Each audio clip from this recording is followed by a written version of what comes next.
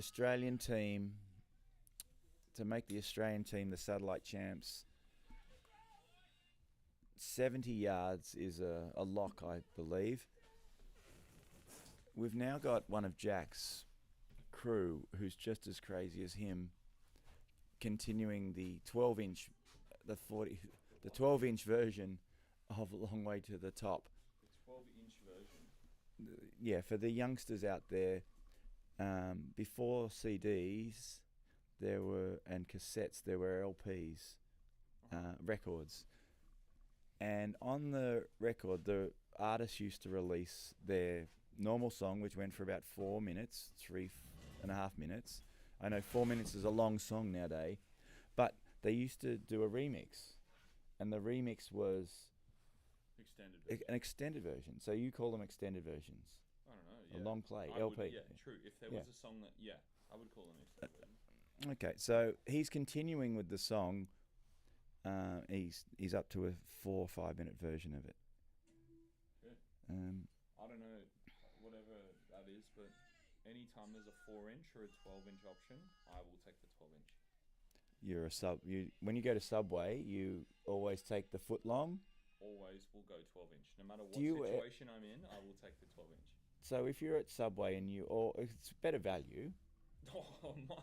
Much better value to order the 12-inch than the 6-inch sub at Subway. Do you always? Well, we're just any day of the week. And then what do you have at Subway? it's. Do you take the cookie with it, or like get the They have a meal deal where you they don't have fries. The double chop. The boys, I can see they're 600 meters in now. They're about to leave the showground, and they're running together. This is awesome. As I was going through that, they were deciding to run together. They were deciding what pace Okay. they wanted to run at when they wanted to come in. I think they said 47. Okay. Do you think that's them both wanting to get 47. It's them wanting to work together. They're working together. They're working together. This is unbelievable. This is great. Did you also hear that Tim was editing on his last lap? That's why he was walking in. He was editing a reel to post on his podcast Because page. apparently the media from 180 Cadence isn't enough. So he's needing to make his own media. That's That's unbelievable. It's actually Unbelievable, good or bad? Oh, in the best Or way just- possible. So Tim has been creating content on the last few yards, apparently. 3 a.m. I don't know who's watching. Harvey Lewis is, baby. Maybe Harvey Lewis is watching in America. Where's Harvey at the moment? Any guys? He's back in Ohio. Ohio. Is he a teacher? Yes, he Yeah. is. Okay. He's got. What does he teach? Harvey Lewis is a... I don't know what he teaches. Okay. I've got the Lumina boys here who spent a lot of time with Harvey, and they spent like 4 days with him and made a 6-minute video. That's superb effort, guys. A 6-minute video. Yeah, a 6 minute. That's all I watched of it. Oh, that's. For a company that were. It was, I think you'll find it on YouTube. It's called Dissension. It was the rise and fall of Harvey Lewis. Like, side note, 2 times you dropped it. I dropped him. Yeah, like as a sponsor. Who did? 2 times you. Oh, 2 times. I thought you were talking me 2 times you. Well, everyone has a, Well, like a lifetime, Harvey Yeah. Harvey was sponsored by a company called 2XU, which is a clothing brand, and they were sponsoring him to do his travels around the world and do these epic events. But they've dropped him twice, apparently. Is that right? Or no, you said 2. Not twice. It's 2XU. That's the brand's name. Oh, the brand is 2XU. Okay, nice. Dude. Wait. Huh? What was crazy was. Wait, call him out on the live stream, Dave. I'm calling 2XU out. I think it's a dog act. You've got this legend of the sport who has brought youngsters into the sport and nurtured them. And I just think it's an ageist thing to do. So 2XU, 2X poo. I can see one headlight's just stopped over there. I don't know if he's looking up. Jerry Money? He's looking up at a possum, maybe. The car. I don't know who that Over here. There, he The look. camera over to Gerald so he can take a photo of it.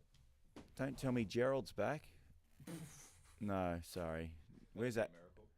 What? We've got a headlight that's stopped there, so Do you reckon that's Barry? That's not a headlight though. Wait, guys, where is it Barry? is a headlight. Barry's in his tent.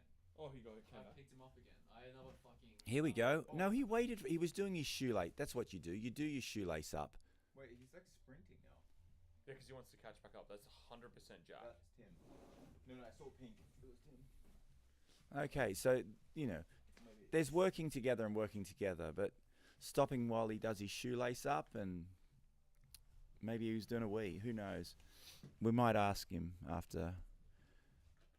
But they are sticking together. So Jack's PB prior to this was like 30 something, and now he's on double. Has he done the double? I don't know, Josh. Mm. You have to call him again. No way.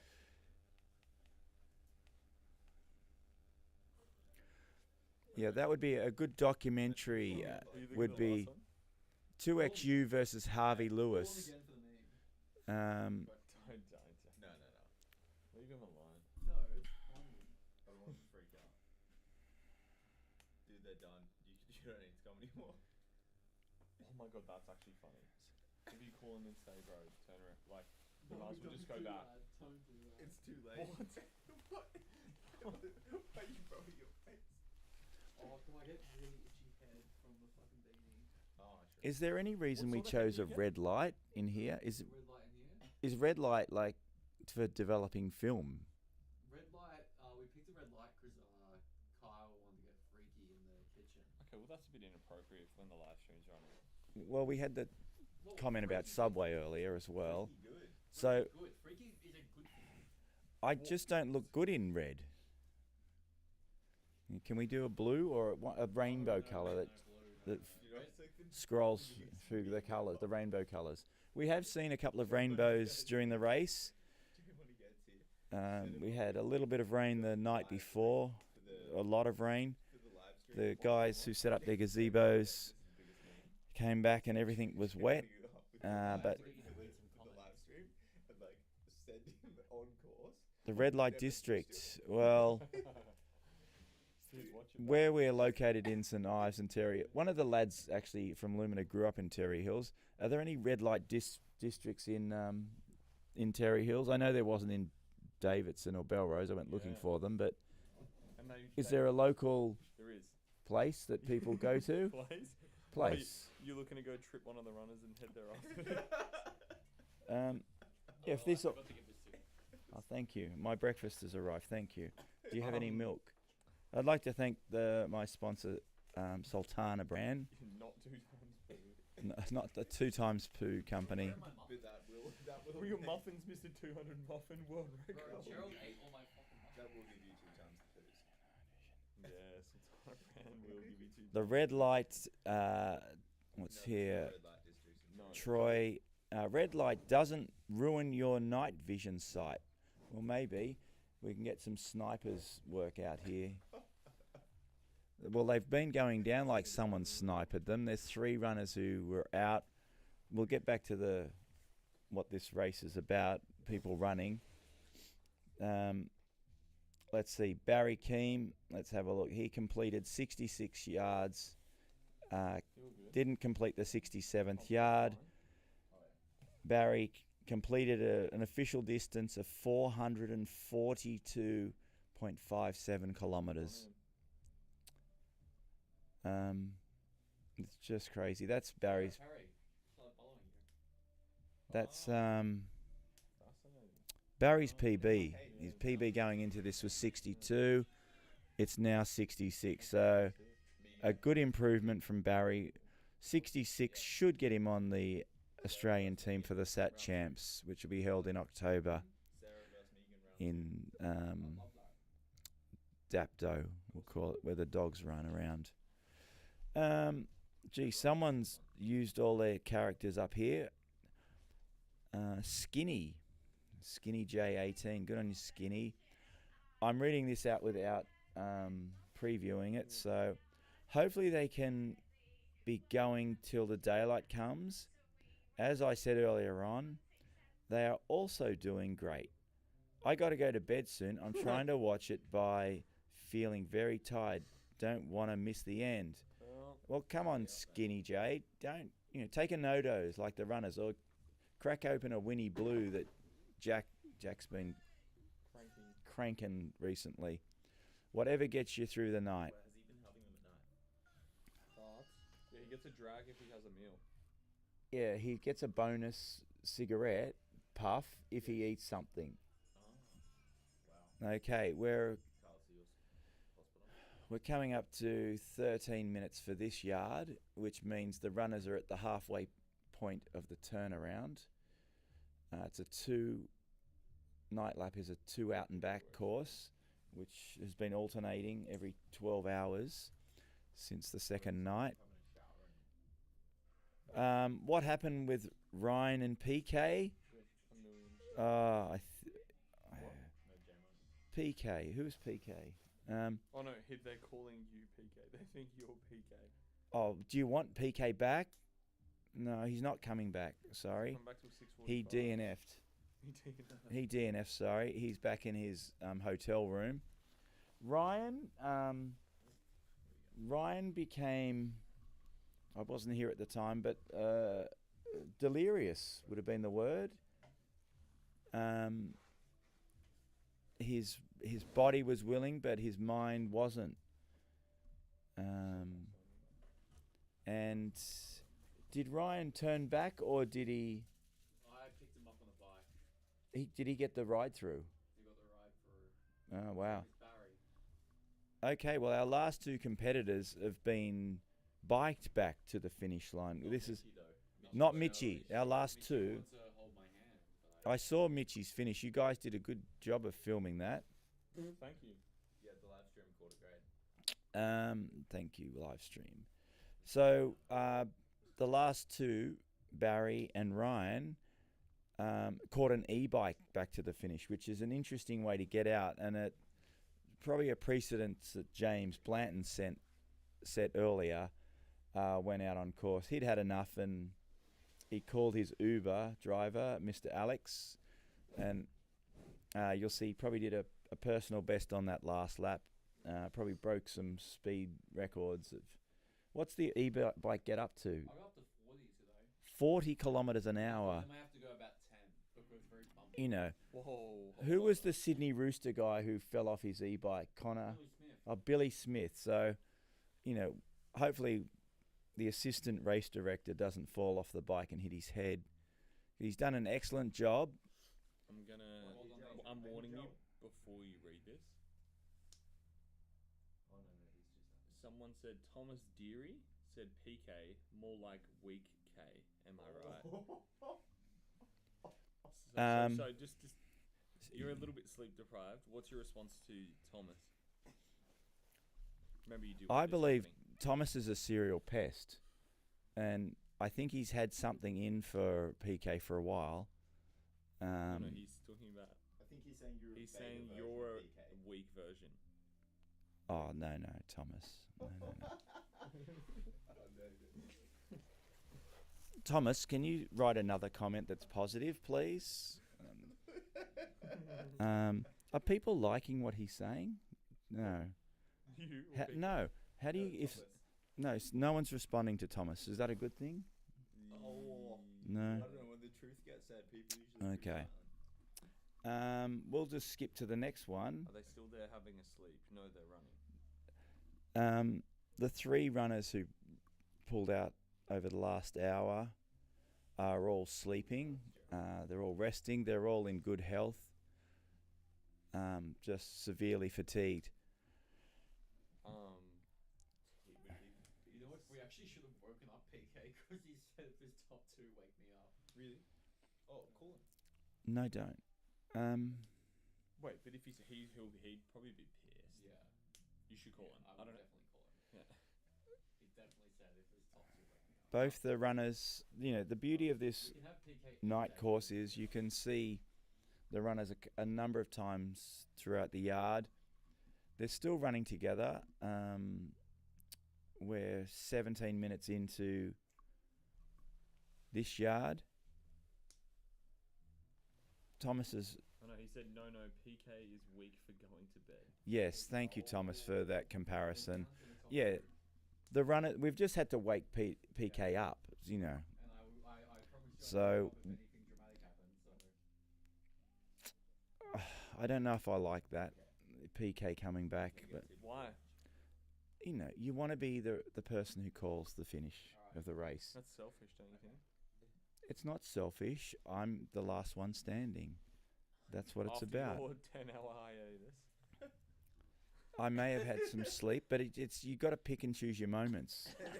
It's like is Yeah, Na- and you picked correctly. You're is right. Nathan Cleary the best halfback in the NRL? Would know who's that? You know, he gets picked for the side, the Blues side, and he never performs up to standard. No, so I'm the Mitchell Moses who just steps in. Why it's not showing, bro. Okay, the lads are coming around for their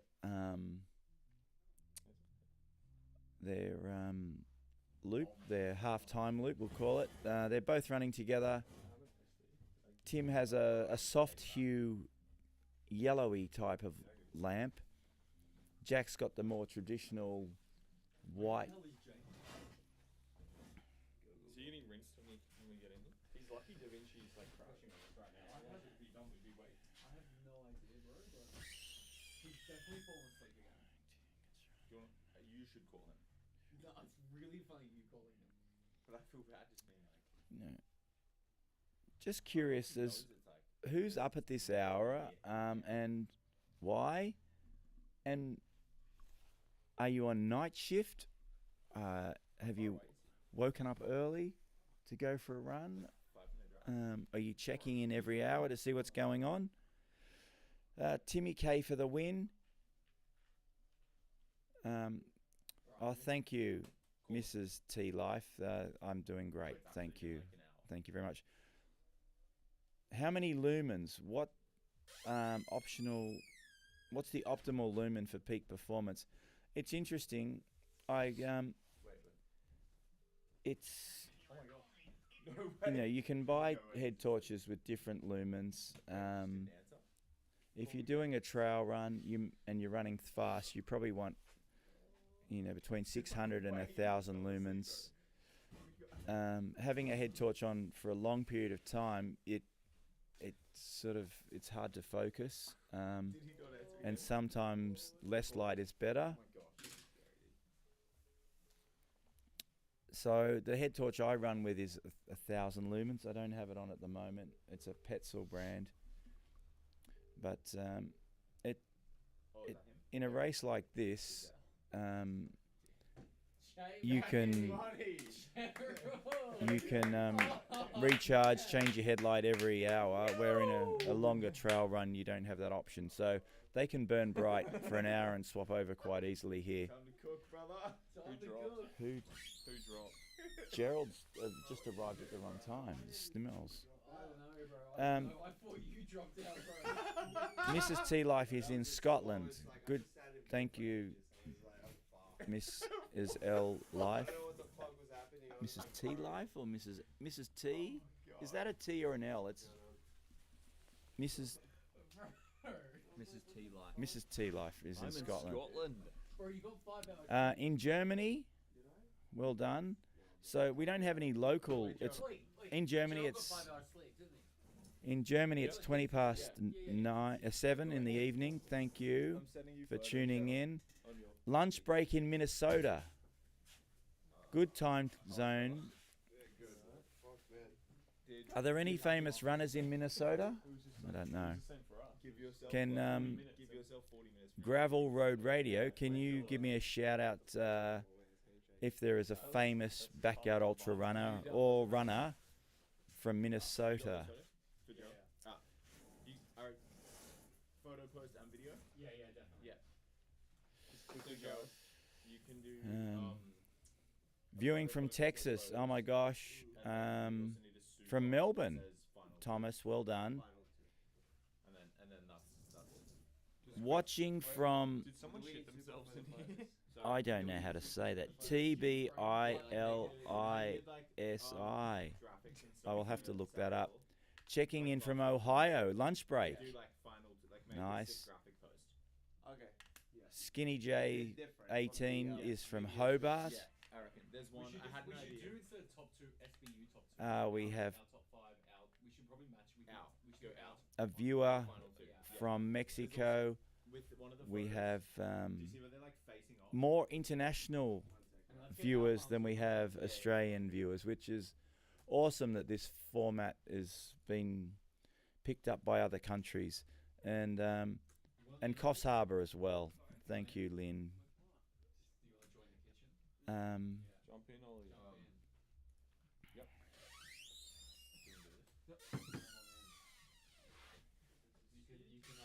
Apparently, Matty O has mentioned that in a recent You might need to find a Tim podcast, he mentioned the light and why it is a different colour headlight. So, Morocco, never been there, would be great to visit. Thank you. Not familiar with any famous Minnesota runners. It's hard to run in hockey skates. Oh. I'm sure the snow has melted in Minnesota. It's getting warmer over in the US. I'll be over for Western States in June as a support crew to an Australian runner, which is quite amazing. Okay, Matty O is from Rockhampton. It's the beef capital of the world. If you want some Wagyu, go up to Rockhampton. Commentator, oh, come on, Thomas Derry. I don't know if you're having a go at me here, but if you look at the results page and you see who came dead motherless last, you will see my name. So that's your challenge, to look up the results page and see who finished last in this race. I finished first, actually, so I was the first one to finish. Okay, here come both runners running together at the halfway stage. So they've done a 24:20 half lap. So they're on target for a sub 50. Both runners running together. This is probably good content for Tim. There we go. They're turning around the cone now. Let's go, boys. Just looking so strong as they turn the corner there. I think Tim's making some more content on the run. Something that some of my colleagues should learn how to do here, instead of riding e-bikes around all the time. How many miles in there? Okay, let's do a mile update for those people at home. They've started. We can literally use that shot. I've got to do a refresh. Yard 68. Like we can capture this. Yeah. Jack Hanley, Tim Kasperzak, both started yard 68 26 minutes ago. Kaprazak. You said Kasperzak. Kasperzaks? That's what you said. I didn't say Kasperzaks. It's like Kaprazak in English, but it's like Kashpazak. There a lot. There was a I've got a Kaprazak here. I better represent his name properly. Like, it's not as though it's difficult. There was an Australian cricketer called Michael Kasperitz. I've got Ollie here. Ollie, your dad's in good form? Yeah, in great form. Okay. I'm going to let young Ollie take the mic and just give a quick update on how his dad's feeling. Because everyone at home is asking. We're down to two runners. One is Jack and one is Tim. So we've got Ollie here, and he's just going to give an update on his dad. Okay. Yeah, so Dad has been coming in, and he took a little bit of a slow one that last one because he was editing a reel, doing his own content out there. But yeah, he's coming in, sleeping now. Sleep is literally a priority. Without it, we'd be lost. But feeling really good and hasn't really been complaining much, which is awesome. So yeah. And coming into the race, He had done a challenge which he ended up running a kilometre a day extra every day and got to 77 or something. That's 83. Oh, I turned off. I was getting bored. So 83 yards, and that was like only a month ago. Has he shown any ill effects of running like crazy amount of kilometres in the lead up to the race? Yeah, see, that was interesting. We thought that it might be probably a bit of a downfall for this race, but no, he hasn't shown any weakness coming into this race based off of like the fatigue from what he did. If anything, it prepared him really well with the endurance side of things and physically, because he hasn't complained at all. It's just a matter of how he can mentally hold up in terms of all that. But he worked through so many mental battles in that challenge, and I think he's in a really good opportunity to win this thing. Oh, for sure and certain he's got a great chance to win this. When he was doing, you live in Victoria, how big are the loops he was running? Was it a round of, like, it's in a country area, I don't really have a close look, but was he running big loops, small loops? Tell me what was his plan each day when he went out? Yeah, so it varied. It kind of, throughout the challenge, it was like he would go out and run loops of a golf course that we have out locally, and that was like 4-kilometre loops, and then he'd run back home. But towards the end, because it got a little bit draining, he kind of just went back to a familiar just 10k loop that we made up around a farm block. So he'd just do that however many times, and then run say it was 82, he'd just do 8 10k blocks and then run 1k out, 1k back, and then that was the day. So it was pretty boring, I'm not gonna lie. It wasn't like anything spectacular, it was just getting it done throughout the 10k blocks. And I can imagine doing a 70k run would take up a bit of the day and a lot of planning.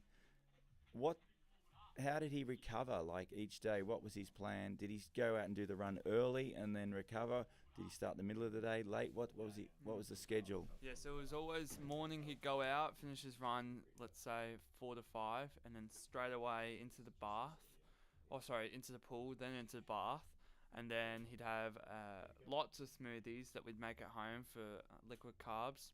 Then sort of just relaxing. We had the compression pants on him, eating lots of food, good food, going to sleep early, and then getting up the next day and running. So it wasn't anything too fancy, but like it was enough. It was an amazing. It looked like he could probably got to 100 kilometres a day by the way he was running. Does he have any, like, we've had a couple of people run across Australia in 33 days. Does he have a stupid goal like that? I think from doing this challenge, it definitely opened up his eyes to seeing what is possible, but that's definitely on the thoughts list for him. He it does interest him. He doesn't see it. Nothing will stop him from running across the whole of Australia one day, hopefully. Yeah, we had Ned Brockman in here yesterday, who ran across Australia. We had Chris Turnbull in the race, who's also run across Australia.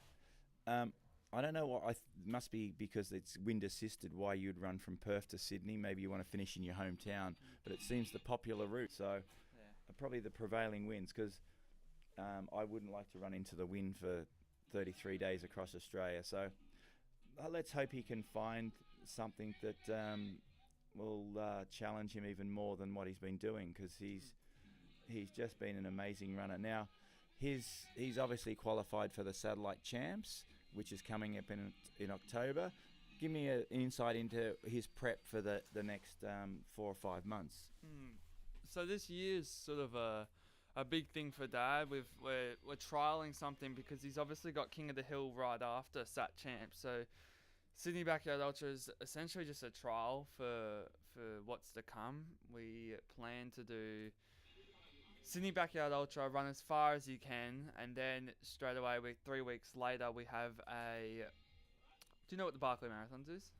I've heard of it, yes. So it's like the Australian version of Barkley Marathons, and Dad's the only person to finish that. So in 3 weeks' time from now, he'll do that, and then race there. And that's just all to test, a test for doing Satellite Champs in October, and then backing up and doing King of the Hill in then November. So he's trying to do 100 hours on both, but we got a big plan for him throughout the year with strength training and running. But this is all just a good test to see where he's at. Now, you mentioned strength training there. I don't know how he gets the time to fit that in, but he goes to the gym? Do you have a home gym? Does he go to the local Fitness Plus? Tell me what his schedule is for gym work. So Dad built a home gym for us for Christmas. So it's all that we need in there: squat rack, bar, weights, everything. So we'll just be in there all the time, and yeah, we'll be trying different types of training, speed work, working on all that type of stuff. And with all this exercise, what does he do for a job? He's a sparky, so an electrician at Ford, and that's all he does. He's just a sparky, goes and works afternoon shifts, so home late, up in the morning, but yeah. So he fits in a full-time job while he's doing his running, his fitness. I like 8 hours sleep. What do you reckon he gets every night? Yeah, hard to tell. I think for him, around 7 would be good enough for sleep. But sometimes he'll go 8 to 9. But I think his body's just gotten used to the times he works and what he does as lifestyle. And how about yourself, Ollie? You're only fairly new to this. You're fairly young. Tell me what got you into running.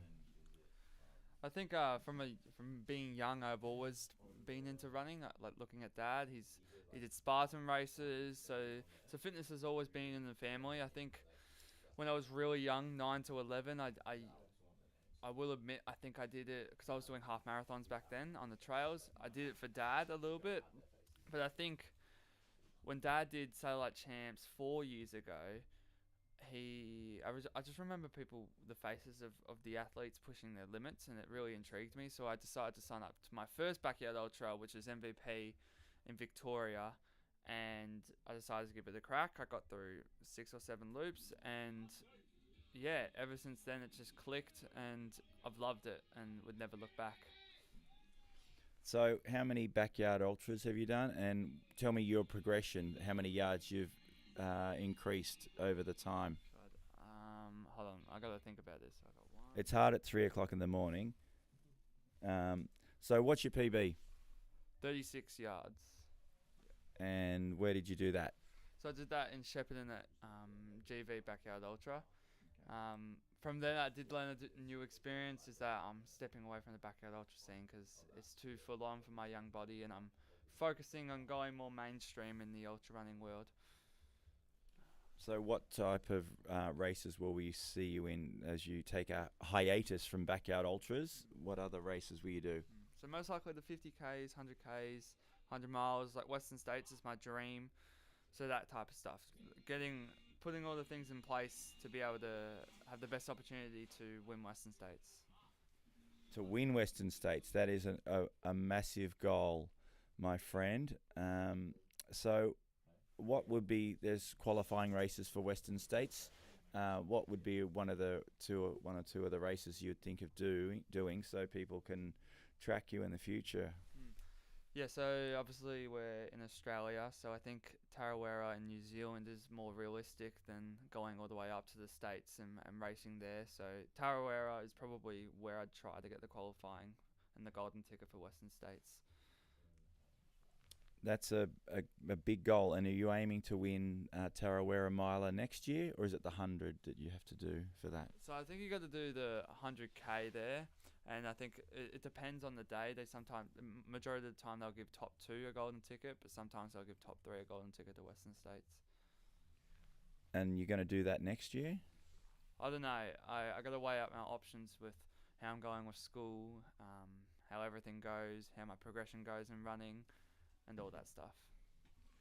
Well, that's a great goal to have, and I hope you do make it to the start line of Tarawera next year or the year after, obviously, but you have to build up to it. It's being a golden ticket race, there's always going to be a hot field, so is there a race in Australia that you've got lined up, a 50, 100k for later this year? Oh, my alarm went off. Yeah, so Surf Coast Century is really big down in Victoria, and that'll be my A race for the year. That's in September, and yeah, I hope to break course record there. And that's a fairly flat 100k from what I haven't done that one. What would be your time goal for a 100k race? Yeah, I don't know the exact course record there, but I think I don't know. Don't quote me on this, but it's like 8 hours 15, maybe under 8 hours. Do you guys want the better by next week? Yes, Tag? yeah, sure, definitely.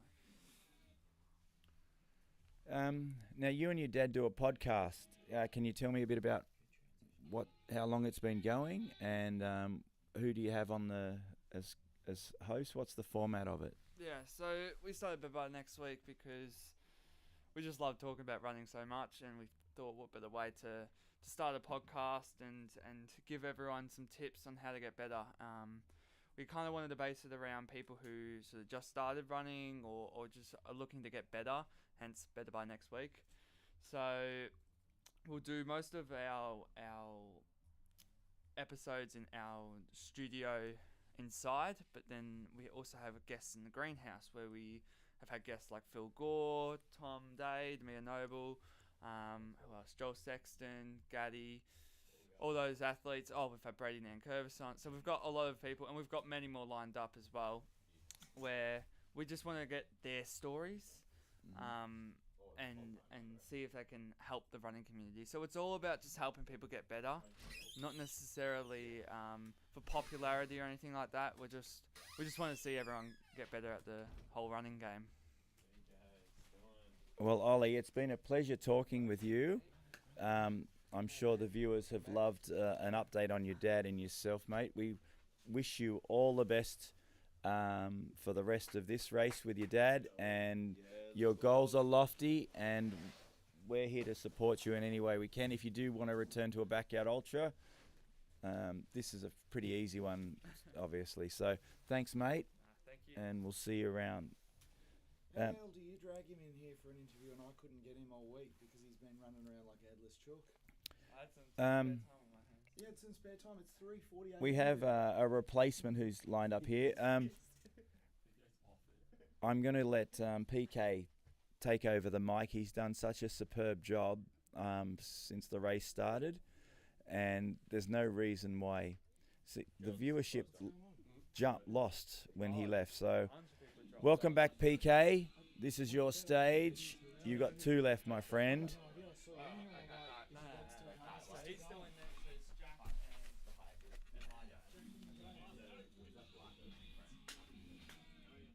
Oh, I'm so excited for you guys. Good luck. Good luck. Oh, in the words of Ron Burgundy, boy, that escalated quickly. Wow. Hello, everybody. Welcome back on the live stream. My name's PK, and yes, I did get some sleep. So I was going to say we've got 2 remaining. 2 remaining. I'm gonna have to get someone to, like, can you give me a 30-second synopsis on what's going on, Dave? What have I missed?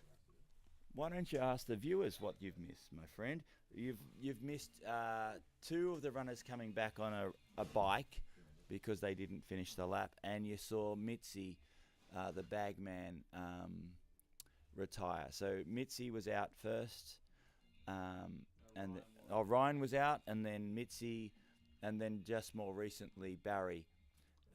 So we lost 3 legends in about the period of just over an hour, and it was down to 2, and these 2 have made a pact to run together. So last time we had the Sydney Backyard Ultra in April, we saw Jashi and Phil run for like 18 hours together. Yeah. So let's hope these 2 can do better, and we can get to 80 plus. So I know Barry reached his PB, but the others just were fatigued. Ryan was so fatigued, but I think that happens. But your man, the Marlboro man, is still going, and he's just hasn't lost any of that enthusiasm or energy that he's had for 67 hours. Amazing. So back to you. Wow, I'm up to speed. This is incredible. I literally, why does it always happen like this? I literally duck out to get a quick nap, and it's funny. I've got to explain what's going on for people at home watching.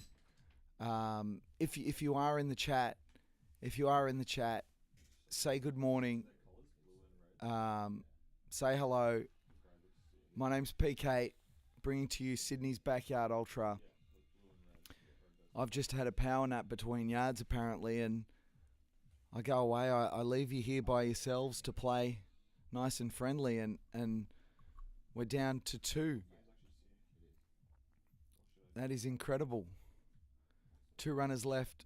Say hello in the chat. Say good morning. You got to wake me up, folks. I literally went back to the hotel. Morning, PK. Welcome back. Thank you. Thank you so much. Standout Productions. Hi, everyone. Who else have we got? We got Schnelven in here. We got Tim Lawyer. Oh, good morning from Crete in Greece. Oh, that's so good. Yeah, where are you watching from, everyone? What the heck are you doing out of bed I don't even know what time it is. Let's have a look. What's on the screen, PK? It's covered by a graphic. Hang on. Let me go back to the chat. Let me go back to the broadcast software. It's 3:43 a.m. here in Sydney, Australia. You are watching Sydney's Backyard Ultra, brought to you by 180 Cadence. I've rolled back in. I should have captured all that on a POV cam. That was the most surreal, confusing, incredible moment, as you see running in front of the camera there. One Ollie Kaprizak. He is an impressive young man, that bloke. So I'll just rotate the camera ever so slightly. This is crazy. This is outrageous. This is Backyard Ultra. I mean, we said in the broadcast yesterday, anything can happen. Anything can happen. And it happens so fast, or it can take so long. This is amazing. Who have we got? Thomas in there on your PK. DB was talking about his Subway orders. Insane stuff. Hello from the Netherlands. In Greece. In Georgia. Good morning. Good morning from Brazil. For those in the kitchen with me, Brazil, Netherlands, Greece, Georgia. Just sorting some chicken and halloumi pittas. Bosch. Oh my goodness. 8:43 p.m. Chicken and halloumi pittas. Can you bring some of those for me into the booth? Might be a bit far to get from Greece to the booth here at St Ives Showground. It is 3:45 a.m. The weather here is absolutely ideal for Backyard Ultras. It's probably about 12 or 13. It does look like I've got the puffy jacket on, but that's just because I'm a little wimp with anything that's below 20. It is glorious conditions here. There is absolutely no wind at all. There is a light dew on the ground. It's so good to have you along. Good morning, everyone. We've got the live stream starting to fire up again. Thank you so much for joining us. Keep firing this up in the comments. You have to share this stream. We've got 2 runners out on yard 68. We are trying to find what's going on. I can see a headlamp off in the distance. Dave was telling me that the boys had made a pact to go running together. I can only see one headlamp out there. I can see another headlamp out there. Oh my goodness, they've made a pack to run together, and then I'm seeing one headlamp by itself, and all of a sudden we start to panic. Don't panic yet. It looks like Jack's back. We think Tim Kaprizak is back. They're not finished the yard. We're talking about within eye shot here of us in the kitchen, in the main booth. Maybe about 500 metres apart, but there is still a lot of time to get back here to the booth. This is insane. 7:43 p.m. in Germany. Wie geht's? What's Gute Nacht in Deutschland. My goodness. Welcome back. Let's go, Gravel Road Studio. Sunny afternoon, -4 in Ontario, Canada. I've got some really good friends in Ontario, Canada. It might be Glenn and Heather. Maybe it is. I don't know if it is. Hi, guys. Welcome to the stream. They live in near Burford, Ontario. I don't know where you guys are watching in Ontario. Almost 8 p.m. in Greece. Loving the coverage from Minnesota. Oh, man. So good. Minnesota. A wonderful part of the world. Should grab someone from Jack's crew to do the same kind of update Ollie just gave about Tim.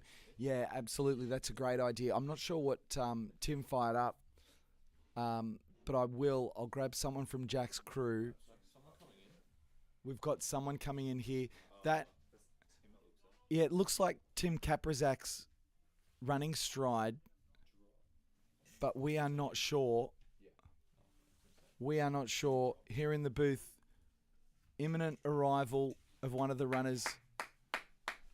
Let's go, Tim. It is Tim Kaprizak. Yeah, Timmy. Let's go, Tim. Another one. Yeah, dog. We get the thumbs up. It is business time. As Sam Harvey once said, let's go. Tim Kaprizak. He's so casual. He gives us a thumbs up here in the booth. You can see him there in the shots as he walks towards the line. His son Ollie, such an impressive family. There's still 10.5 minutes for Tim to rest and turn this around. That's 68 yards done. Oh my goodness, I just realised. How did I miss the most important yard of the event? The camera's going to go down just for a second. Don't panic at home. I'm not going to panic here. The Illumina boys are just switching over the camera. I can't believe I missed yards 6, 7. Oh my god. I know. I'm getting a don't even do it. I know. But if you're going to call me at, I don't even know what time to pop back into the box, I think I can get away with a 6-7 remark. But it's not 6-7, it's 6-8. Yard 68 for Tim Kaprizak. And yes, I do know what next lap is. It's a very special lap. It's a lap we all pay homage to. We'll take a moment to celebrate as we are delirious here in the booth. The camera will come back here. Oh, it is back here. The live stream is back here. You can see the picture. We're calling freestyle rap battles. It is outrageous. Back to the live chat. What's going on? Loving the coverage from Minnesota. Yeah, we'll get someone from Jack's crew. Crazy Running Man. We're going to get someone from Crazy Running Man's crew. I think that's Dave coming through. I'll just ask him. Hey, Dave. They're asking for possibly an update from one of Jack's crew, the same as Ollie gave an update on Tim's crew. So see if you can drag someone. No one wants an update on Dave. Dave's asked if they want an update on him. No, he's good. He looks fresh as a daisy. Dave Benny. Race. A man for all hours. That's on his business card. When he says that. Got to be like on my scale of cooked units. On my scale of cooked units, Kyle is saying Dave is the winner. He is number one. He's crispy around the edges. You reckon he's so cooked? He is overcooked. I- Dave was in the oven too long. Dave was in the oven too long. I tell you, someone else who is cooking. It's Jack Hanley. Oh, well done, PK.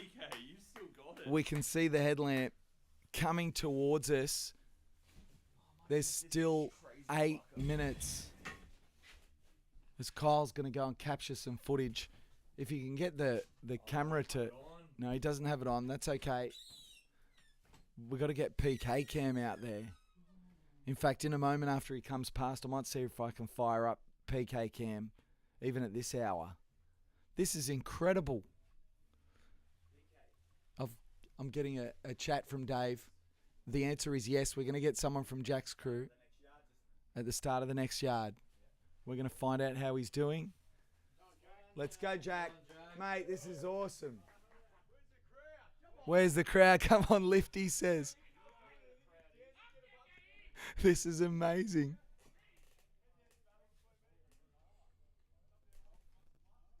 This is incredible. Oh, this is incredible. Is that Jason up there? That is Jason up there. They're just chirping at each other. It's just before 4 a.m. here in Sydney. Jack, with a previous personal best of 33 yards, has now come in after 68 yards.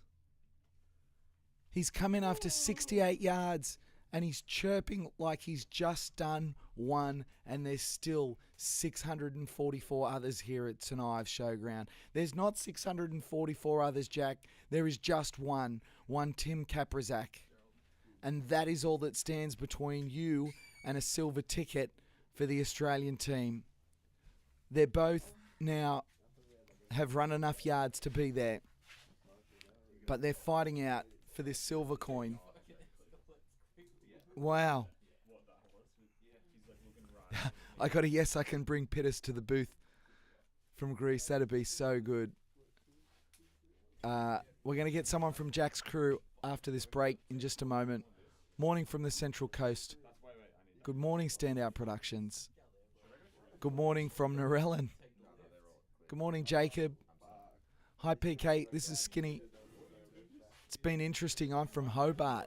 I've not been asleep yet. I've been tuning in during the event, but watching the live for a fair few hours now. It's been good. I do need to go to bed, but it's good. Well, I needed to go to bed too, but my sleep rudely interrupted by these two titans. If you're just joining us now, only 2 runners remain here at Sydney's Backyard Ultra. The 2 runners are Tim Kaprizak and Jack Hanley. They've finished yard 68. They are now resting. They've got another 5 minutes to rest, recover, re-energize, recharge before they come out to the line and do it all again. While I was trying to get a sneaky bit of rest in, it happened oh so fast. First of all, it was Michi Mizuno that came back. Michi, 65 yards, started the 66th, did not finish. And then shortly after, we had Ryan Crawford return here. I'm going to get more details on that because, quite frankly, I'm fuzzy on the details at the moment. And then Barry Keem finished yard 66. And he went out on 67 but didn't finish. Crazy running man, Jack Hanley, and the human guinea pig, Tim Kaprizak, are the only 2 that remain. You can hear the banter here in the box. We are pumped as now the viewer count starts to lift. Who else have we got in chat? We got, welcome back, PK. Matty O, have you been to bed, Matty O? You've been here more than I have. Misha looks like a fast yard again then. Guten Abend from Germany. Guten Abend indeed. I mean, this is sensational. Skinny, I need to go to sleep, but I don't want to miss the end. If I do go to sleep, I know how you feel. Oh, the piercing shriek of the whistle for 3 minutes until the runners have to get up and do it all again. If you don't know what's going on here, we have a backyard ultra where 6.7 kilometres must be run every hour when that clock hits 0 or o'clock. And if you don't make it back in time, you are a DNF. If you do, whatever time you have remaining, you can use it to do whatever the heck you want with your crew helping you every second of that time. But as soon as we start, when that clock hits 0 and you cross that line, you can have no more crew assistance. You're out on your own. We've got Jack Hanley and we've got Tim Kaprizak as the last two standing. And if you're thinking we might be close to an end with 2 minutes until they've got to do it all again, you could be very wrong. Jack Hanley came back like he's just turned up at the rave party. Tim Kaprizak, after coming off an incredible victory in the Hardcore Harry's Challenge, where he ran 1 kilometre, or he increased his run by 1 kilometre every day from January 1st, running an insane 83 kilometres to win that after running 82 the day before, 81 the day before that. A month later, he's back here at Sydney's Backyard Ultra, and he's doing the thing. This is unbelievable. As we count down to 1 minute with that whistle cutting through the air. The Lumina boys already cutting that video from Jack Hanley as he came in on this yard 68. It's such a monster PB. He hasn't just broken his personal best, he's smashed it. And here at St Ives, we're at the St Ives Showground, so we can get the music going at 4 a.m. Oh, yeah. We've got a bit of Enter Sandman cranking here in the background. The crew is hyped. They're going to go out and shadow box for the boys. There's 20 seconds until the final two go out again. I don't know if you can feel the energy at home.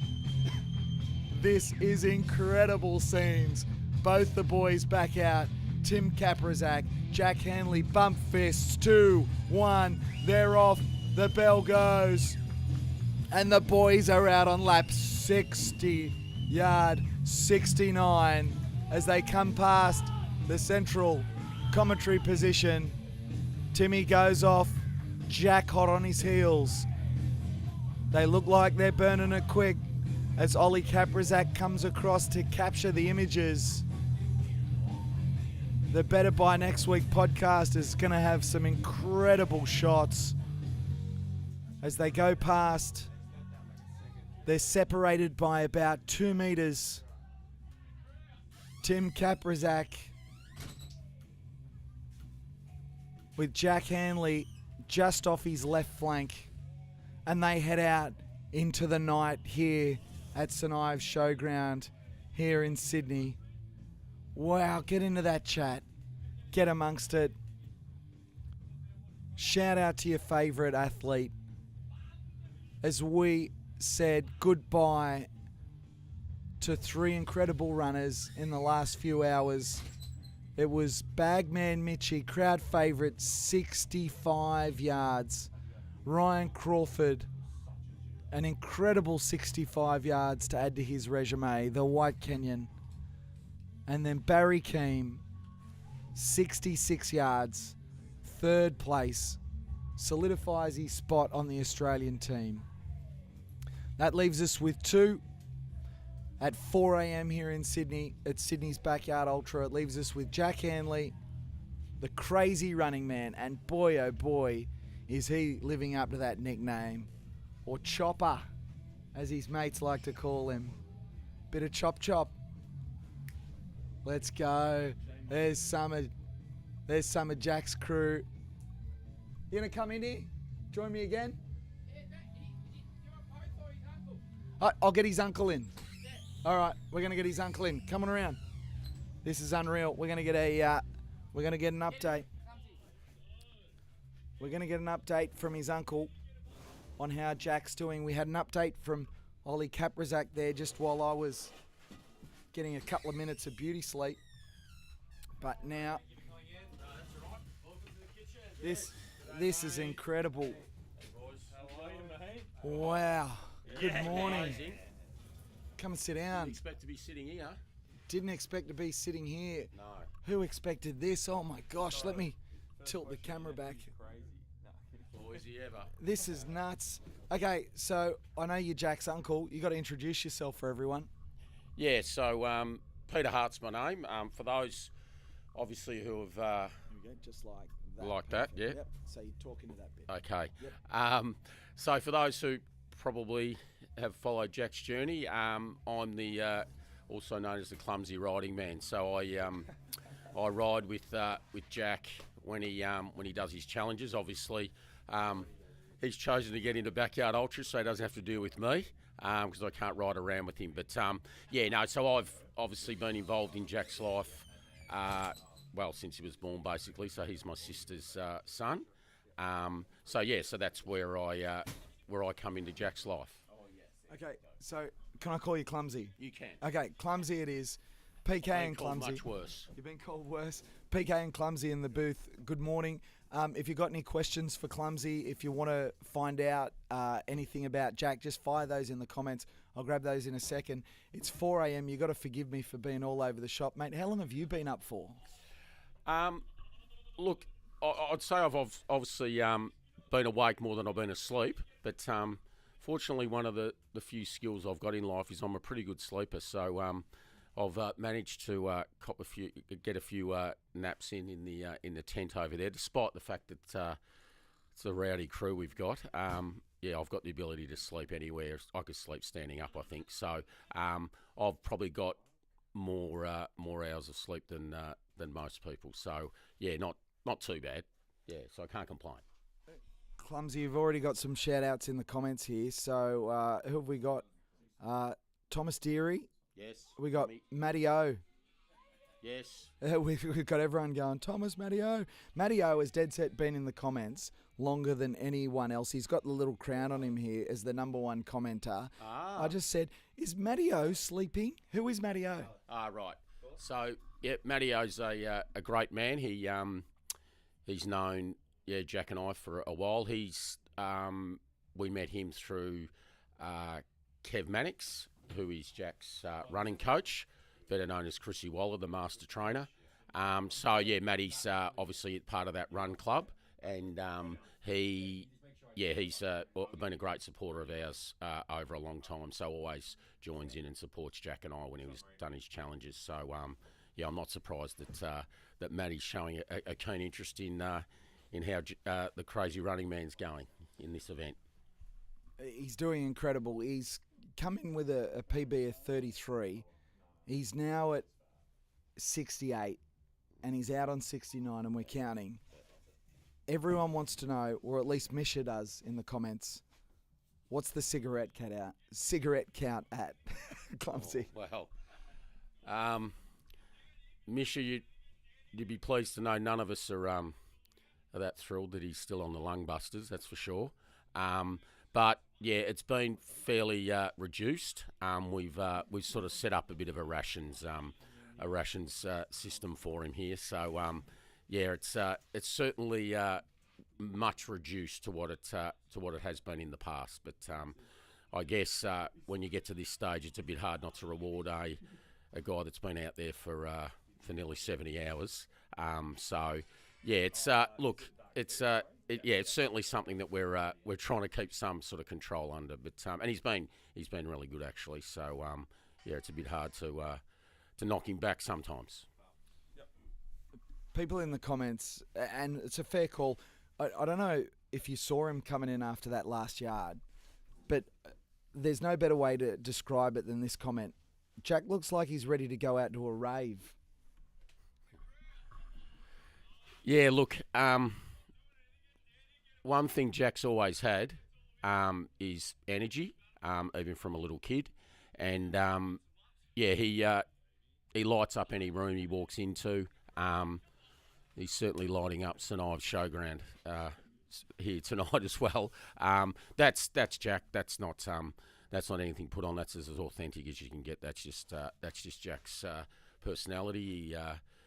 He likes to entertain, and he also it's also part of obviously his way of mentally getting himself up and driving himself to go further. But he he really thrives on people getting around him and him getting around other people. So that's just who he is, and what you see is what you get.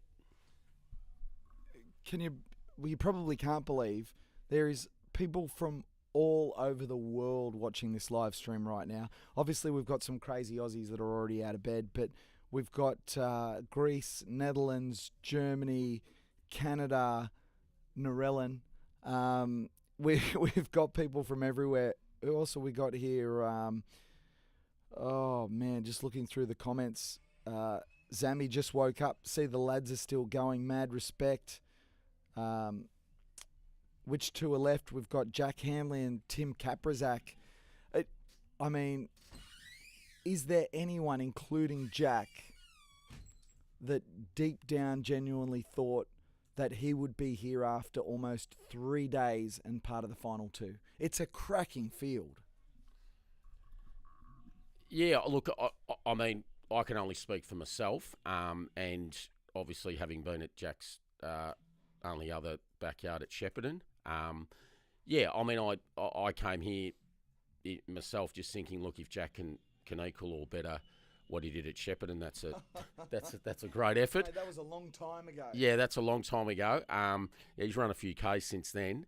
Look, there was no huge expectation. I think in chatting to Jack, I don't think he had any sort of huge expectations himself. So I think that's probably a lot to do with why he's still out there, because I suppose when you don't put any sort of pressure and that dangerous word pressure expectation on yourself, I guess the sky's the limit, and I guess that's what he's showing right now. Incredible work. Hello from South Africa this morning. Hello from Hobart. Hello from the UK. Hello from Minnesota. We've got Gravel Roads Radio. Get this, likely the only small town podcast in Minnesota covering backyard ultras. I'll be blowing up the runners' DMs for a chat. So cool. You all do great work. Hey, do you know, Gravel Roads Radio, we've got, shout out you guys in the US, in Minnesota. If people want to start stalking Jack, how on earth do they do it? Do you know? When you say stalking, it's interesting. What be more specific. What on social media? Oh, social media. Oh, so he's Don't tell me his address so they can drive past his house at night. No. I won't do that. No. Well, I call it Instasham. It's called Instagram. So his Instasham handle is Crazy Running Man. So if you want to message Jack, that's the best way to do it. So look, and he always gets such great support through social media, which means a lot to him. I hope he's not out there checking it at the moment, but I'm sure he'll get some messages when this finishes, and when that is, we have no idea. We got past his PB at 33. We're now on to yard 69. He's showing no signs of slowing down. But if there's one thing we've learned in the last few hours, when I snuck out to try and get a bit of shut-eye, and here I was thinking, it's been a pretty quiet day. We lost Sariel on yard 46, just on sunrise as I came in. I was going to say this morning. That was yesterday morning. Then we lost Daryl Tollett. And then there was a huge gap before we lost... who did we lose after that? Jimmy B, wasn't it? We lost Jimmy B late last night. And then I thought maybe I can sneak away for a couple of hours sleep. It's the middle of the night. And then my phone rings, and this is the way I remember it, but I'm sure it's not what happened. I thought my alarm went off this morning, and I sat up and I was getting ready, and then my phone just coincidentally rang, and it's Alex. And he said, oh, mate, you said to ring if something dramatic happened. Well, something dramatic has happened. He didn't tell me what. I had no idea. And I sprung up, and it wasn't until a minute later that I looked at the clock, and I just was like, well, hang on, it's 3 o'clock in the morning.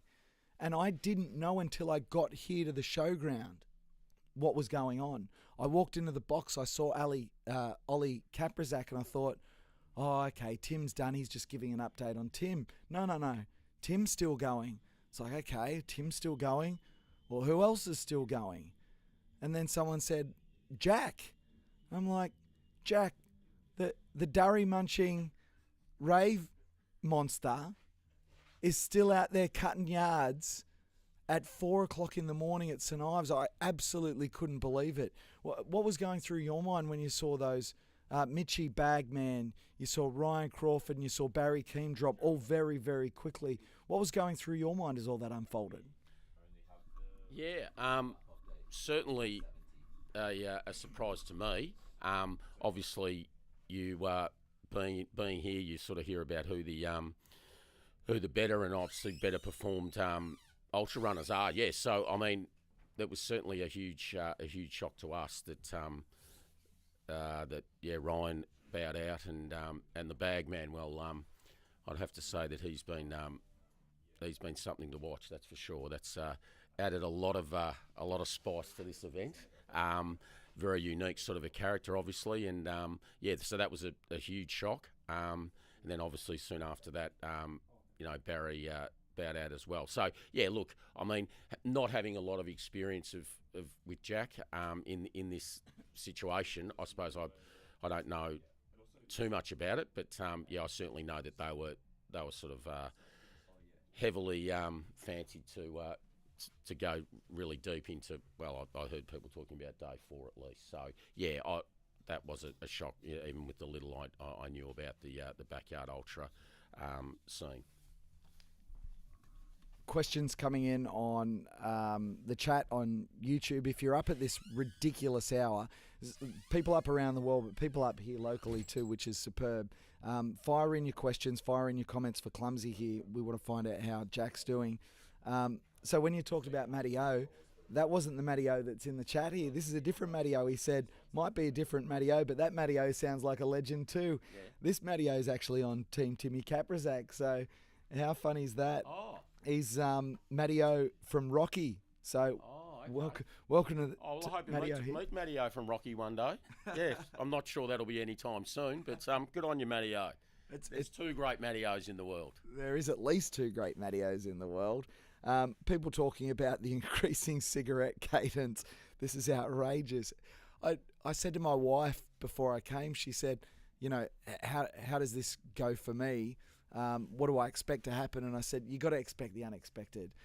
If you said to me at 4:15, deep into day 3, I'd be sitting in the box with the uncle of Jack Hanley talking about cigarette cadence.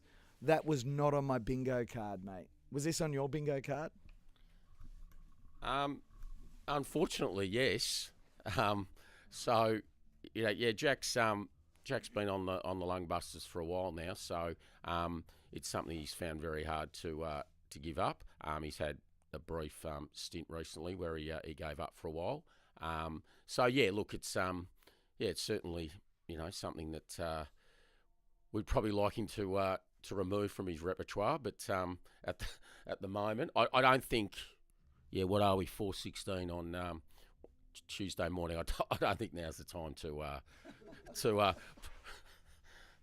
throw those in the bin. So we'll as I said, we'll try and keep his intake to a minimum at this stage. All right. So what is he talking about when he comes in to transition here after each yard at the moment? Is he getting rest? Is he just going in there and having a dance? Is he talking about Tim? Is he talking about the other runners? What are the conversations going on? No, look, he's pretty locked in. I think once he gets in the tent, he's pretty focused on what he needs to do. So one of those things is he's obviously keen to get some sleep. So he did have a bit of sleep or a couple of laps ago. His plan went a bit awry because nature called on the last lap, so he had to abandon those plans. So I guess that's the nature of this beast. You never know. Never know when nature comes knocking. So I guess we'll see how he feels it. I think it's just a lap by lap sort of scenario, depending on how he's feeling and what he thinks he needs. But obviously sleep's a huge thing as long as what the nutrition, what he's putting in his body. So I guess that's where we help out is what's the best balance for him. So they're on the night loop at the moment, which is out and back twice to a shorter part of the course. It is less technical than the day course. And if you're looking at the live stream, you might be able to spot a headlamp just moving there in the distance. There's one headlamp there, and in just a moment you'll see another headlamp just behind it. They're separated by maybe 20 or 30 meters, maybe less. You can see those two headlamps. This is wonderful pictures on the live stream. You can just see the two spots moving. That is the two boys out there, Jack Hanley and Tim Kaprizak. They are located outside the showground at the moment before they come to the turnaround point. Both of them having a little bit of a walk through that section as the headlamps will disappear. They'll swing behind us here at the grandstand at St Ives, and then they come out onto the St Ives showground. There's a little bit of zigzagging before they come and turn around here at the halfway point. They're both moving very nicely at this stage. They both look like they have so much time in hand. They both look so comfortable. People are asking, do they work together now, or is it game on? Look, I don't know, but look, knowing Jack, Jack had talked to the trees out there, so I'm pretty confident he'd be happy to have a chat with Tim. And he's look, I would imagine that the way it looks, they're probably going to become pretty good mates as the morning and the day goes on, whether they like it or not. They're going to be out there together, so I think the best way to get through it is to I guess try and work together if that's how it plays out. I'm really not sure, but I think that the fact that you've still got someone out there with you that you can chat to has probably got to be some help, I guess, without obviously being in the situation. And I'm sure Jack didn't envisage being in this situation either at 4 o'clock in the morning. So look, hopefully they get along well. They might become lifelong friends. Who knows?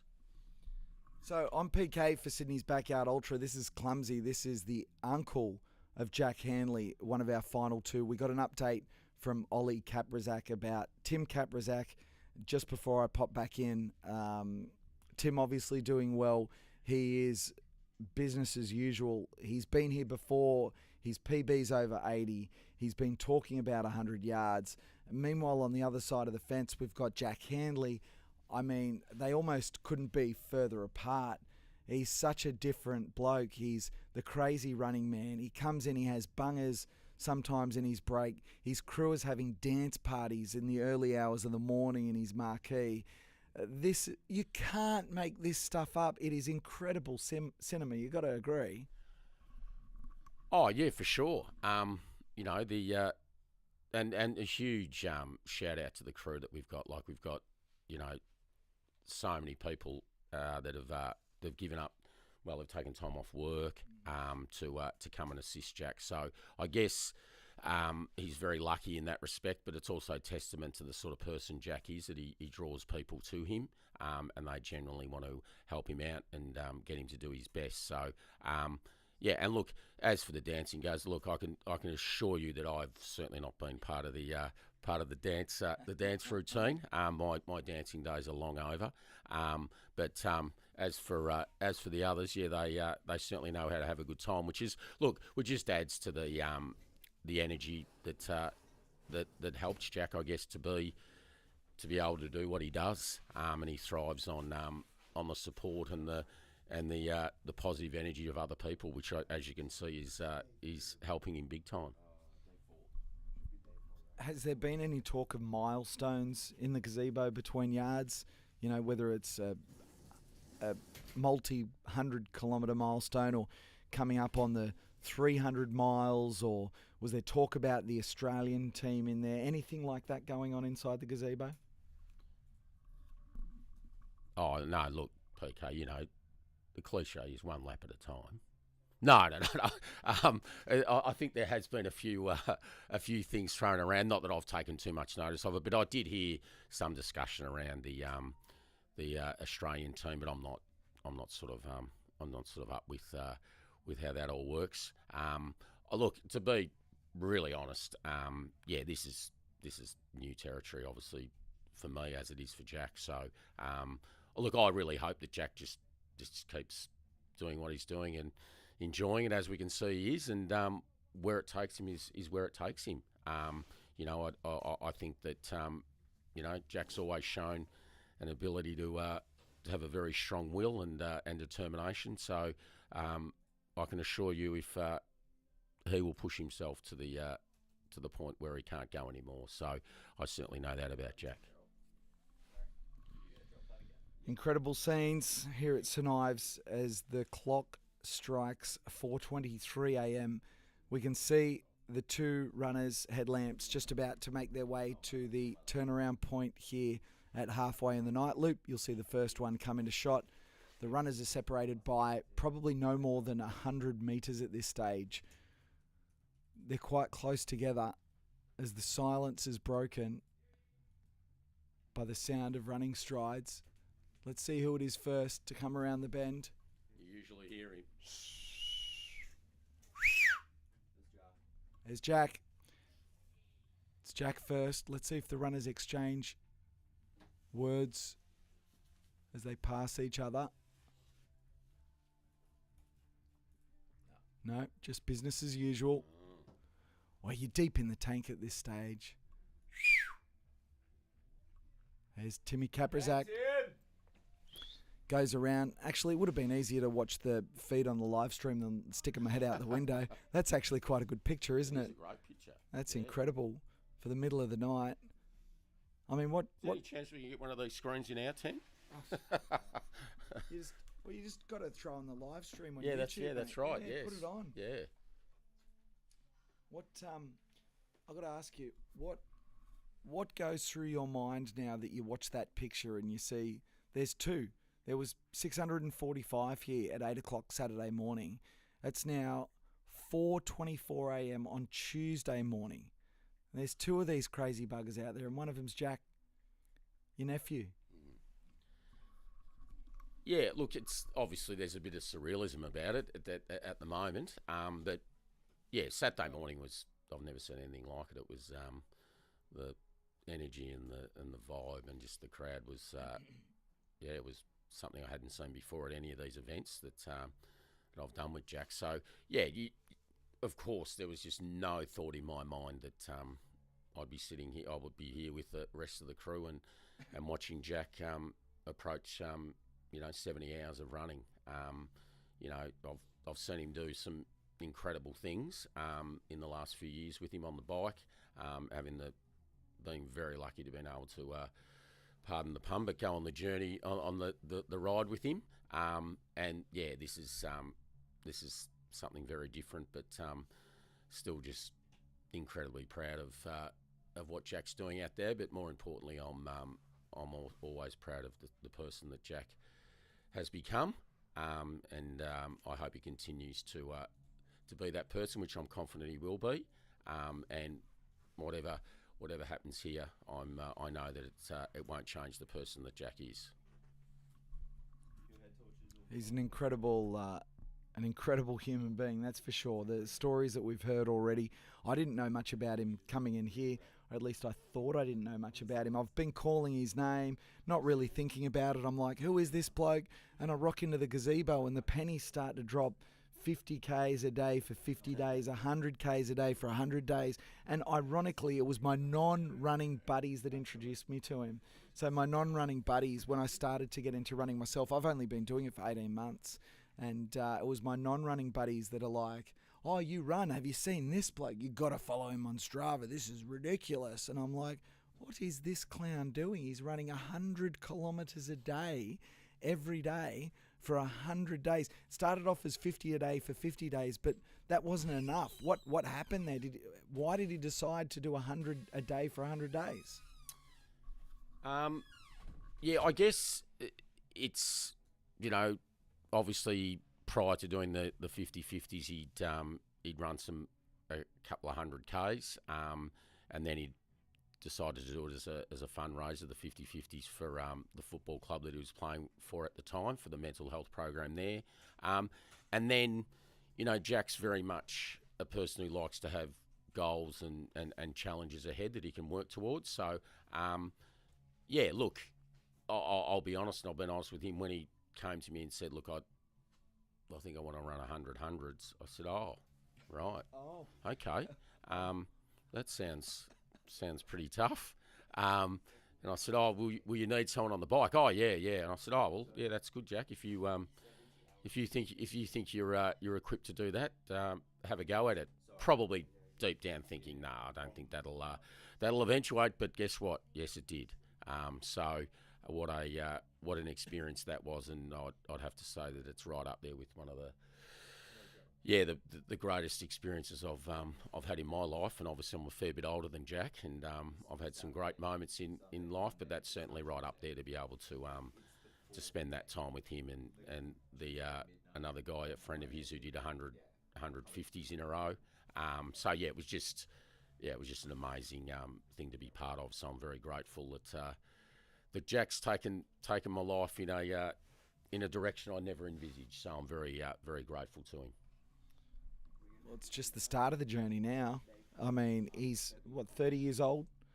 He's not even anywhere near his prime in the ultra running scene. He's got so much ahead of him. If I'm going to be on, I'm not saying I'm going to be on, I'm saying if I was on Team Australia and I saw someone like Jack sneak his way onto the at-large list, I would be incredibly excited about the prospect and the possibility. He's gone from 33 and now out on yard 69. The sky's the limit. People are in the chat going, Tim Kaprizak was talking about 100. It's like, could Jack go that far theoretically? I mean, we didn't even know he'd be here at 69. He could be here at 100 theoretically, couldn't he?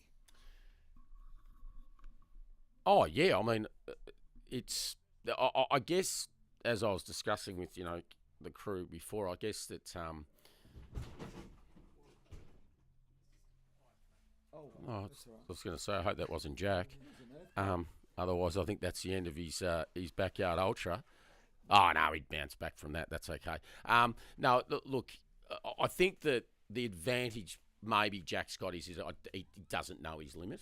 I suppose when you go from 33 to where you are now, there's no distinct sort of point that you can get to. So I guess having sort of a fluid limit or whatever may be an advantage for him. I really don't know. But what I do know is that he'll be trying everything he can to not look too far ahead, because that's not going to help him at this stage. I think he's just got to go, as the cliche is, lap by lap and see where it takes him. But the one thing that Jack always says is that when he stops enjoying running, and the body's just not letting it do what his mind wants it to, because he'll get his mind's that tough that he'll get his body to do things that probably doesn't really want to do. But he does know the point where his body's had enough. So, but be assured he'll push to that point. Incredible stuff, Clumsy. Hey, we've got more people in the chat asking questions. People asking if I'm going to Koff's backyard in a few months, which is going to be big too. Maybe we'll see. Never say never. Misha saying it's such a weird sport in that you need the help of your competitors to reach your own goals. Like Tim's got a goal of 100 yards, but if he hasn't got someone to go with him, then he can't get there. Likewise, Jack, if he wants to get to somewhere here, if Tim can't go with him, then he doesn't get there. It's cruel in that way. I had a chat with Phil Gore yesterday on the live stream, and I was talking to him and his wife Gemma, and I said, it's almost like when you win, one of these, you're the only person in the field that doesn't get to feel the reward of what it's like to find your limit and to find your potential. It's an odd sport like that, isn't it?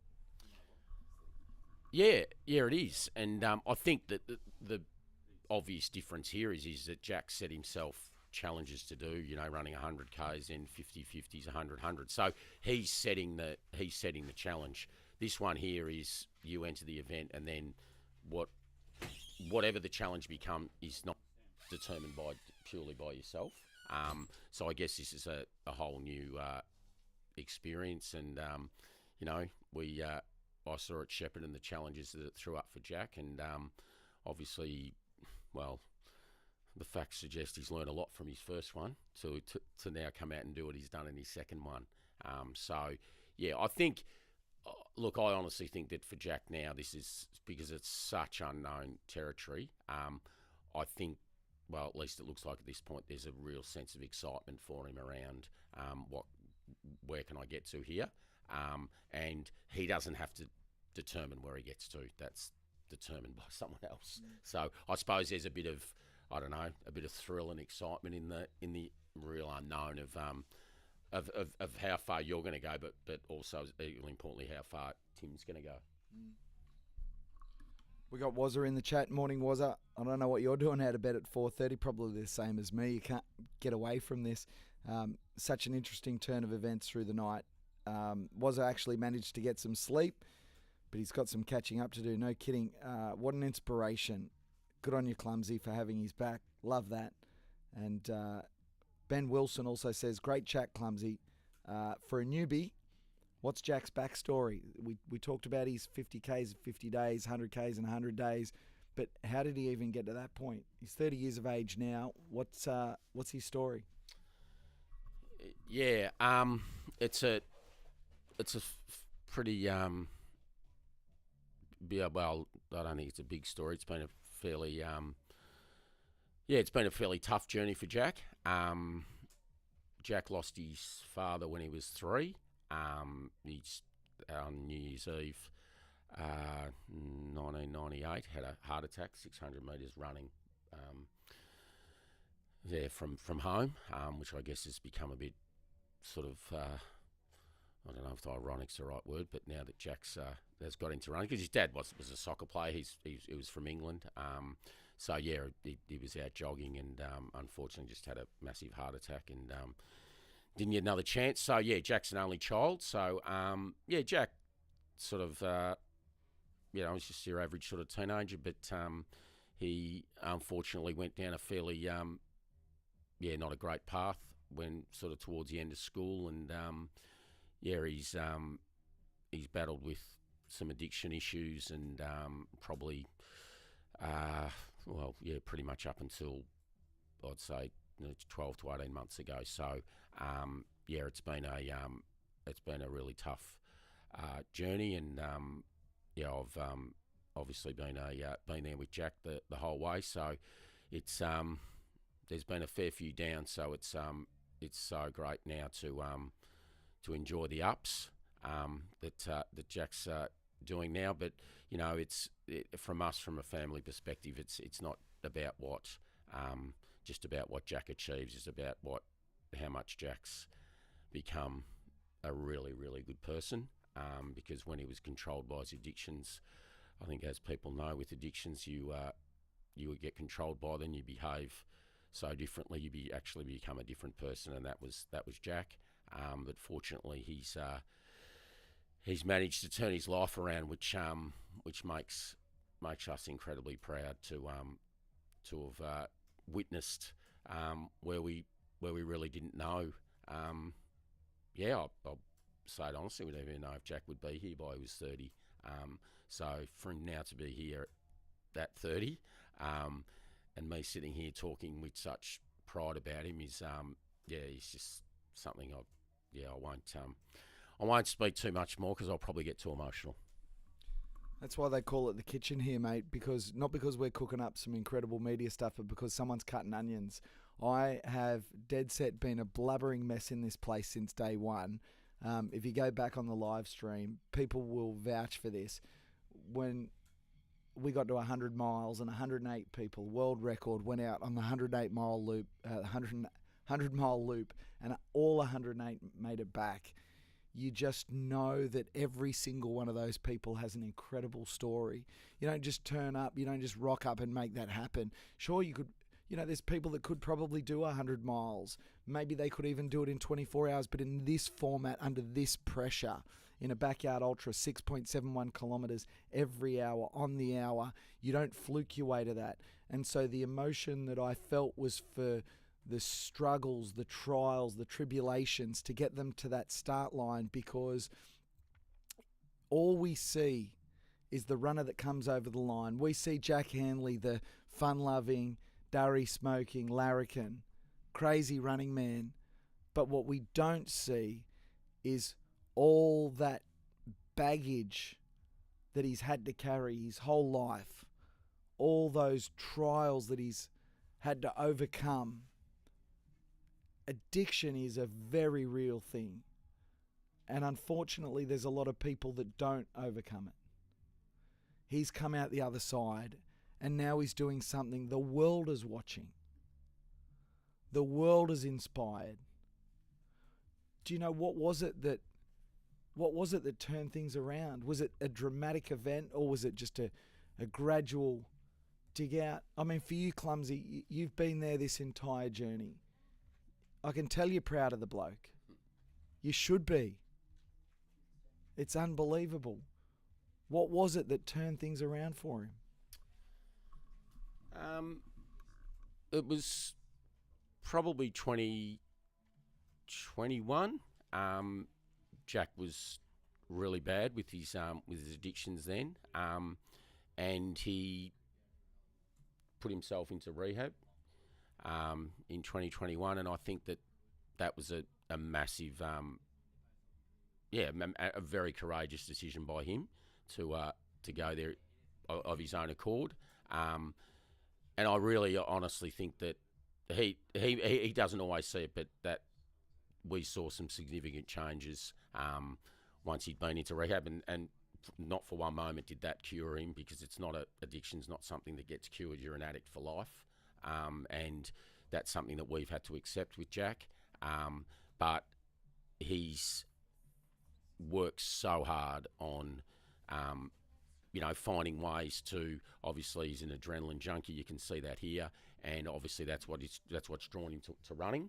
And he's certainly not the Lone Ranger in terms of, there's lots of stories out there around people like Jack who have had addiction problems, who do get into running, physical exercise, and quite often running. And running has become, obviously, his new addiction, for want of a better word, because I don't like using that, but it sort of has, and he's just embraced it, and it's now become his happy place, and he's found out that he has an incredible ability to do well at it, which has obviously helped massively with self-esteem, self-belief, him getting an identity for himself that's a positive rather than the negative one that he carried around for some time. So, I just look.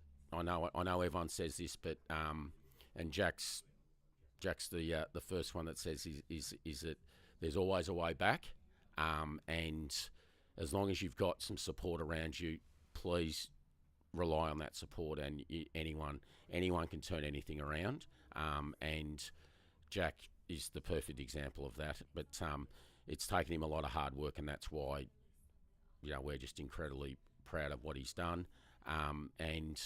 But the journey he's still got a lot to play out. So, and Jack's very aware of that. So, we just want to celebrate these sort of moments, because there's been some really, really rough times, and as I say, we're very grateful to have him here, and we're even more grateful to see the person that he is, more so than what he achieves in terms of his running. And Matty-O, not your Matty-O, but the other Matty-O, is in the chat saying the great sport of running saves another soul. Yeah. Wow. Incredible. and a reminder that, you know, we're all in for a real dogfight here with Tim Kaprizak, Jack Hanley, head-to-head, the last two at Sydney's Backyard Ultra. As I can see the two headlamps off in the distance. You can see it on the live stream there. You can just see a little light passing. You'll see another one come into shot in just a moment. Jack Hanley, Tim Kaprizak, two Australians head-to-head. Hour 69, yard 69, 69 of 6.71 kilometre loops. So much has happened here in the last few hours. We lost in very quick succession. Michi Bagman from Japan. What a performance. He won a lot of fans here at this event, as he does every single event. But we also lost Barry Keem, who's stretched out to a new PB. And also Ryan Crawford, probably the favourite coming into this event with a PB of 95. He was in very good nick. He's given himself some very tough challenges, as he always does. We knew he was going to go big. But today, well, this week wasn't his week. Still a very, very impressive result nonetheless. I don't know that there's many people that had Jack Hanley as one of the last two. Tim Kaprizak certainly on everyone's radar. And I'm here with Clumsy, his uncle. I'm going to get one final word because I want him to get out there and be a part of the crew. I don't want to hold you inside the cage here, mate. We can see you like a caged animal. It's unreal, but the real caged animal, when we've let him out of the cage, you can hear him behind the grandstand. You hear him before you see him. You hear him before you see You him. don't need to rely on the light. He is hyped back there. That's unreal, isn't it? Yeah. Yeah. So, what happens from here? Yeah, look, as I say, it's unknown, but what we will continue to do is just enjoy the moment, and I think that's what Jack is the master of. He's learnt to live very much in the present and enjoy the moment, and I think that's what we'll do as the crew is just keep supporting him and assisting him in any way we can, and just keep giving him the messaging that whatever you achieve is we're incredibly proud of, and look, as I say, when I ride the bike with him, and I know the crew will agree, we're lucky to be here, to be in this position to support him, to be doing something he absolutely loves, and the added bonus is that he's become very good at it. So it's sort of all. We started up our own charity called Miles for Smiles, and at the moment, with our crew, it's all smiles. It is, and I can't let you go now without giving Miles of Smiles a plug. Yep. How do people follow it? How do people get on board? Yep.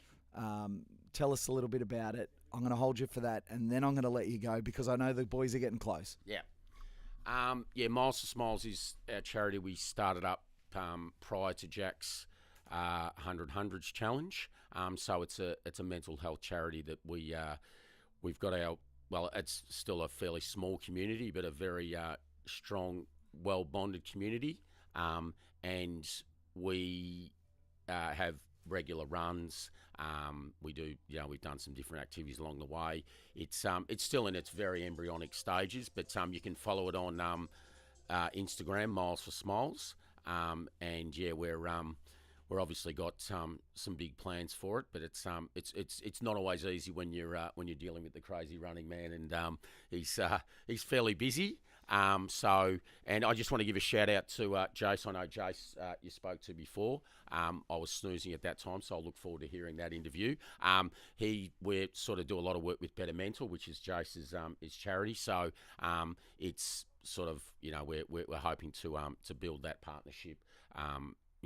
From here on in, and just want to also say Jace has been incredible support for Jack and myself, and what a story. He just came down to run with Jack at Albert Park one day, and now he's such an important person in our lives, and just to see the work that Better Mental does in Trafalgar is just phenomenal. So so Miles to Smiles, Better Mental work together, but we're still trying to get some much bigger things going, and yeah, it's great to be part of a charity and helping people who genuinely need the help.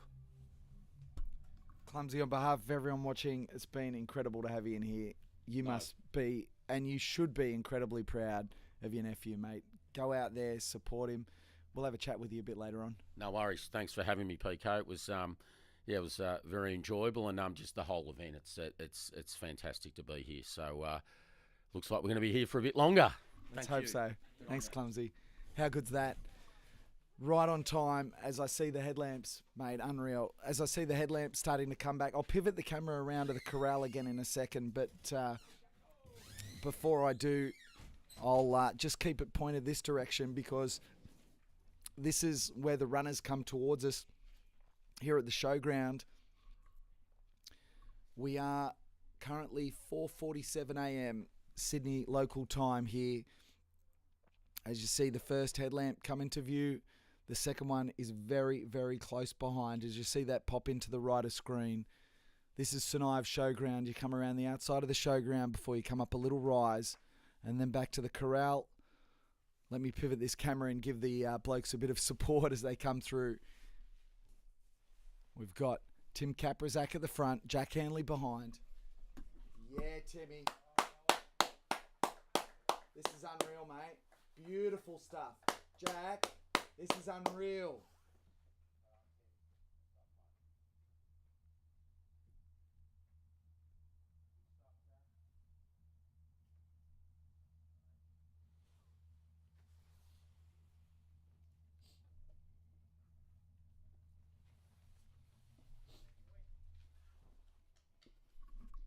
So impressive.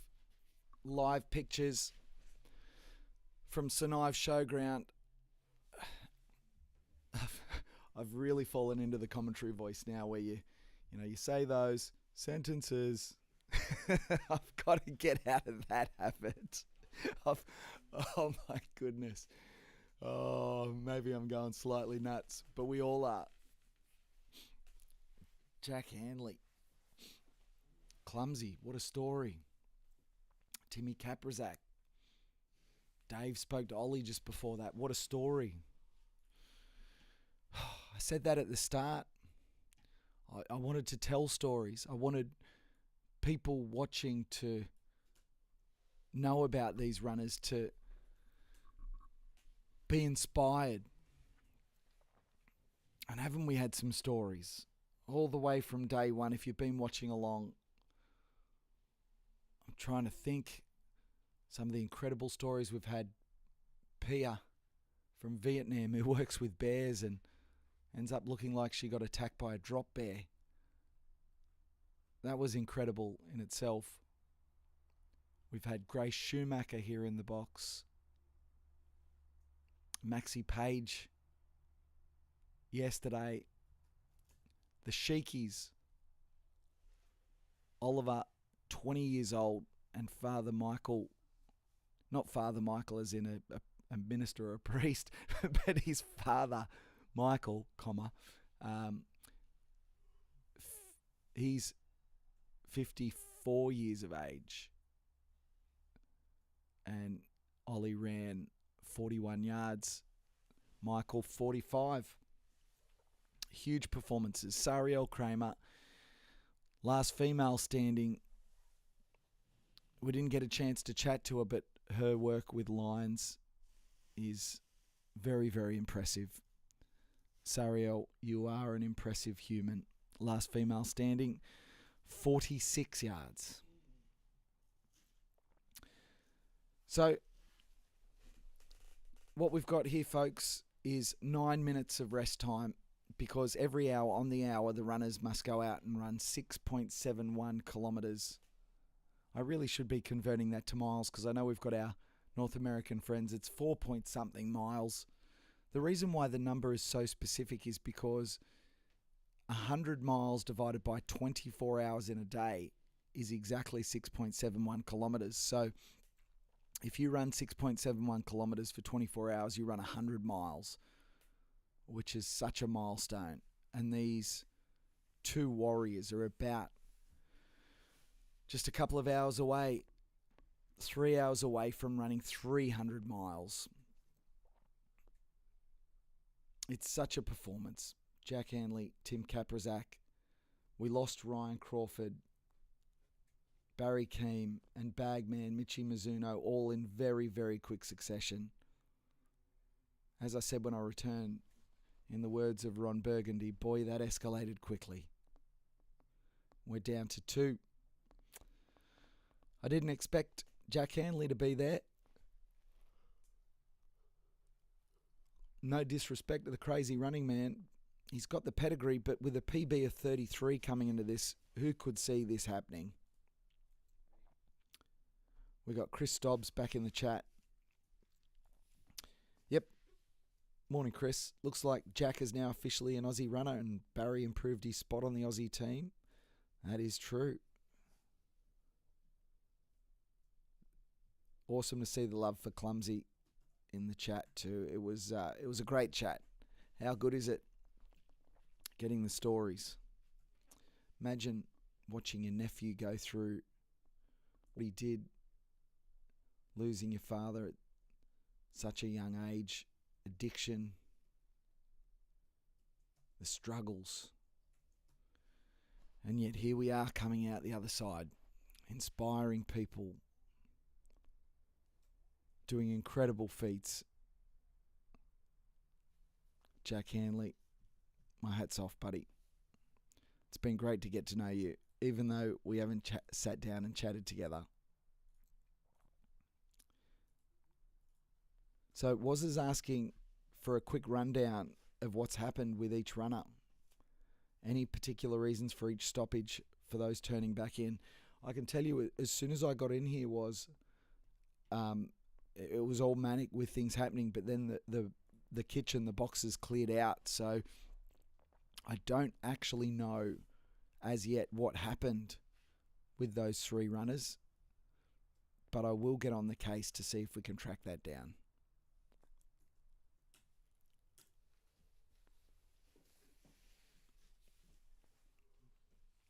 So, yes, in the chat, is the loop 6.7 kilometres, 6.71 Ks? Yep. Sure is. Amazing man, Clumsy. Jason and all the crew. I never doubt the CRM, the crazy running man. No way. So good. Misha saying 4.2 miles, I believe. I'm going to go with that, Misha. You can be my right hand here. What is the current time the guys finish the race? So it's a last man standing. So these 2 boys will keep running until there's only one left that runs the last yard. How long is that going to take? I don't know. Could be done very shortly. It might take us a while. There's been races around the world where the last 2 have run for hours and hours, dozens of hours.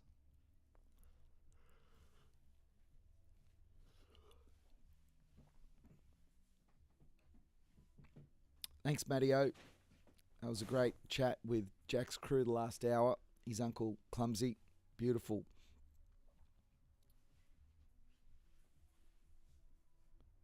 Go 1 more yard, guys. Unbelievable performances.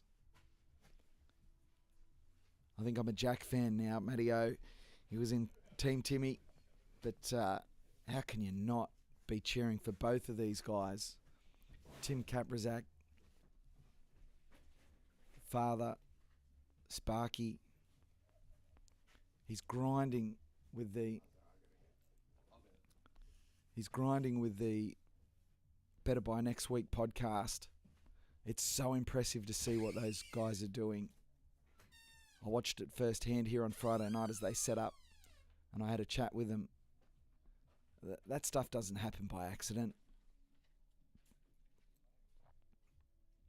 Tim's out there, the human guinea pig. He's just doing things that I don't know that we, deep down, do we really believe that we're capable? And you look at these guys and you say, well, that's good for them, but I can't do that. But you know what? Maybe, maybe not. But what we can do is take one step at a time. whether you're watching this and you've battled addiction like Jack, whether you're inspiring others, including your family like Tim, we've got 3 minutes until they have to go out and do it again. Incredible stuff. So, a great question. How long does one lap take for the guys currently? Hey, I got good news. In the pinned comment on the YouTubes, there's a link to live timing. And you can actually click on that link and you can go through all the lap times, all the split times for all the competitors when they're out on yards.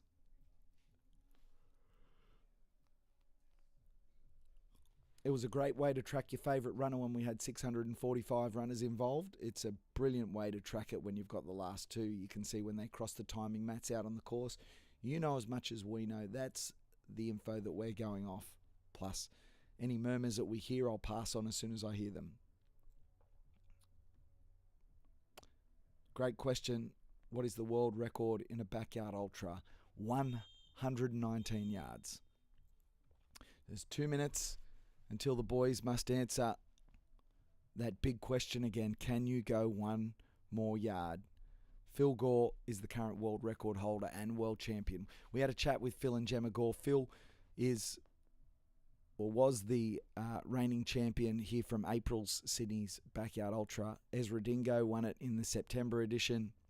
Phil would love to have been back, but he's got a different lead in because he's got a 24-hour running challenge in a couple of weeks' time in Japan. So as preparation, he said he wanted to do a B race. He did one in Taiwan, 100-miler, and he took that out. What a human. What a beast. That was just a prep, a little B race prep for him.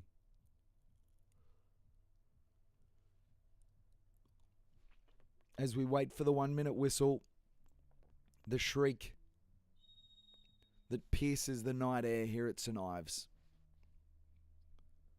And we await these two titans to join us in the corral for another 6.706 kilometres or 4.16 miles. Thanks, Wazza. I knew you'd have my back. As the musical lift inspire these runners to rise once more for the 70th time.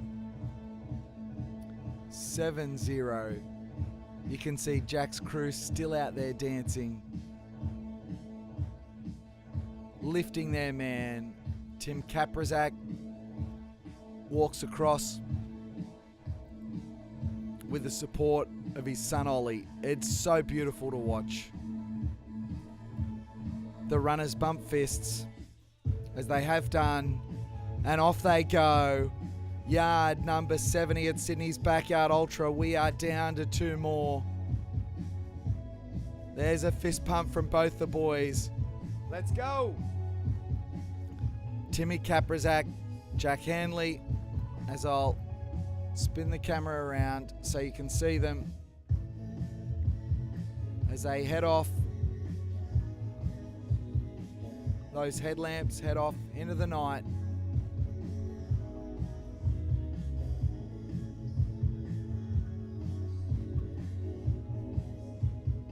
Off they go. Around St Ives Showground for the 70th time. 7-0. An incredible achievement from both these men. They should be so proud.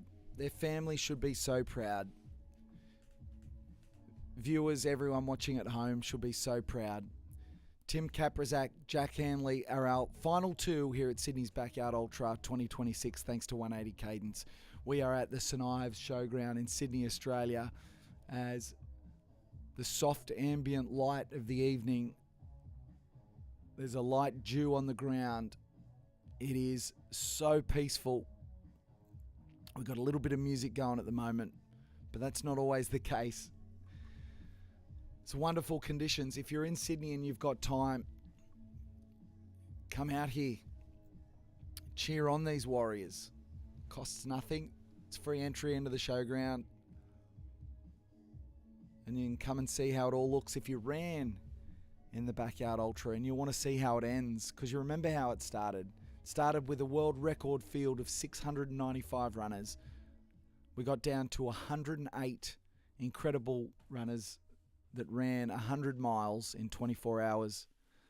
And yet here we are after 69 hours out on yard 70.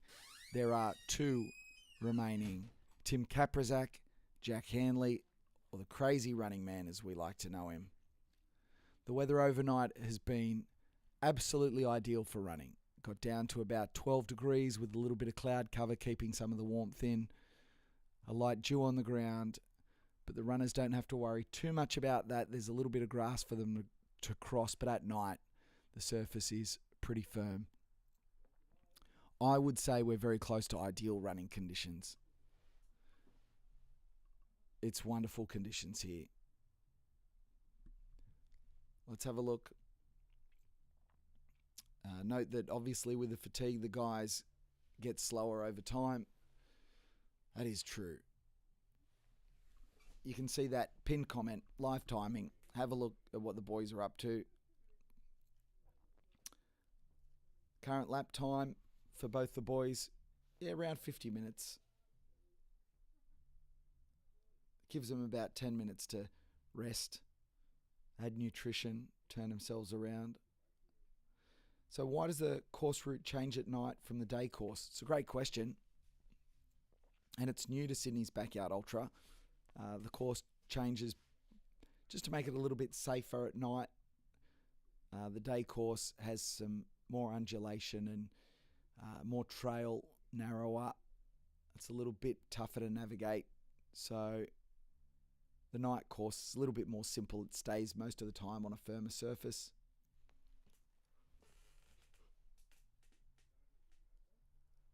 As I see the first runner exiting the showground, and I'm not sure who it is, but the 2 runners are spaced out by about 80 metres at this stage. They're not necessarily running together. Maybe it's game on, but they're both moving very nicely. Still have plenty of pace out there. So that's why the course route changes at night. It's a little bit safer. It's a little bit firmer, more firm surface for most of the yard. And plenty of the Backyard Ultras around the world do that. Josh, let's go, Jack. Solid Edge, ordered Chaos, let's go. JP Webby, Hardy, the Super Domestique. Hope you're not getting bike withdrawals, mate. Won't find a better uncle than this great man. We had Clumsy on telling us about Jack State. Prior to that, Ollie Kaprizak was giving us an update on Tim.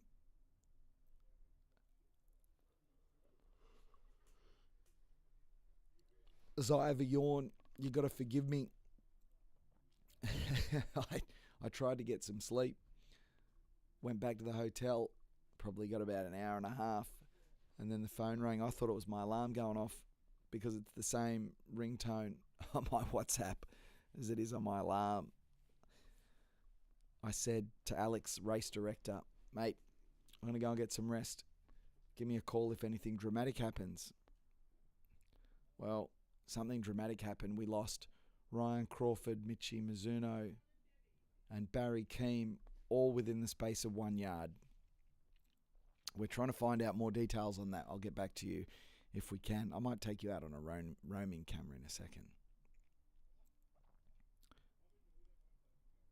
Oh, we've got Dervin watching from Cuba. Oh, that's so cool.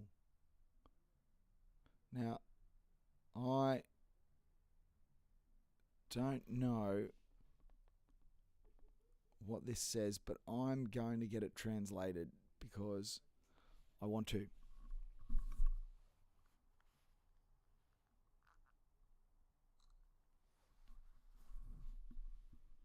I want to find a way to read these comments, no matter what language they're in. Running transcends languages. It transcends so many things.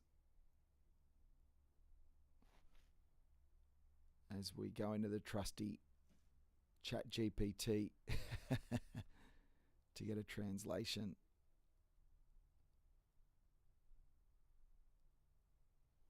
Translate this to English for me, please. As our friend from Cuba in the chat says, from Cuba, we are lovers of ultra distance and are following what's happening closely. Once again, warm greetings from Cuba.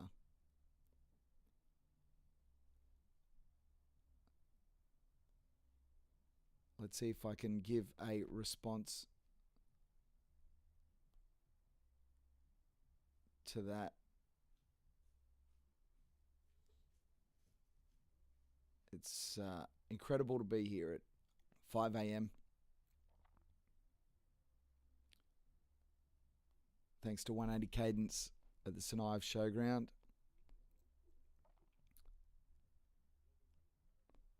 So let's see if I can get a response to our Cuban friend speaking in Spanish there.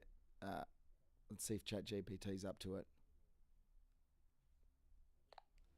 Hey, can you give me a response to that in Spanish? So translate this to Spanish for me. It's great to have someone from Cuba watching along. We are so blessed to have people from all around the world supporting us here in Sydney.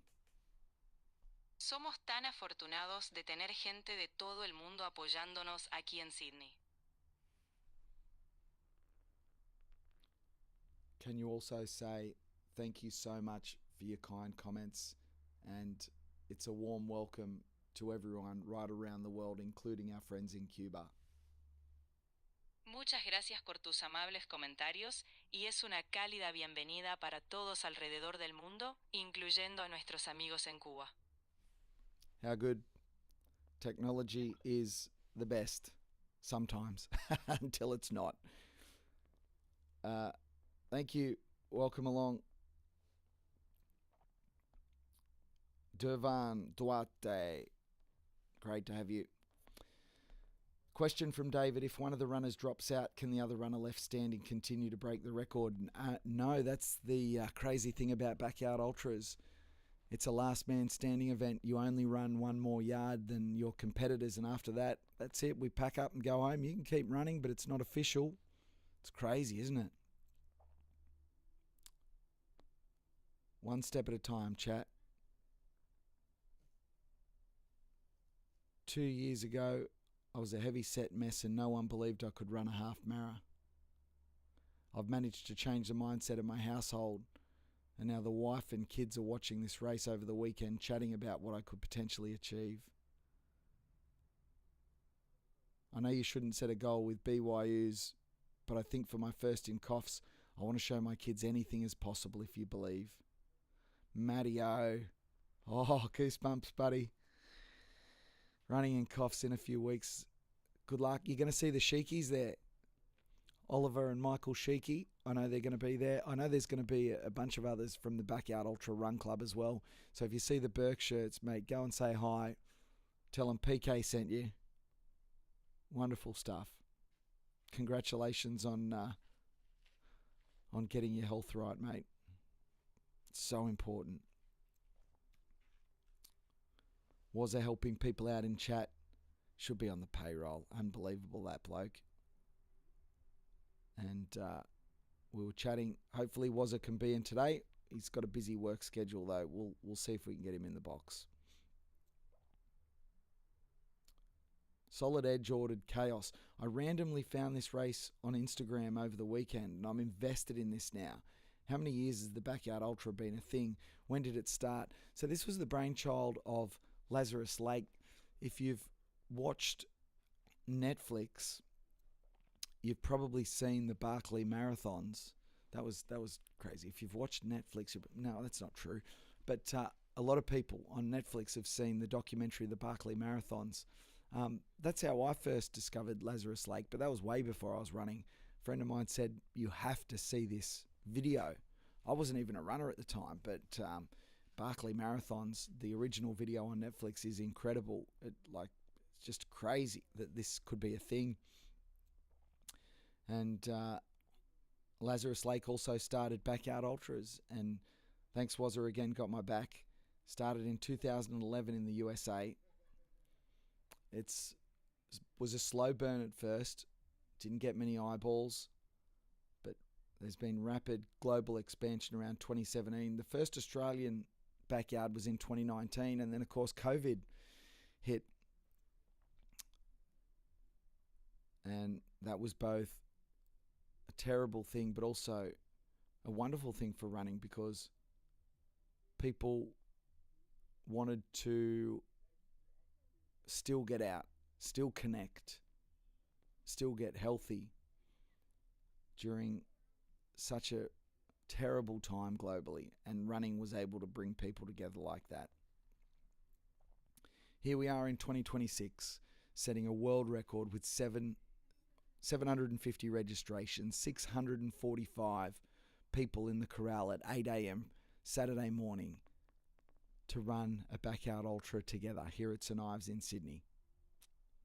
The Japanese flag goes up by Poetry Culture. Poetry has been in the chat quite a lot over the weekend. It's great to have you.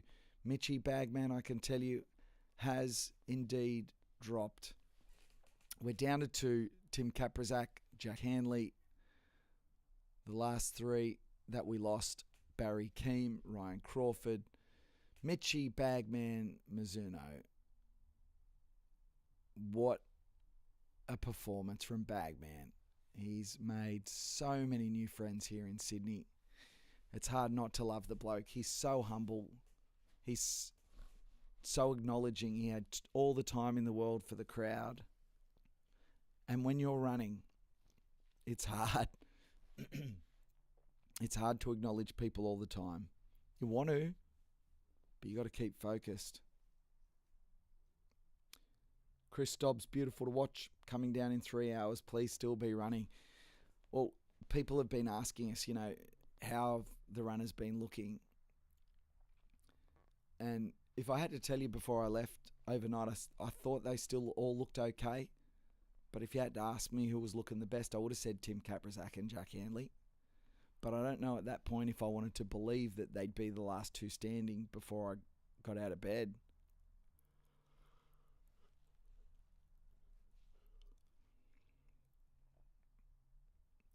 The only goal you really need is to go until you can't. And even then, just push 1 more yard. Germany here. Good morning. Good evening. It's good night in Germany.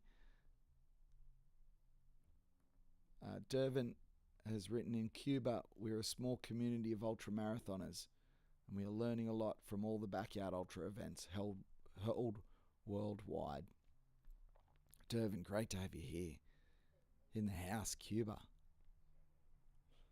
Poetry Culture, devastating. Mitchie is not in it. Yeah, you're not the only one devastated.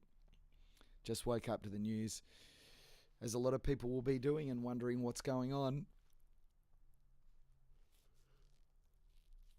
So you'll probably get sick of me updating everyone. But that's okay. Why did Mitchie drop out? Is there a specific reason? We're not sure. I missed all that action as well because I was asleep. But we will hopefully find out soon enough.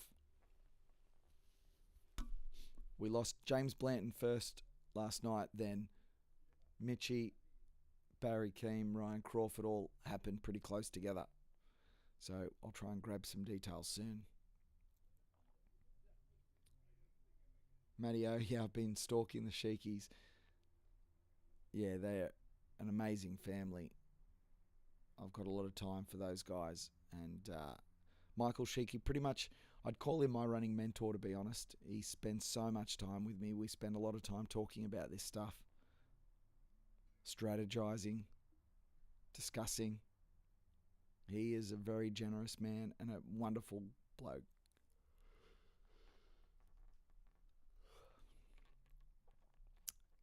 You can't blame me for yawning, can you? All the love from South Africa. And love back to your solid edge. Ordered chaos from Chris Stobbs. Wonderful to have you all in live chat. I can see a headlamp off in the distance there, running past the shot. That'll be one of the boys coming back in towards the turnaround here on the night loop, where they do 2 of those.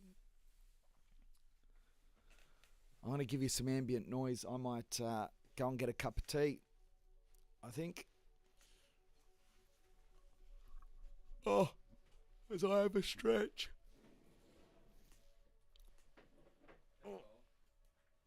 Oh. Alex reaches for the coffee. Can't blame him. I'm going for a cup of tea, folks. I want to turn this volume right down. I won't mute the mic. In fact, I think I'll have to mute the mic because we've got commercial things that we need to think about on YouTube so we don't get taken down. So I'll mute the mic and I will be back momentarily. Don't go anywhere. You're watching Sydney's Backyard Ultra for 2026.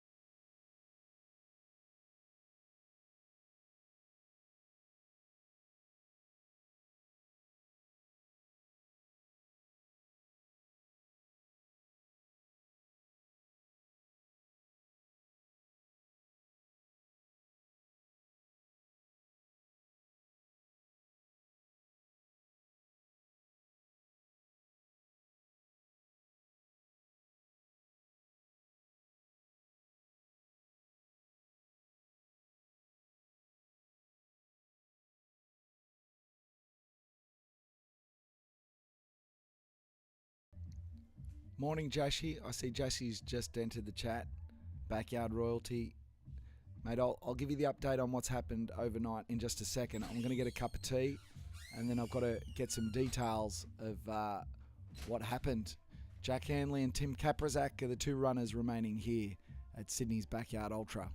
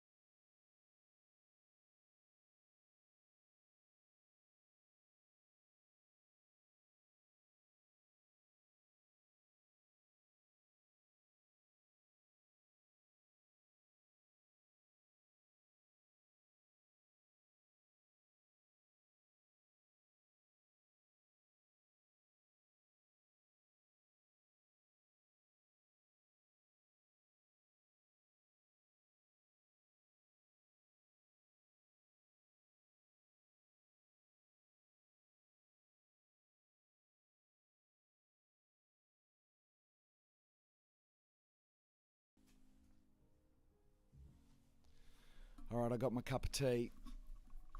We got to give you an update as to what's going on, because if you've just come back, you've probably noticed that we only have 2 left. So what I'm going to do is I'm going to copy this layer, even though I've named it Insta because it's from something else, and I'm going to put that on this layer, and we're going to paste it here as a duplicate, and we'll give a transition, and there we go. Jack Hanley, Tim Kaprizak, the 2 runners remaining. This is Alex Treglone from 180 Cadence. First of all, finally good to have you officially to have a chat next to me, because he's been in the kitchen here, which is what we call our position for the, or most of the time, get the odd break, but having a bit of banter in the background. But right now he's got a minute while the runners are out on course, and we're going to get the update from him. He was here. Well, he wasn't just here, he was involved in it. We had 3 drop recently. First one of those to drop was Mitchie, the bagman. He's had fans from all over the world, but can you update us what happened to Mitchie, and is he okay? Thank you, PK. Yeah, it was just after midnight, and we had 5 runners all looking very strong. Bagman, Babs, Ryan, Jack, and Tim. And so the 2 Lumina boys went to bed. Gerald from 180 went to bed. Dave was already asleep. Ron was asleep. PK had gone to bed. And Adrian was on the way to bed. Actually, he was passed out in the crew tent. Too much red wine. So it was me holding down the fort. I thought that this will be fun. There'll be 5 runners in the morning.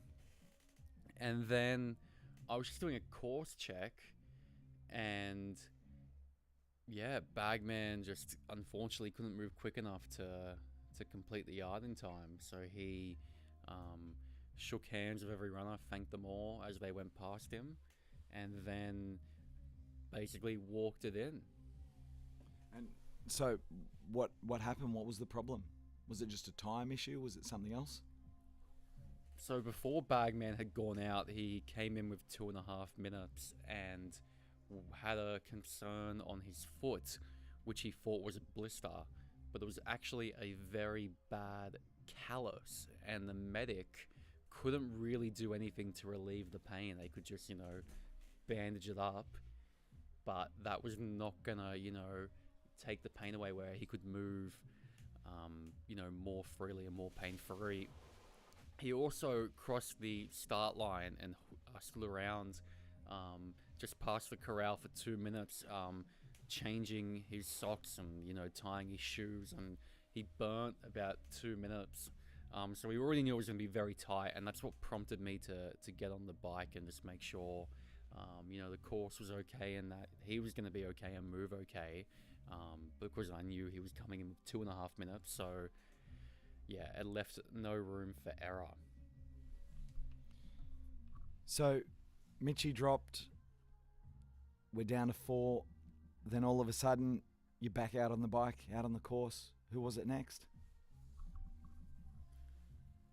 Well, PK, I've kind of got it a little bit wrong because Ryan actually dropped before Bagman, but it was too interesting not to tell the story of Bagman. So while that happened and Bagman went out to check on him, I went out to the turnaround point. I heard this this grunt. I'm like, oh, it must be Ryan at the turnaround. I couldn't see any headlight or anything, so I'm like, he must be behind the building. I'll just hang around for a minute and just make sure he's all good. And then he hadn't appeared. I'm like, it's interesting. I checked the results, hasn't hit it. I'm like, he must be in the toilet. Because if he was still walking, I'd see him with his headlight. So I'm like, I'll just stay around here for a second and see what's happening. At those points, it's probably 30 minutes into the yard. I hear the grunt again, and I'm like, okay, well, there's something not right here. So I drove and I spotted Ryan. He was lying on a sandstone slab, and yeah, Ryan unbelievable performance. He should be so proud. I know he was quite disappointed with his performance, and he just wanted to apologize to me, but like I didn't want to hear it. Like I was so grateful he came back down and gave it his best. The reason that Ryan quit, I think just the travel, and it takes a lot out of you, and I think life's been pretty hectic for him at the moment, and so it's 1 a.m. at this point. He's been running for a couple of days and just tired. Life can get you down, and he just had enough and needed a break basically. And yeah, we had a good, deep and meaningful. He was very responsive, no injury, and then asked him if he wanted to walk back in, continue, or jump on the bike, and I'll drive him in. And he wanted to jump back on the bike and get rid of him, which I did, and his crew was very happy to see him, and he was happy to see them, and he went into his tent and DNF'd. So who from his crew was here at the time? It was Shannon, and that was it. And then there was a few, spectators around. And then, it had been probably 8 minutes at this point, so we're probably 38 minutes into the yard. I knew Bagman was still out there walking back. So I went to go check on him to make sure that he was still all good. And he was just, walking very, very, very slowly back into the corral. Still super high spirits and just, very grateful that, we welcomed him to the race, and, me and him have a very special connection. So, it was so good to see him out there and pushing his limits. And he wanted to walk in, thank all the runners out there still, and he came in, he took a little shortcut, walked down the corral, gave us a bow, a clap, and then got in front of that heater and had some soup. Incredible stuff. When you rode back with Ryan, he's not the smallest dude in the world, and the e-bike's not the biggest e-bike in the world. That would have been fun. I certainly don't want to take back Jack or Tim on the e-bike, because it was not fun having a big Ryan behind me. But I was just glad he was okay and in good spirits and not injured and safe and back at the corral. Once him and Bagman were back, I knew I had to get some reinforcements because we'd be down to the top two very soon. I got the feeling that when it rains it pours, and so called Dave Benny, said, can you please get here? We're going to have 2 people soon. I don't know which one yet. And then I also called the Lumina Boys because I knew that we need to get some content. It took me a while to wake them up, even though they promised me they had their phone on full blast. I had to call them about 10 times. Really? Yep. So they were, definitely needing that sleep. And I knew in the back of my mind I had Gerald and PK to call once we got down to that bottom 2. And then, so that all happened. Ryan and Mitchie were out on 66, and that happened. Barry Keem came home on 66, so there was 3 remaining: Tim, Jack, and Barry. And then Barry went out on 67, and I can see he went through the first checkpoint fairly slow, but not out of it. What happened then? Well, they were all looking so well. Both Barry, Jack, and Tim were, crushing it. So, while I was concerned that we'd get down to the top 2, I thought we probably had a couple of hours. I thought it'd probably happen, at 4 o'clock, so an hour ago. But yeah, the call came in from the medic that Baz's crew had been in contact with him, and he had a bit of a nap out on course and hadn't hit the the second turnaround point. At this point, it was probably 28 minutes into the yard, so he definitely it was told to me that he was up and moving, and he needed to average, I think, 550s to finish the yard, which Barry Keem, he could average 450s at this point, and still get in. He is such a quick and terrific runner, so I wasn't worried. But I just wanted to go out and check and make sure he actually was moving, because after a minute I couldn't spot him. So I went out on the bike and ran into his crew walking over there, and they just said, "Oh, he's back sleeping again." So I'm like, "Oh, great." So I told them I'd go find him, and I saw a head torch just before the turnaround point, and it was Barry sitting on a log. I'm like, "Oh, Baz, how you going? You're looking really good." And you know, he didn't realize he had slept. He just thought, you know, he didn't even know where he was. No injury, not really like delirious, but just like, you know, sleep deprivation and not a great memory. And I asked him, "Well, Barry, you're going to get up and keep going and finish this yard? Like, I know you're quick enough." But I hadn't realized he hadn't done the second turn. So there was only, there wasn't much. He was like, 1.5 Ks in, half an hour into the yard, or I can't even remember the time. So I thought he was already on his second lap. And he would have had plenty of time to make, but he hadn't barely even finished his first. And so he wanted to get back there and quit. And I said, "Well, you want to jump on the bike?" And he did, but he was, you know, falling asleep, basically sitting down or standing up. So he got on the bike, wrapped his arms around me, and I had to ride him in while he was falling asleep on my shoulder. I didn't want him falling off, so I had one arm on the throttle, one arm, you know, helping him. And yeah, every bump he also didn't like, which I totally get, but I had to go slow because I didn't want him falling off at high speed. So I was going 10 Ks an hour, and normally I'm ripping around at, you know, 30, 40 Ks an hour. So yeah, we saw his crew. They were happy to see him and said, "Get him back there." And I got him straight back to his tent. The medic was in there warming him up, and he's still sleeping right now. And then there were two, and all I could hear was Jacko yipping and yahooing on the yard when he was running back in. It's a crazy sport, crazy stories.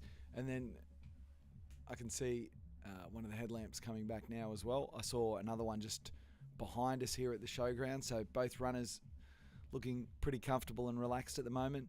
But then, as you said, so you called me. I went back to the hotel for a nap. You called me, and it's funny because you were saying you could hear me tell the story as to what happened, and I arrived here and I'm like, "What's happened? I've got to find out." I saw Ollie Kaprizak in the box, and it's like, is that because his dad's finished? And Dave it's almost like he was saying, "Oh, well, it's well done from Tim," and I thought he meant because he's finished. But I thought you called me and I said, "Oh, yep, down to 2, all right, I'll be there quickly." But that's not what happened, is it? No, it wasn't. So we had to I had to play a little bit smart because I wanted to just make sure that, you know, the top two were like definitely going to continue and look strong. Well done. Who's that? Oh, Tim, nice work, mate. Bit of breakfast.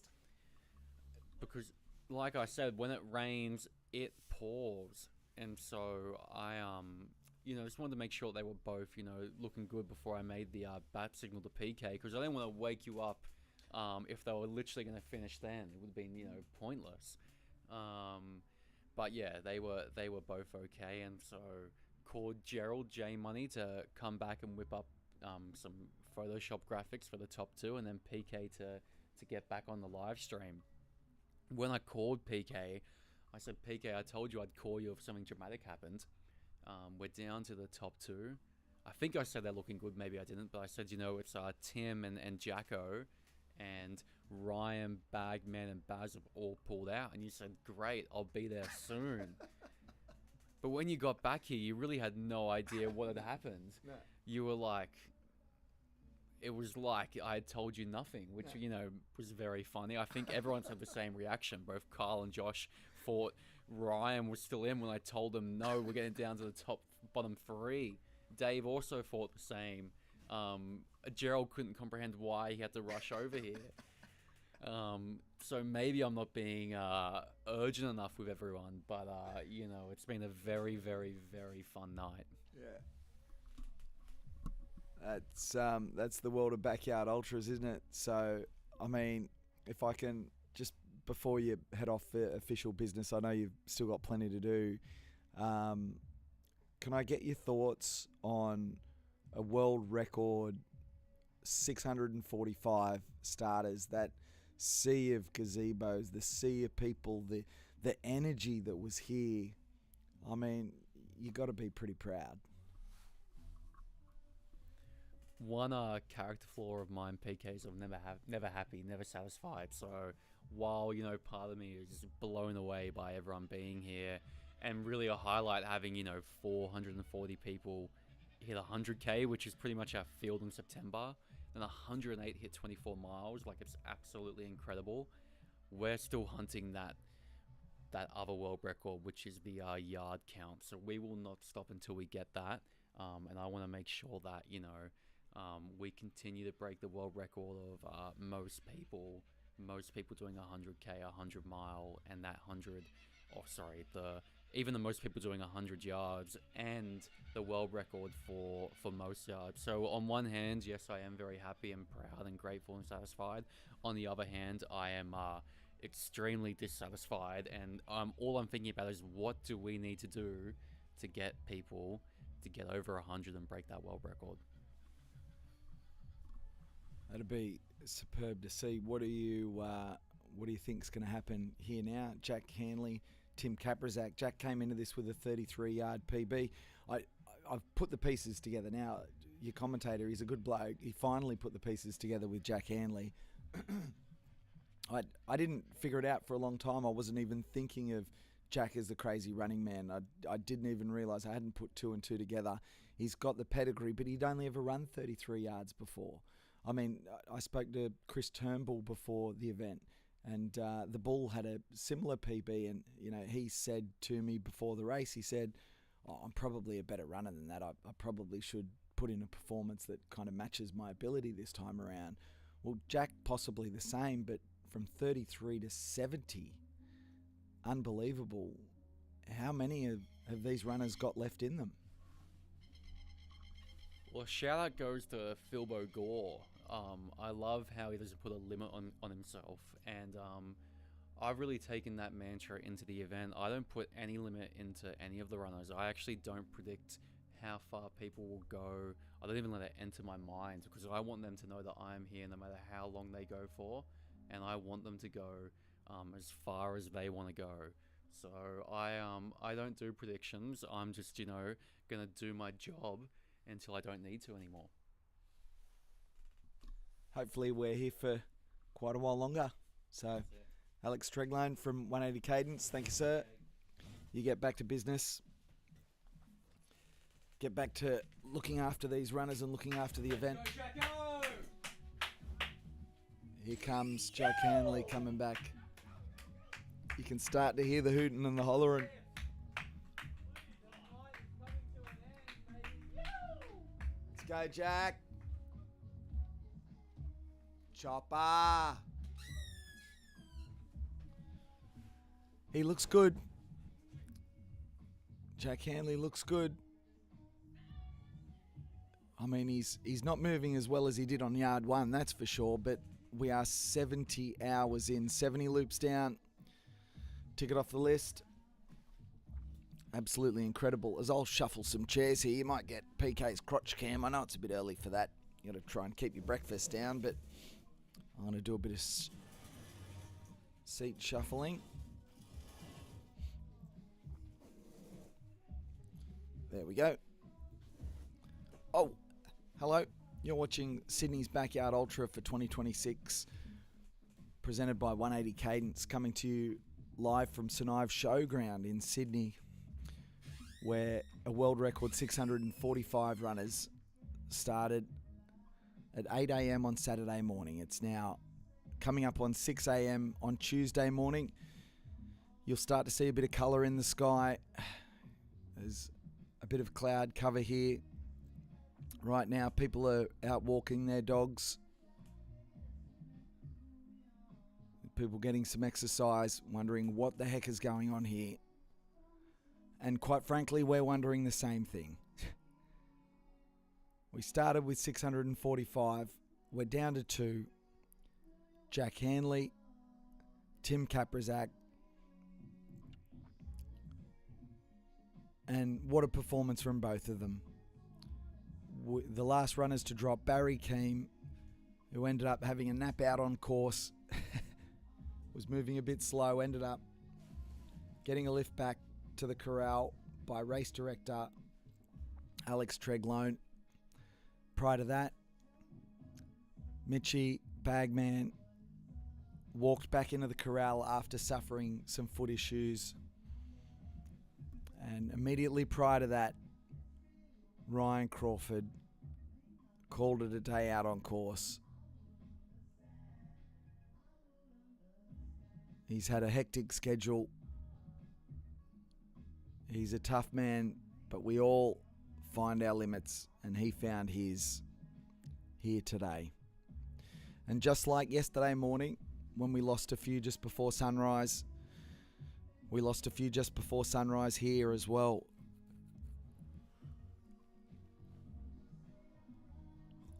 And now we're left with two. Now we are left with two. Jack Handley, Tim Kaprizak. Both looking pretty strong. Jack has come back with about 9 minutes to spare. Tim came in with about 14 minutes to spare. So Tim probably on a sleep lap, or maybe he's getting some breakfast in him. Jack's probably having a dance party in his tent. His crew is off the hook. It's brilliant.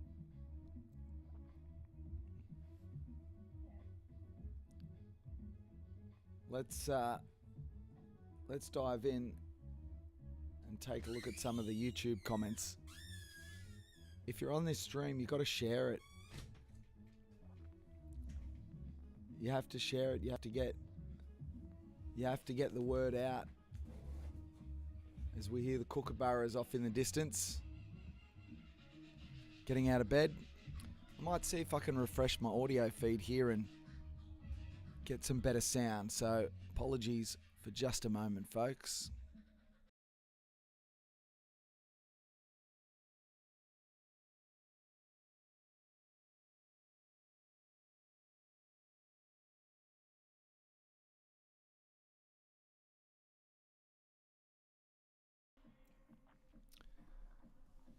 It is going to be a beautiful morning here at St Ives.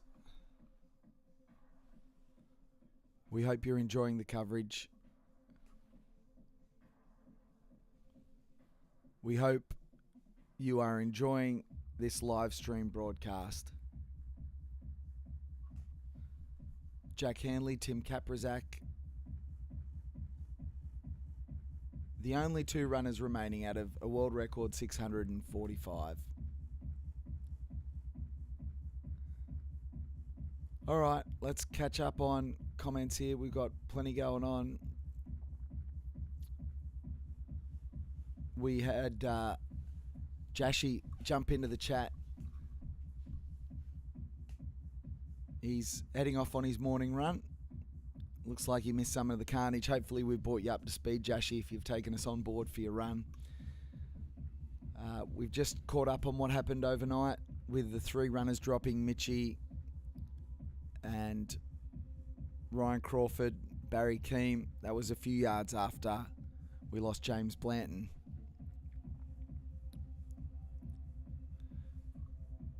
Night 3 proves as difficult as ever, doesn't it, Wazza? It's those few hours, it's the witching hours, but it's those few hours before sunrise. It's just so lonely out there. You've got to be made of incredible stuff. Crazy Running Man still in the mix. Yes, he is. Timmy Mofo in the house. Morning, gentlemen and ladies. Morning, Timmy Mofo. As the 3-minute whistle blows, you can see the light starting to appear here at St Ives. We are still a ways from sunrise, but this yard will give the runners a little bit of extra lift, a little bit of extra motivation, perhaps. Not that they need any more. There is that silver ticket on the line. I've got the coin in my pocket. and the title of Sydney's Backyard Ultra for 2026. The gazebos have been a bit quiet this transition as the runners prepare to go out again on another yard. They've still got another 2 full minutes as the whistle goes to get themselves together. Thank you so much to those of you that have already hit the like button. If you haven't already, please hit the like button on the stream. It really helps us share this with the algorithm. So very helpful. An incredible live stream. We're coming up on 70. Well, we've actually completed 70 hours. We're coming up on hour 71, almost at the magical 300-mile mark. Good morning, everyone. You've joined us at a time when there's 2 runners remaining, Jack Hanley, Tim Kaprizak, the crazy running man, and the human guinea pig. You got to love the nicknames. My name's PK. Was rudely awakened through the night with 1 minute to go,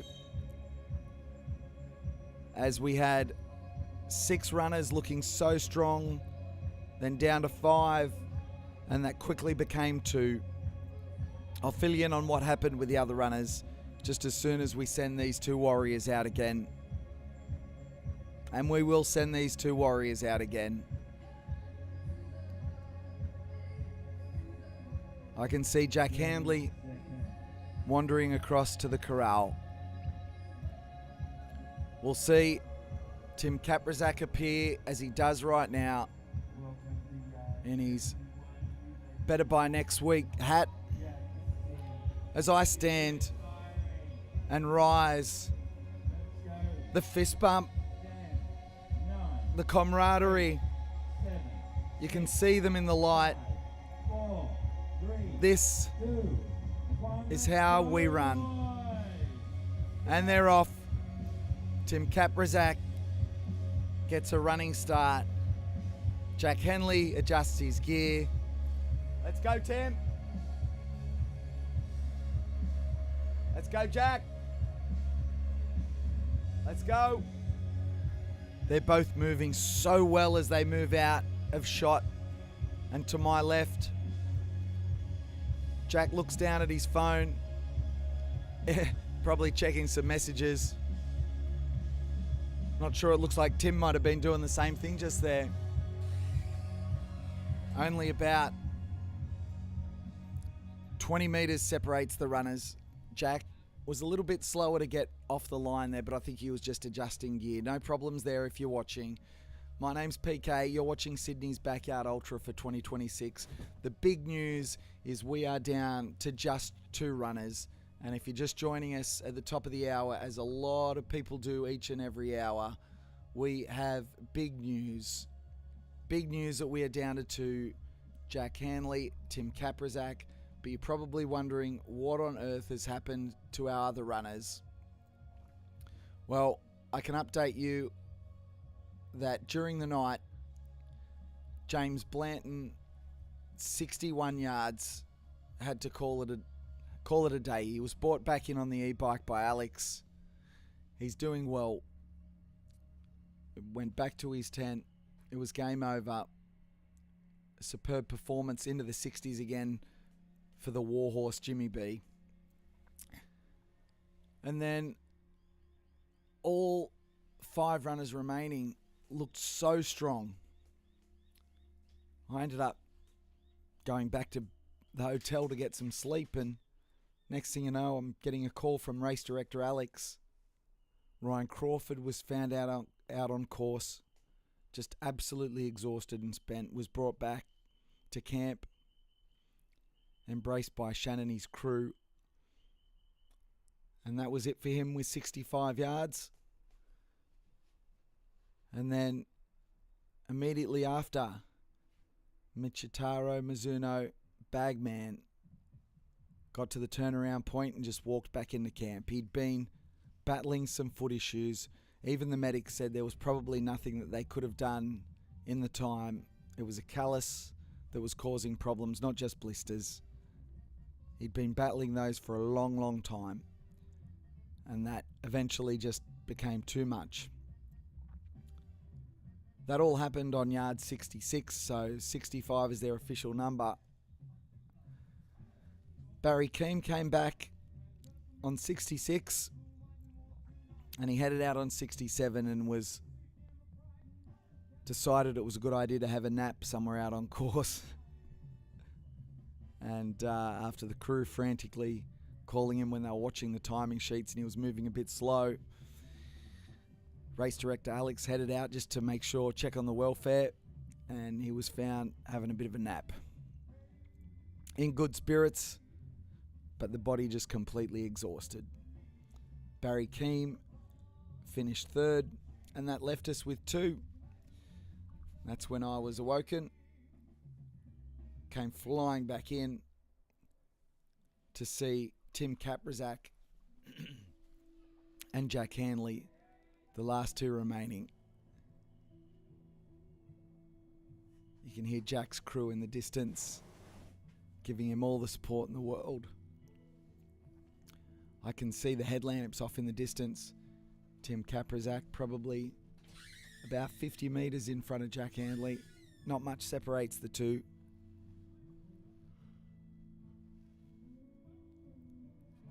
They're not running together, but they're not far apart. Jack tracking all of Tim's steps, but Tim's been consistently lapping just a little bit faster as they're out on lap 71, yard 71. The brainchild of Lazarus Lake. How could he have ever imagined displays of human spirit, fight, fortitude just like this? Brilliant stuff.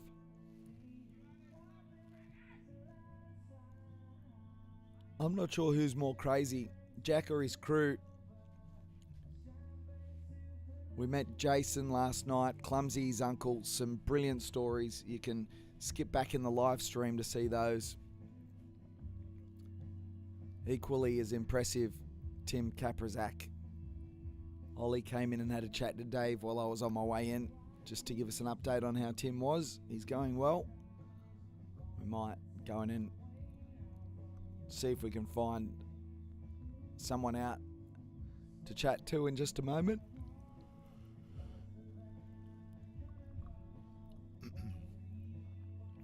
And that's how we stand. Welcome along to the viewers. As always, we have a little spike as the hour ticks over.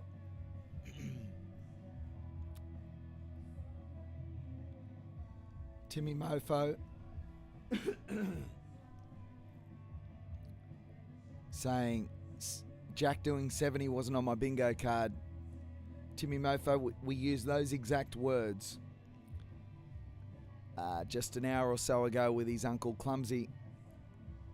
More to the point, a durry smoking Jack doing 70 yards as one of the last two in the event was certainly not on anyone's bingo card, let alone Jack's.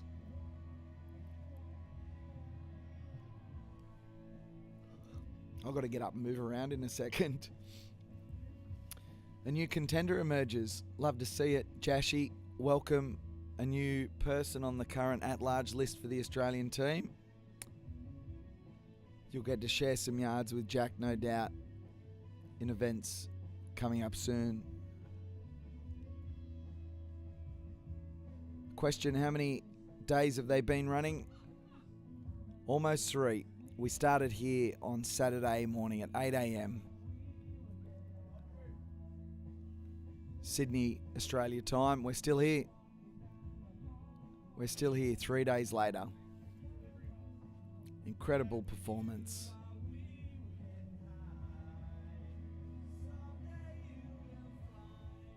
Two hours away from 3 days, 300 miles. What a feat of human endurance. So it's great to have Glenn there, new to the chat, asking some awesome questions.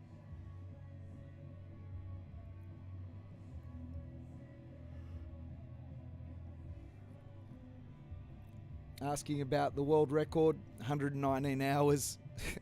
Shows you how ridiculous that is. And what's the prediction? Who knows? Record is 81 for the event. That's got to be in doubt. In doubt to be broken, in doubt to stay. I don't know which way you read into that.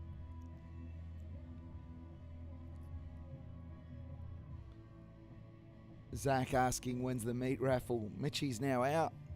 Ryan's now out, so Mitchie will probably go and collect the meat tray from Ryan's tent and draw the meat raffle. People were wondering what's in Mitchie's bag that he carries around. Speculation rife that it was meat raffle tickets. Don't know if that's right or not. So Glenn says there's a chance that they go for another day. That's crazy. Sure is. Timmy Mofo, surely Mitchie waits till sunrise to draw the winner. Very good. It actually wasn't Glenn, it was Gian. I just moved in. Sorry, Gian. Great questions. After running this long, what type of strategy are they going for? Like 40 minutes run, 20 minutes rest? More likely at this stage, as Timmy says, 50-10 or a little faster. And that's basically what's been happening. In fact, there's a pinned comment on the thread here. If you click on the pinned comment, it's live timing. It's also in the description of the video. And you can go there and you can click on the runners and you can see their times all through the event. As the light lifts here at St Ives. Here's Illumina boys. They have been cranking out some sick content. If you're not following on Sydney's Backyard Ultra, Cadence 180, or 180 Cadence I should say, you got to get on there. Get on it.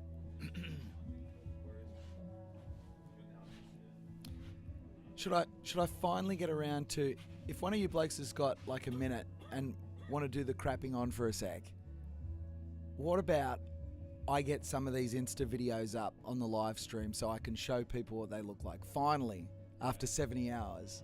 What do you reckon I do that? Can you do the you know how you did it with the live results? Yeah, so that's what I can do. Yeah, I can do a web catcher. So that's what I'll do. I'll bring it up. You just like scroll through it. But you got to keep everyone entertained while I bring it up on the laptop. Yeah, let us make a broth. You're gonna go and make a broth? We're broth making here. We are. Do you want a tea or something? I've got a peppermint tea, so I'm set. Don't worry, Gerald is alive. Really? We think. This is Gerald.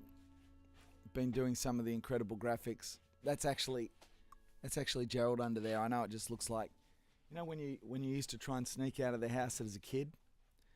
Alex, that's not actually Gerald. He's just put pillows under there and a hat to make it look like he's still here, but he's gone back to the hotel. What a weapon. What a weapon. Shout out to all the 180 Cadence crew, team, volunteers, everyone that's been a part of this event. It's been absolutely superb.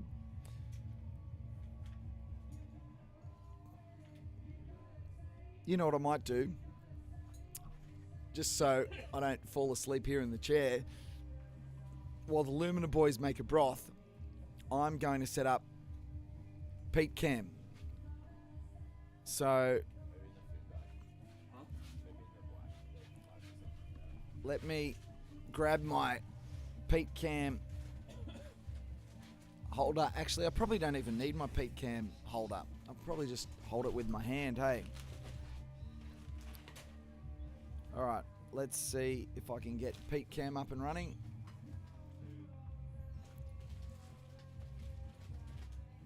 Alright, here is...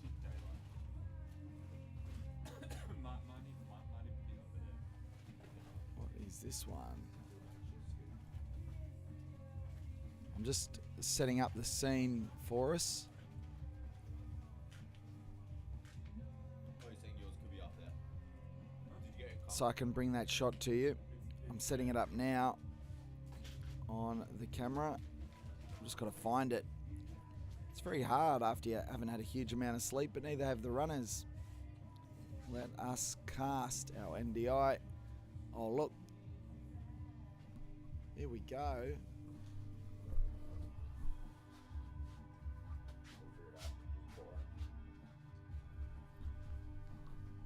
All right, we got PK cam. I'm going to bring the audio up. Hopefully I don't go out of range. If I do, it should... we've got the vision in the top right-hand corner. I'll spin that camera around so you can see the runners at the turnaround point as well. Give me a sec.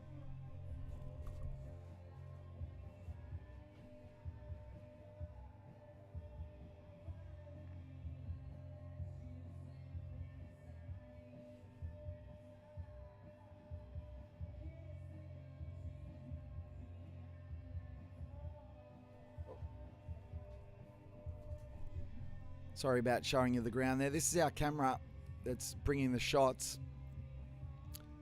This is our vantage point. I'm going to switch over the audio onto PK cam in a sec and take you for a little walk around St Ives Showground as the light starts to appear.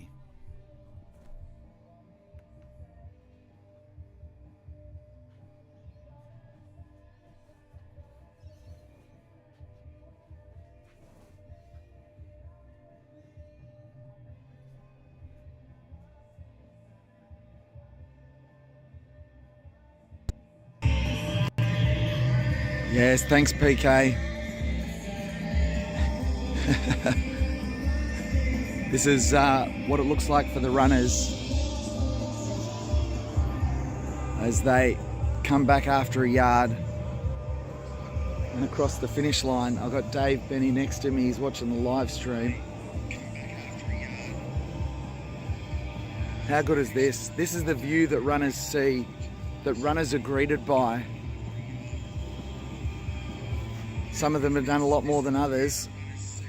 We're up to 70.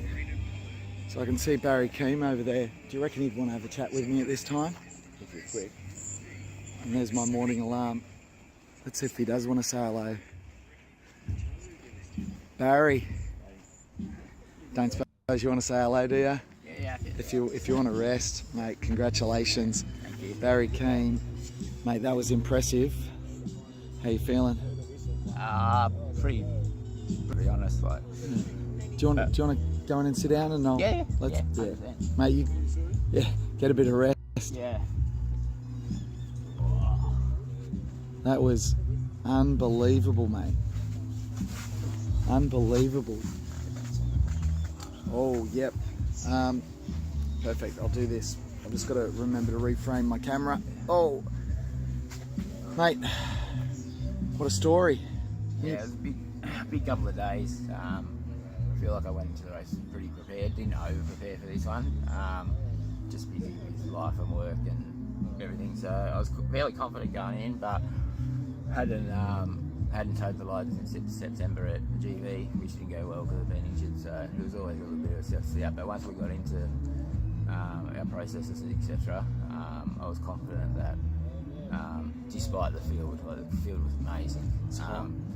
Really hot field that I could definitely play up in that space, and obviously got down to the final three, which was probably a surprising final three, to be honest.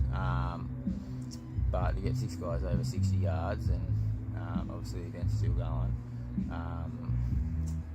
Probably just disappointed that I put myself in the right position, and then things started to unravel really quickly. I obviously didn't get enough sleep, and one lap before I actually spent some time out on the course on the ground, I just got really tired. Like I came back in my crew at 8, so I said I just need to try to sleep because I hadn't probably managed that space very well, and then within that next loop I was race was over. So, but PB, I think 66 yards, so something to build on. The purpose coming here was to always secure the silver ticket, but the reality is it's not that easy at the moment. Like, it's a really competitive space, and you've got newcomers coming through. Like, it's not, you know, it's not the same 5 or 10 guys now. You know, they're still all around, but there's other guys poking their head in. So, distance, but yeah, we'll see. We'll see. Yep. Sleep, hey? Yeah, didn't get much. It's funny, you know, your body's craving it.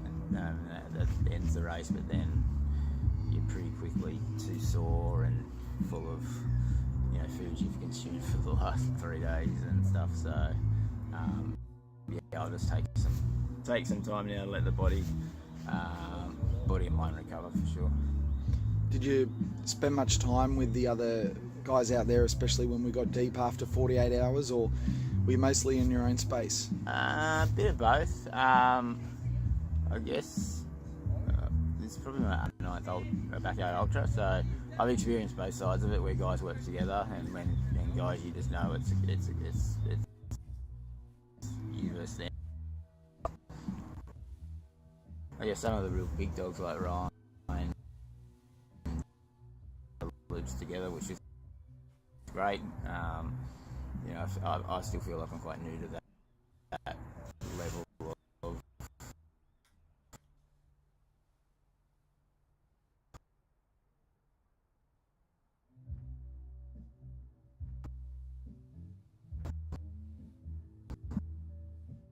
so,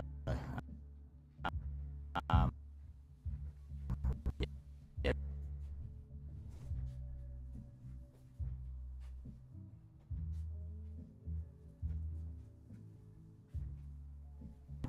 Possibly going to Japan in 4 weeks for a 24-hour race. Yeah. Not 100% any certainty around that, but yeah, just recover for the next few days, pack up, get home, rest the body and mind, and then yeah, start to map out the rest of the year, which hopefully includes Japan and then Sat Champs as well. So I heard, I didn't realise, but you're a pretty handy shorter distance runner as well. I guess I was. I guess I came into the sport of running when I was probably 8 or 9, so like school cross country. But Dad used to take me down to the local oval, and we'd just spend 2 or 3 afternoons a week just, you know, doing 1K reps and, you know, cross country hills and stuff like that. And yeah, I've had quite a bit of success over school age in cross country, track and field, and I think I ran 2:21 for a marathon in 2006. Wow. Like late 14s for 5K. So yeah, I definitely come from that quicker background, but made the decision maybe 8 to 9 years ago that really to keep me invested in the sport, I have to look at other avenues, and that's when I went down, you know, 50Ks, 100Ks, ultra events, and then a few years ago when backyard ultras were really building, I thought, yeah, well, I'd like to have a crack at that. And so it just keeps me hungry now, because I feel like there's a big number there. Like, it was quite tough yesterday with the different course. All the guys found it, but hopefully later in the year I've got a bigger number than that, and hopefully I can show my full potential. Awesome. Very keen. Unbelievable to spend time with me. Thank you, sir. Thank Congratulations, man. Rest up. Yep. And we look forward to seeing what comes next. Awesome. Thanks, mate. See you, mate. Thanks, mate. How good is this access? Good morning. How are you guys?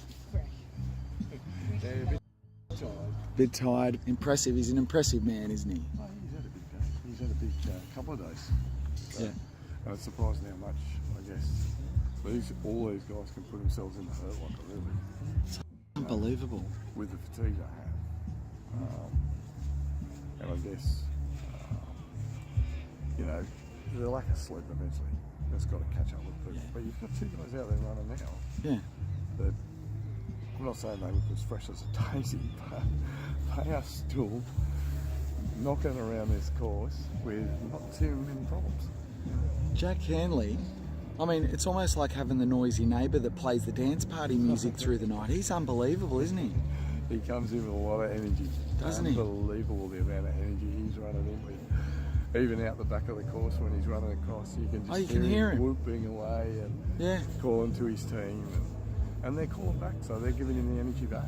You know? And did you see, like, I couldn't believe it. I don't even know what day it is. It might have been morning 2, it might have been yesterday. I don't know when it was, but I looked across at one of the guys in the box and I said, is that bloke having a durry out there? Yeah, not what you call ideal athlete. Nutrition, put it No. that way. But yeah, If it works, it I works. don't know how he does that. Unreal.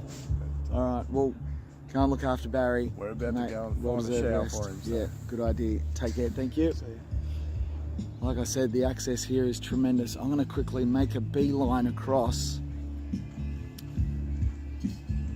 past. That's Jimmy B and the White Kenyans tent. They'll be resting up, and deservedly so.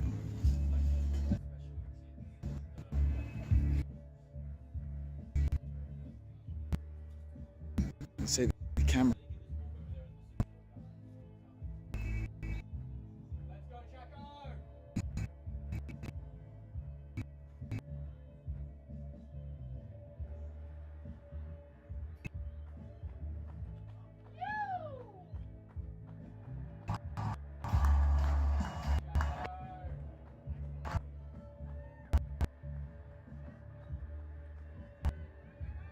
Back later. You're gonna love watching this back. There's so much support for you, man. So good. Well done.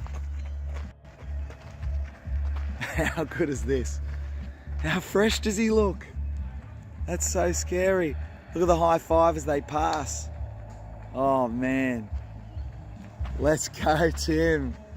How you doing, buddy? You're still smiling. It's so good, man. What else are you gonna do? What else are you gonna do?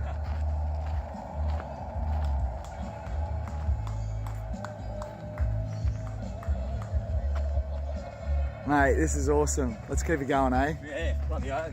You look good, man. See how far we can take it indeed.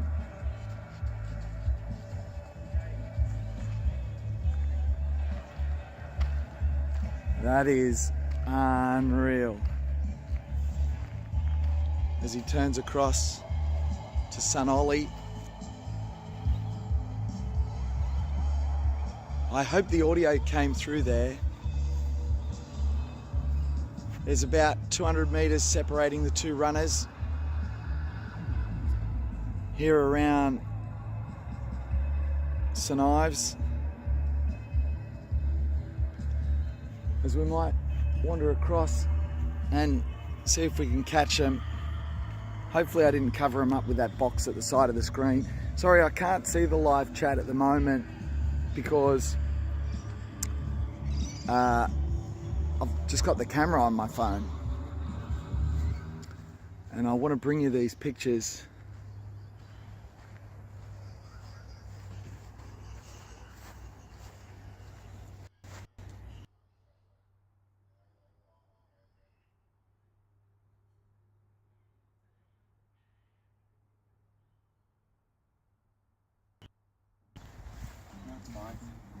Oh, I thought I heard an echo with my voice there bouncing back. So I turned off the mic, but I've turned it back on. How are those pictures, mate?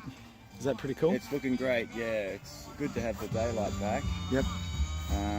You know, to get coverage like this of the runners, you know, is amazing. Like, I don't think I've seen another backyard ultra being covered like this from all angles, from above, from behind, and all around, you know. The team's done a wonderful job, you know. From the drone shots at the start through to 71 hours later, we're still on it. And like Jack Hanley. Yeah, mate, Jack Hanley, talk about being on it. He is on another planet. He's next level, isn't he? Yeah, it's something that it's surprising, and each time you come to a backyard ultra, you meet new characters, some old faces, but you know, when you see someone like Nowhere, like, really, he's done one backyard ultra before, 30 odd yards, and you know, listening and talking to his crew, I don't think he had that higher expectations. And some people are just built and made for this. and he's obviously won. You know, we've got a new backyard ultra superstar. You know, he's on the Australian team. You know, it's crazy. No one would have thought that 12 months ago. No. 6 months ago, 6 days ago. You know, I wouldn't like to be number 15 on the list at the moment because you've just dropped down. Well, this is what's happening. So Ben Nichols has been displaced. Yeah. Barry Keane was at the bottom of the list. Yeah. So now he's still at the bottom of the list, but he's just lifted his position up. Actually, he might have crossed over someone else at 65 possibly, because he did 66, didn't he? Okay. So I'll have to double check when I get back into the laptop. Yeah, but, that will keep on going. There's a few more events that the guys can do, and you know, who knows, it might be the high 60s, 68, 69 to get in the team. But you know, it's, as I think I've said during the broadcast, there's only 5 backyard ultras that have gone over in Australia that have gone over 70 yards. So they're going to have to create history now to make the team. So there is, I think, another silver ticket though. So you might only have to run 40 in the silver ticket. So it's a bit of an anomaly, the silver ticket races. So whether you agree with it or not, that concept, it's one that Laz introduced. It is part of it. So I'm not sure what the silver ticket race is coming up next, but there might be a few people on the cusp who might have to go out and do it again if they want to be at the big dance. Gonna have to pack the car and go for a drive, aren't they? Well, yeah, it's going to be like that. So one thing about putting on a backyard ultra and working with the local council is this is a public facility. We've booked out most of the grounds till Thursday, having high hopes. But we've had 20 youngsters turn up for their soccer training, which was scheduled for the Western Oval. The Western Oval is also the oval the guys will be running around next hour, where the aeroplane field is. So we've managed to move them into the car park. So soccer training, if anyone's watching at home, guys, this morning is on the front end of the arena there. So don't bother trying to drive around. There's already, it must be school holidays still. It is. Oh, well, I think there's staff development days going on. Okay. So, yeah. So yeah, there's 25 youngsters kicking the ball around near the track now. So hopefully an errant soccer ball won't go on the track, but it's just the beauty of this location we're in. So good. Mate, Dave, I'll let you wander off. I'll get back in the box. Okay, PK. I'm going to try and get some of these Instagram videos up onto the Nice. live stream so that people can see some of those too. We're figuring it out as we go. Oh. We've gotten better over the few days. Like even this sort of access with the camera. I just literally just wandered in and saw Barry and then just walked into the tent and sat down with him. And it worked well. It worked well, yeah. Yeah, you were watching. Could you hear it okay? Yeah. It went off for about 10 or 20 seconds. But Yeah. It was fine, yeah. How good? Yeah, you just got to learn how to aim.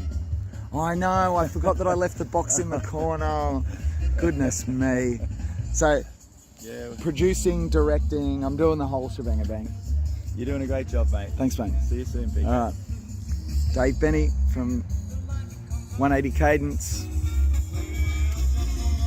As we go for a little walk back. As a matter of fact, just to give you an idea of how close everything is around here,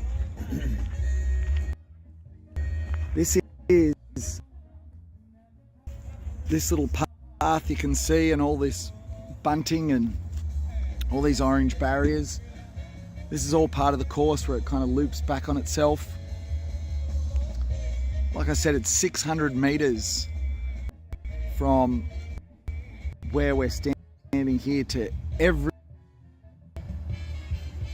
It is not a huge distance around, so it's why it's so spectator friendly.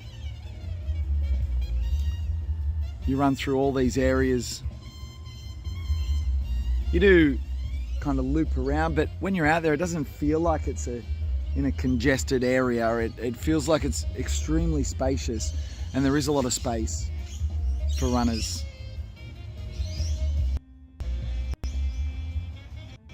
Such a beautiful location.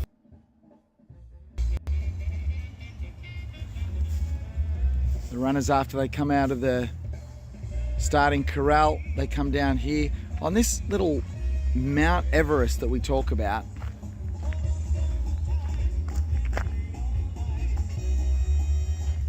Just to give you an idea, as you approach the starting corral,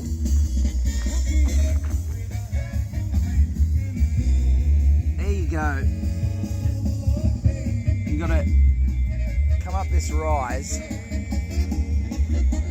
So you can see at eye height down here, I'm about the mid-height of one of these barriers, and as we walk up you can see how my elevation changes up here. So it's a good metre and a half that you have to rise in order to get to that start-finish area. But when you're starting a yard, you look straight at the kitchen. That's us, that's the kitchen there, where we've been cooking some superb stuff. You come down and around the corner and off you go. You run around the outside of the showground for about a third of the showground. Just goes around the edge of the track. And then you can see just off in the distance there, you can see the little white tents. Oh, hang on, white tents.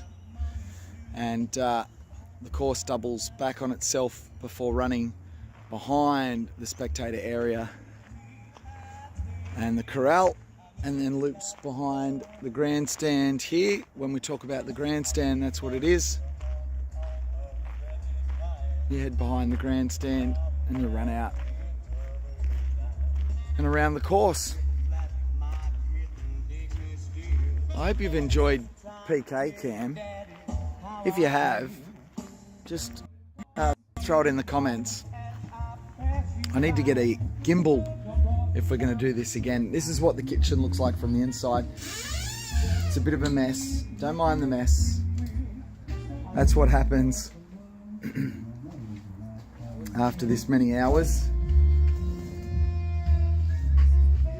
This is the view from inside. We've got to get the Lumina boys to change the light on that other shot. We will get that happening very soon.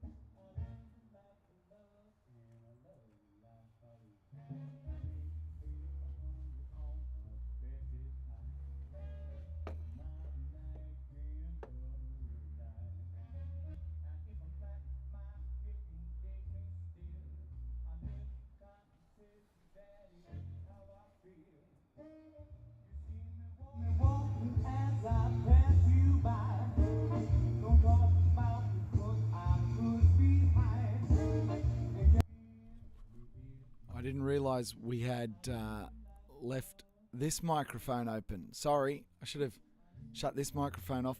Hopefully we didn't cop a little copyright strike there. I've got to turn off the audio on the PK Cam. Give me a second.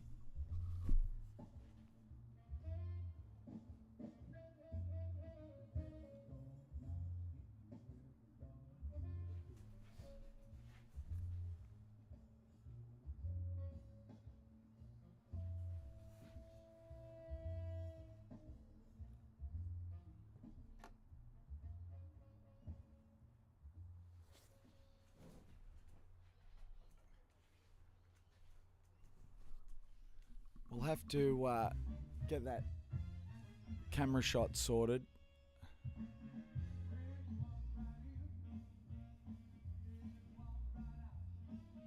Let me just duplicate this shot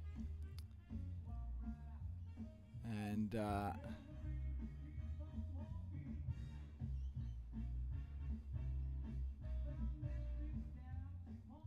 PK cam. And we're going to do a version with the...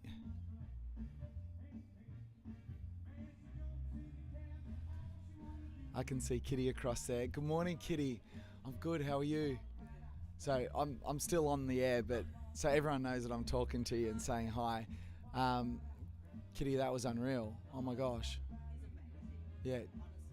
Yeah. Did he have a rest? Did he have a rest? Yeah.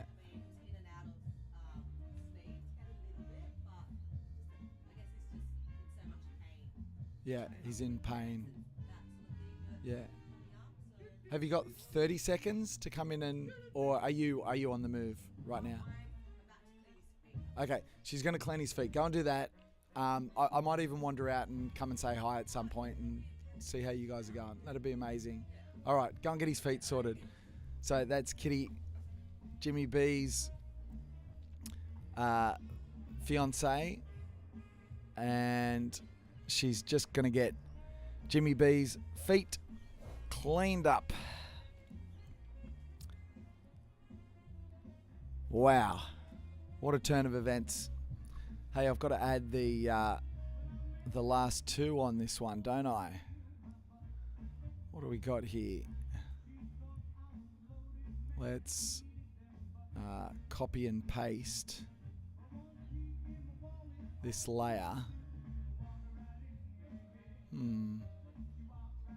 Why can we not copy it? I don't know.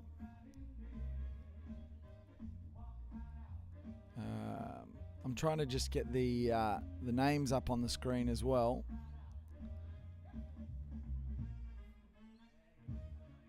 So at home, you can see who we've got left. Here we go. Let's copy, and in the simple peak cam, let's paste.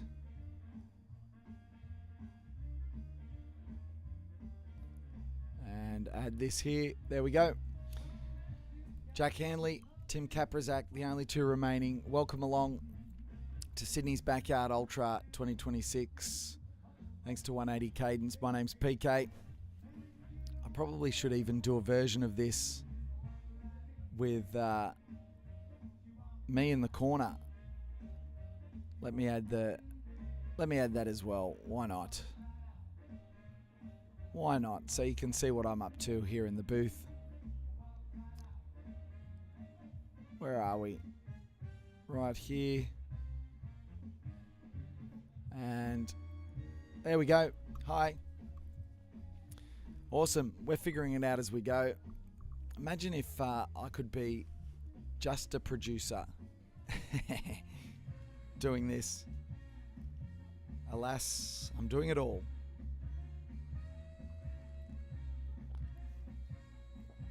Oh, I've got my peppermint tea.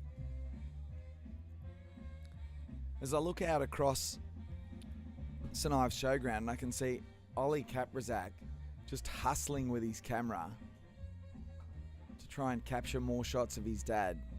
It's incredible what those guys do. I hope they watch this back and they can be so proud of the hustle. I'm blown away. Like, I work with a lot of people, and I have over many, many, many years. And it's so hard to find people that hustle. The Kaprizaks hustle. Respect, mad respect. As Tim Kaprizak cruises around behind us, behind the grandstand. He's only about 20 metres in front of Jack Handley. Crazy running man. He is your other survivor here. There's just two left. Two left here at Sydney's Backyard Ultra. If you're wondering what happened, well, we had an exciting few hours, didn't we? If you were here, even I was trying to get some sleep. We had Ryan Crawford picked up on course. He was just absolutely cooked. And then Michi Mizuno struggling with a foot issue that the medics were unable to treat. It wasn't blisters, more like calluses. And then Barry Keane went out on the next yard, and you got to hear from him just a moment ago. The access you get to the athletes at an event like this is just it's what makes it so unique. And something that's pretty cool. I'm just going to point something out to Alex. He's just wandered into the booth as well. How cool is this? So the main camera is like massively overexposed. The Luminal boys will fix it, but while we're waiting, I just put up the PK cam. We still get our picture. Still got this, so yeah, we can still run it. It's like, sweet. It's pretty cool. Stuff that we're learning here is pretty cool. We're learning on the fly. We hope you're enjoying the live stream, but look, we need you to share it. The only way we can bring stuff like this to you is if you're liking and if you're sharing this sort of stuff. So can we have a bit of a like rally? If you haven't clicked the like button already, just click the like button on the stream. I want to see that like counter pick up. I want to see a few likes get added.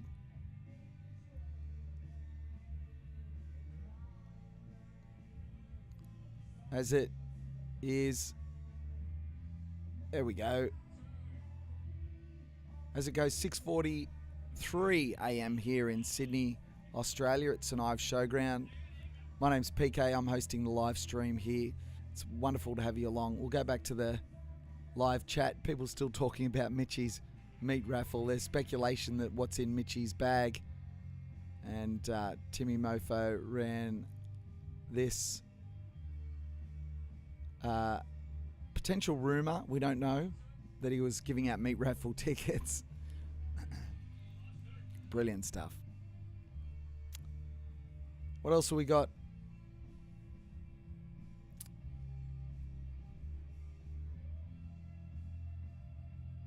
All right.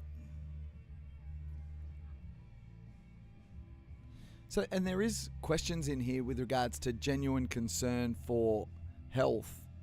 And it's a fair question. Just know that all the athletes are monitored constantly. We have medical team on site and they spring into action whenever anything happens. Of course, we're going to have some minor issues, people putting themselves to the absolute test. Touch wood, everyone's well looked after. We've had people end up going in for observation, like Daryl Tollett yesterday. Absolutely buried himself 50 yards, but you know, he was A-OK, well looked after by the medics, went for observation, he was fine, he was back here a couple of hours later. No problems, can't stay away from the place. Shout out Daryl, I hope you're sleeping, mate, but I'll catch up with you at a Mind Over Miles event soon. What else have we got here? This is an interesting one. Nanya says, it's actually Nanya Business. What a great screen name. Says, I heard the cause of Chuck Norris's death was finding out what was in Bagman's bag. Possible. Very possible. The people most likely to have a heart attack are the ones watching the excitement unfold. It's so true.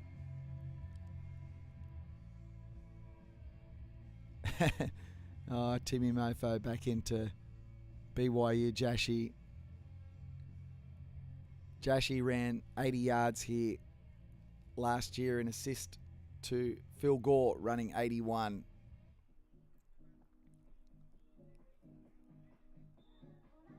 So David's saying, I think Tim is winning this. He's looking strong.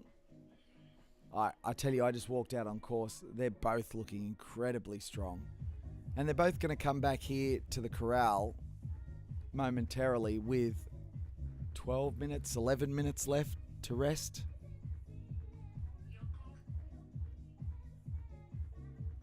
What else have we got going on here in the chat?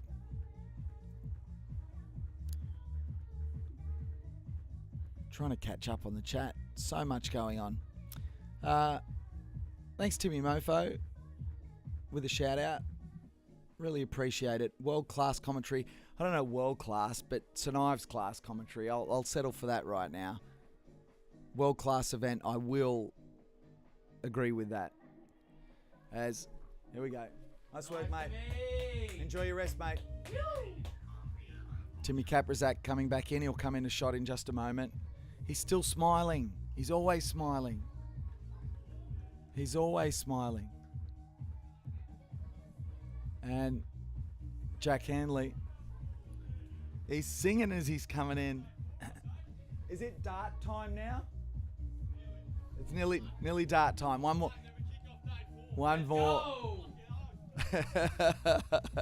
Jack Handley comes in. There's Jason to meet him. Look at the energy. No wonder they call him crazy. Crazy running man. What a legend. Walks back in, lowering the heart rate. Jason, his crew there. Fist pump. And where's he off to? He's grabbing some water. I think he's going over to Tim Kaprizak's tent. No, he's actually going across to see Glenn and Jimmy B. He's seriously he's not even gone to his own tent. He's wandered across just to check in on Jimmy B. This is craziness. You've got such limited time. No wonder people want to be around him. And then he turns around, he strolls back to his tent like he's got all the time in the world. Strolls over, hands off his water bottle to Jason. They're still having some banter. He's high-fiving. There's hooting and hollering. His crew's having some darts there. High-fives his uncle. This is unbelievable scenes. Talk about the tale of two runners brought together by these incredible strands of what is running. There's singing going on in his tent. This is when I turned up yesterday, just before they went out for 200 miles. The scene is exactly the same before they go out for 300 miles. This is extraordinary. So with the Backyard Ultra, you've got to run 6.71 kilometres every hour on the hour. And if you get back early, you take that additional time that you have available to rest, relax, recoup, recharge, whatever it is. Or if you're jacked, you come back and you high five, you check on other runners and you sing and you hoot and you holler. It's unreal. Who knew? Nick saying, let's go crazy running man. I'm catching up on the chat. There's heaps to go. Heaps to get through. The Lumina boys just rocking back in. Hey, I've got some pretty cool news. Yeah. So the camera's way overexposed. I don't know how to fix it. But hang on. Check out what we're broadcasting. Wait, how's that happening? Figure it out. You'll figure it out. It's your phone. PK cam. Yeah. Let's go, brother. How good's that? Put on the PK cam. And the picture looks great from the phone. I'll set this up, but if you want your phone. Yeah, so I'll take the phone out in a second. You know what? I might quickly grab it. Maybe next yard I'll go over and I'll see what's going on in Jack Handley's tent, in his gazebo. Well, they're off the hook. I was just chatting to him as he came through, and he said, he was chatting to Jimmy B actually, saying that he was struggling a little bit on those last few, and like the way he's saying it, that definitely means something, even though he's been nonchalant about it. But he is, with the sun up, like stoked, ready to rock and roll. So could be here for a while, PK. Yeah, he said, like, let's get into a new day. Unbelievable. So I can, where are we? We want to switch back to the better camera. We want to do this. Oh, lovely. Seamless. So imagine this, right?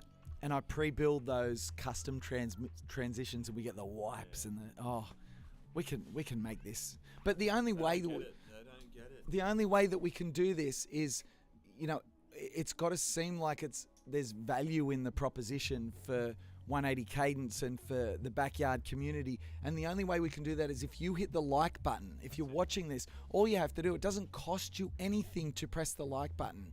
It doesn't cost you anything to share this. If you don't think it's that good, well, sure, fine. But people in the comments are saying how incredible it is. Share it.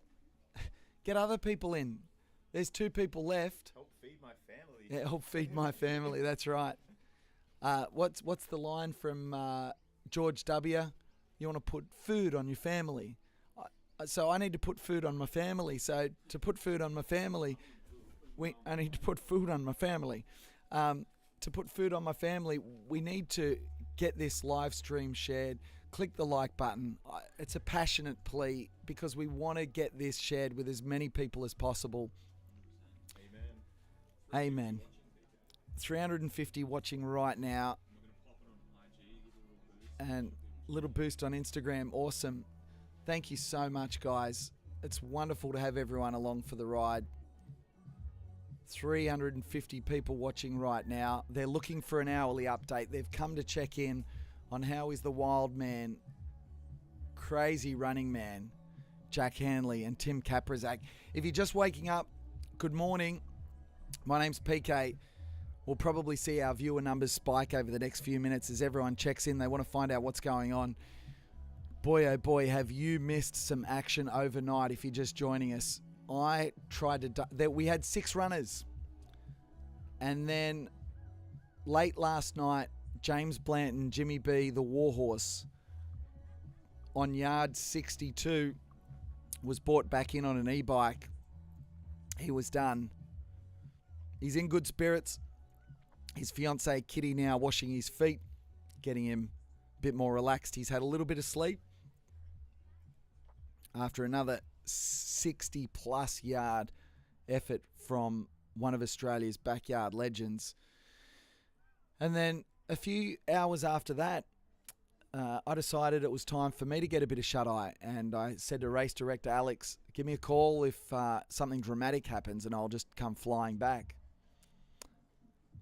Thinking that of the 5 remaining runners, there was no chance anything was going to happen in the near future. Well, PK gets, my watch, I'll tell you in a second how much sleep it thinks I got, but it must be an hour, maybe an hour and a half of shut-eye.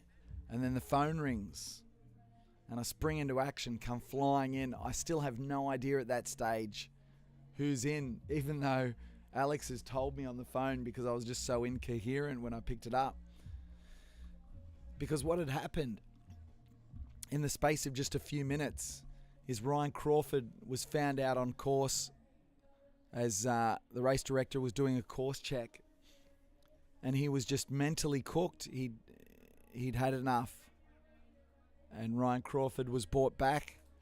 And very shortly after that, crowd favourite Michi Mizuno Bagman made it halfway around and he just walked back to camp. He'd been struggling with a foot issue. The medics tell us it wasn't blisters, but something callus related. And at the start of the lap, he spent several minutes trying to look after his feet. And he just couldn't get comfortable. And so Michi Mizuno was done. Went out on yard 66, couldn't finish. So Ryan and Mitchie, 65. Barry Keane made it back for 65 with a new PB. He made it back for 66. And then he went out on yard 67, sleep deprived. And he had a nap out on course. Was called by his crew because it was a bit late to the timing, Matt. He was in good spirits, but sleep deprivation got him. He had a sleep on course, was found by race director Alex. We knew where he was. It wasn't found by him, we knew where he was. And he was picked up on the e-bike and also brought back. In good spirits. If you've been watching, you would have seen I ducked into his tent as the 3-minute whistle blows, which means we've got 3 minutes before 2 runners embark on 300 miles and 3 full days of running, which is just absolutely mind-boggling. How long can this go? We do not know, but we're going to find out. So that's how we lost Barry. And it left us with two a couple of hours ago. Jack Handley, the crazy running man, and Tim Kaprizak, host of the Better By Next Week podcast with his son Ollie, winner of the recent Hardcore Harry's challenge, where he ran 1 additional kilometre per day for the year, starting at 1 kilometre on January 1st and winning with 83. 83 kilometres, 83 days later. But remembering after he ran 82 the day before and 81 the day before that, he also had some time constraints in that event. But meanwhile, you got Crazy Running Man. He's run 100 Ks a day in 100 days before. As Dave Benny announces on site that the boys are about to head out for 300 miles. And when you consider that Jack's PB before this was 33 yards or 220 kilometres, 220 kilometres, now up to 300 miles, 476 kilometres already. There's 1 minute to go, as I'm going to rise in the box. For those of you watching at home, I hope you enjoyed that rundown. So much to talk about. As Jack stands in the corral, I can see Ollie Kaprizak with the camera waiting for his dad. He must be so proud.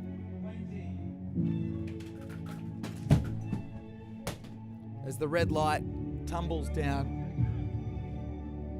we've got 10 seconds, but Tim Kaprizak's here.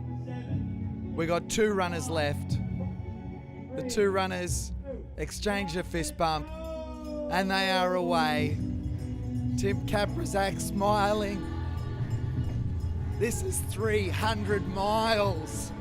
Look at the boys. Look at the boys as they head out.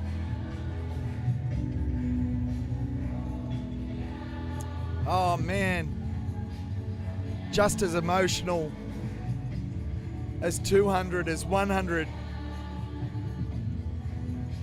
You can see how much it means to both of them.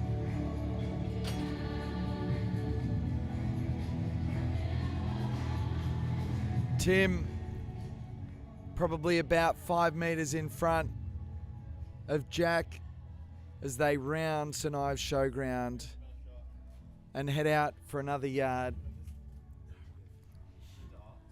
Wow, you're watching Sydney's Backyard Ultra for 2026. St Ives Showground. My name's PK and I'm here with you every step of the way. Unless I need a comfort break or a cup of tea. I think we're all going to need a cup of tea as I'm just watching the replay of me acting like a pork chop inside the box, watching the boys go out. Geez, you get invested in this, don't you, Josh? It's so good. So Jack did have his morning dart, we can confirm.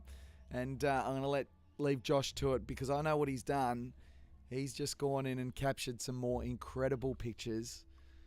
And now he's already got the SD card loaded into the laptop. And he is cooking in the kitchen. The burners are on. The oven is preheated. The ingredients have been chopped. And now Josh is going to put something together for you. Check it out on Instagram, 180 Cadence, Sydney's Backyard Ultra. In fact, Sydney's Backyard Ultra is the account that you want to be you want to be on. Follow those Insta stories. It's growing. Have you got some numbers for me, maybe? I know you've got some content to turn out, but we got to find out.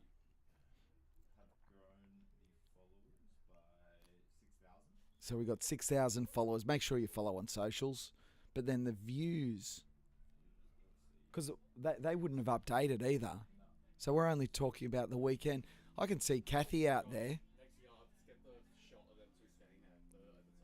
So 4.4 million views, not counting yesterday. And I've got 431 watching the live stream. Where's my 4.4 million? These are the diehard dedicated on the live stream. Yep. Yep.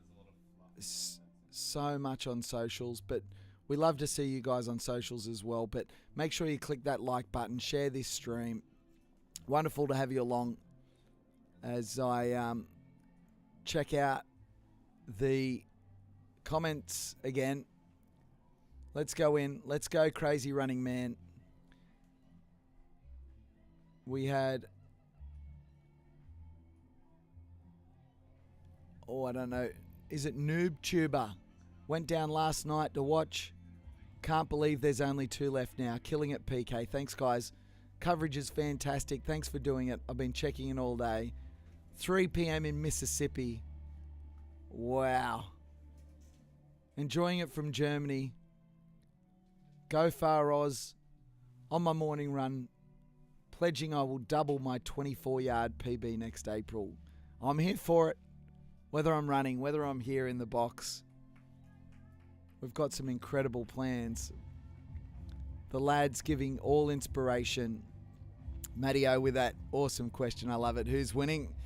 Jack Hanley and Tim Kaprazak. 2 remaining. Wonderful stuff. Coverage is fantastic. Thank you for your sleep sacrifice, PK. I've had this on like a radio today. Brilliant. That's what we love. Put us on in the background because, let's be honest, when they're out on the yard, there's not much going on here. Just me giving you updates. But once you put us on, turn us on, keep it on. When you head to work, put it on in the background. Every hour, pop in, see what's going on. But I will make sure we have eyes and ears on the ground when anything happens. I just realised I had my PK cam just still running there. I've got to turn that off and put it on charge. Give me 1 second.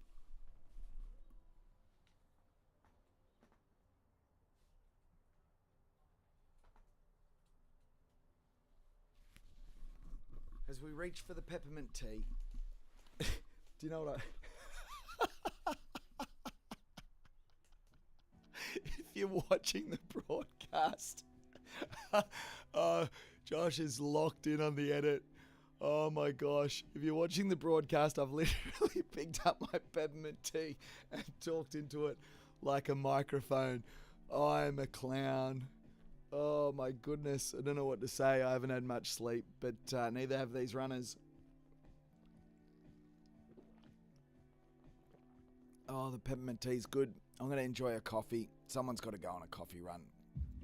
The tea will do nicely, but a mocha or a cappuccino, I think will be perfect. So let's go back to the comments. You guys are keeping me so amused, and it's fun. The comments make this the best.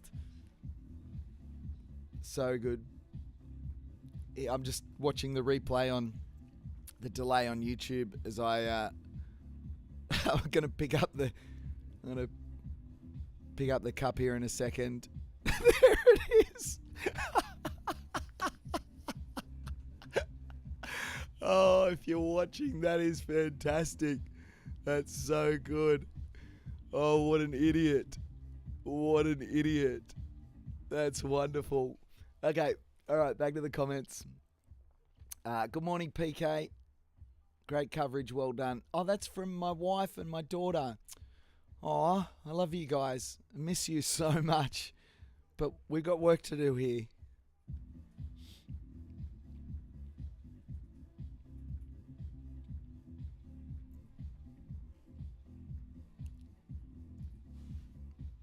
We got a story to tell.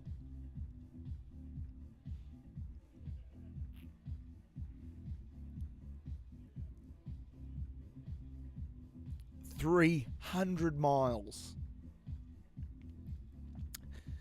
72 hours. Jack Hanley, Tim Kaprizak. I'm in awe. And I'm a blubbering mess again. That happens. Wow. Will this be the last lap on the night course? Yes, it will. Yes, it will. This is the last lap on the night course. I don't know when that comment was, but it'll be the last lap on the night course now. You're going to have a chat with me, Dave. Joined in the kitchen by the one and only Dave Benny, 180 Cadence. Mate, thanks for coming in. You got woken up early this morning too. Hang on, you got to hold the mic yourself. I'm not doing it for you.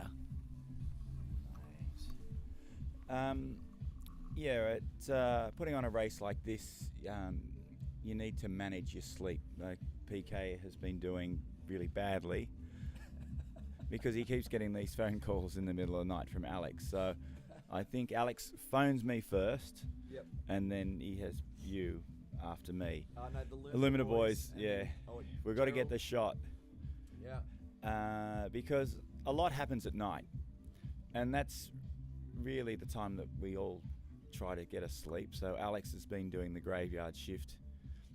We've got Adrian, we've got Ron, but you need to balance this. We've learned along the way that we've got to have a schedule for sleep. You know, we just can't just all be awake all the time, and someone's got to take one for the team every now and again. So Alex has done the night shift, and the day and the night and the day and the night. So if he was getting paid per hour, he'd be up to 72 hours straight pay. The way he's been going, it's great to be young and enthusiastic. He's the Jack of our crew, keeping it all together. Just like to make a couple of community service announcements. The council has double booked the oval, and we've got soccer going on just over there. It's an entertaining game between Villarreal and the opposition. I'm not sure who they are. It's Villarreal versus Villarreal A and B, apparently. Yeah. So they've taken over the southern end of the car park, which is great. Just a shout out to the men's shed. I'm sorry again, lads. I'm glad I let you in with your timber so you can work on the tools today.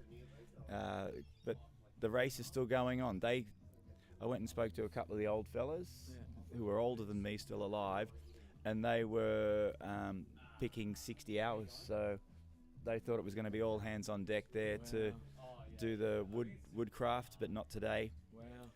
Wow.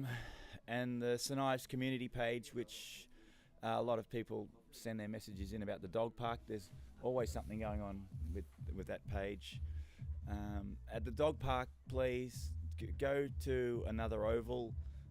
The race is still going on, and it's going to go on all day by the look of it. These two, it has to end start in an 8 now, I think, because we got to 72. This is 300 miles. Yeah. We've got medals for the runners, badges to put on their medals for the 300 yards, which is quite an achievement. We'll get their family member or crew to present that to them. It's a big deal to go 100 miles. It's an even better, greater achievement to do 200. But when you get to 300 miles, there's not many people who've done that. And these guys are certs for the Australian team now. But it's personal pride. They don't have to go on. There's no prize money. If they stop now, they could maybe go running again in 2 weeks.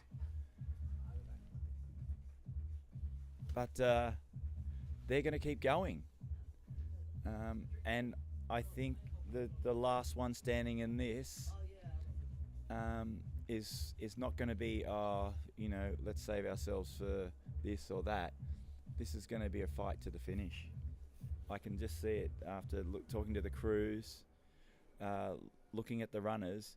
They're not just going to go, no, I'm happy with that. So we could see something very special like we did last year with Jashi and Phil, where the last pair went for 18 hours. And that race finished in the late afternoon on a Tuesday. That's right. So I'm hoping it finishes in the afternoon and not the evening. It's just more palatable for the cleanup. I'm not doing anything today. I've just heard it here from Alex. There's no cleanup today. He's looking, if there's anyone out there who has a labour hire company, if someone needs a few hours work tomorrow, we've got it. Okay, it'll be manual labour. How much an hour? 2 or 3 people. That's Price on application. Yeah. PK's taking offers in the feed there. So if you're from, I've got $100 cash in my pocket. no, that's not going to go far. So yeah, if you're in the area, if you want to volunteer, get a free race entry to next year's race. Imagine putting yourself through this. You could do it for free. Others pay $250 to run more than $250. Wow. So we've got the money in the bank to pay 2 young fellas or 2 females, whoever, want to turn up, move some barricades, clear the course. Just Dave and I aren't doing we're sort of getting tired. Cooked. I think this is why we're in the kitchen. So it's been an amazing event, PK, and it's the gift that keeps on giving. So I'll just hand it back to you. We've ordered you a mocha. So hopefully Ron Dog will have that back here shortly for you, my friend. Don't suppose there's breakfast on the way, is there? No breakfast. No? Breakfast, coffee. If you want breakfast, you can leave and I can continue this charade. I don't mind that. I've got some Sultana Bran upstairs. Oh. If you want some of that, quick and fast, Oh. rather than a bacon egg roll or whatever. We're on our 6th change of medics have just kicked in, so Wow. their schedule is very thorough as well. We've had a medic on site, in some cases 2 the entire time, for emergency or foot repair, or band-aids, whatever a runner needs to get them through, except a few things. They don't have a green whistle, or I don't know. I'd like the green whistle one day. Have you ever had the green whistle? I've never Have I? put myself in that position. I need a green whistle. Looks fun. After it, yeah. Yeah. Yeah, not needing to have it. I don't want to, yeah. I think today's conditions will be more favourable for the 2 athletes. The cloud cover will keep it a bit cooler. No UV for them to deal with, which they've had 3 days off. I think that the bagman may have started to suffer from, the not only jet lag, but the transition from a winter to a summer type of condition as well, as we sit here in our summer singlets. Yeah. This is ideal weather for the bagman. It's been great having an elite international runner here. The fact that he had his crew fly in from New Zealand to help him out is just a sign of what this community is about. Yeah. And you'll see a lot of the crews, like James's crew, have come down from northern New South Wales for the week to help him out. If you ever watch the movie, the Ascension video, you'll see Glenn's features in that. But the runners can't do it without a crew, and you have to have a good crew. And I thought Ollie would suffer overnight being a lone hand versus the disco party in tent number 12 over there that just kept the gift that kept on giving over there. Jack has got an amazing crew. I know you spoke to one of his crew members earlier. Jason, and also this morning his uncle. It's just, it's a great family get together for those guys. So I'll let you call this because there's a bit of walking going on. Yeah, I can see Tim and Jack making their way back around behind us here as they'll come onto St Ives Showground and do the turnaround. Thanks, Dave. It's not unusual for them to walk across that part of the course. That's been pretty standard for a little while. Yeah, it's been pretty standard that they walk there. I'm going to give you a bit of crotch cam as well as I turn the camera around. What's everyone going to do without PK crotch cam in their office, in their house? As the boys go past us, you just saw actually out of the left-hand side of the shot there, that was indeed Jack Hanley going through. As there's Dave that's just popped in front of the camera. Always talking to Alex, communicating. They run an incredible show here. Very impressive. Let's go back to the comments.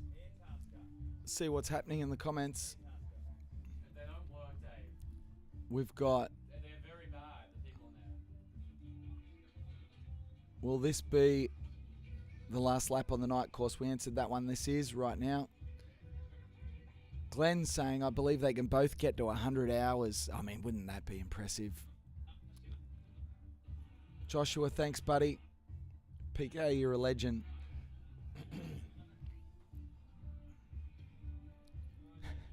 Timmy Mofo. Oh, he's been trolling the chat. The second highest total for any Australian is 100, so if they do more than that, they will be in first place.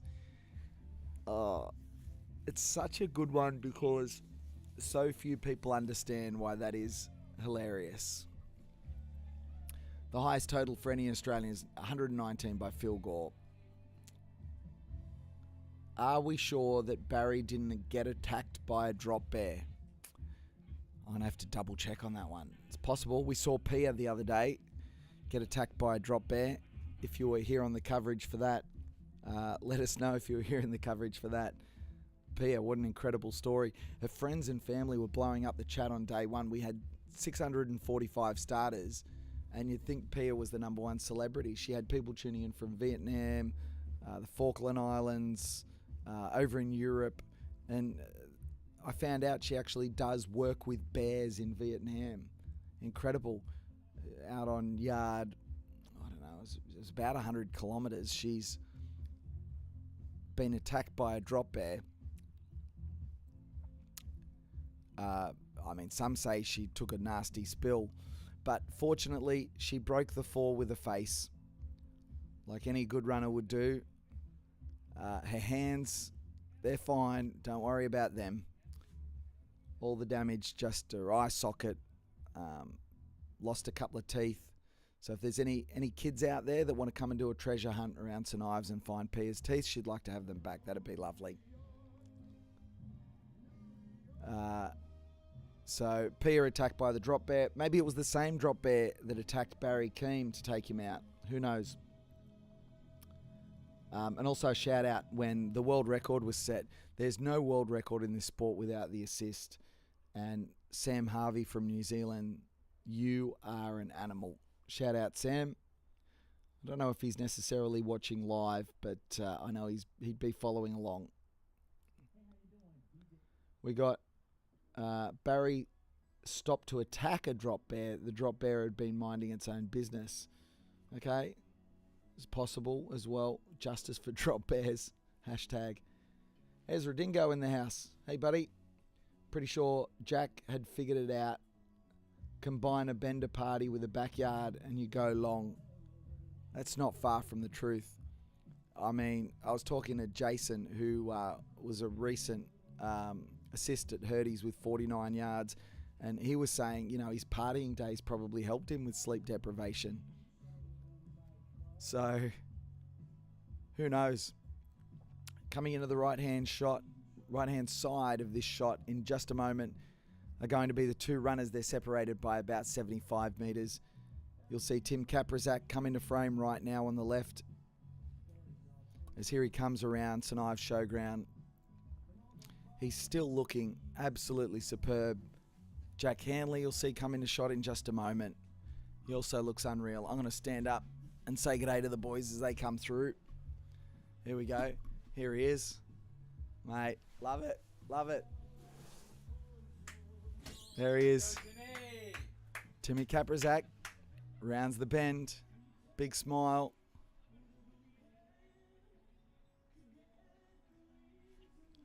Here comes Jack Hanley. How good is that? Just the high five. Chopper! Oh, he has a little stumble. Don't do that, Jack. As he goes around the cone. And I give you crotch cam here first.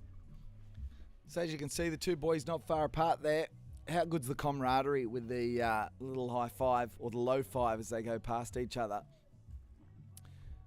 As we'll move those barriers out of the way. I might keep the camera facing that direction though, because just behind where they're running there is the road, and now that it's daylight, when they go back out of the showground, you'll see them pass by that area too. So I might just leave the camera on that spot. It'll probably take them about roughly, I want to say 8 minutes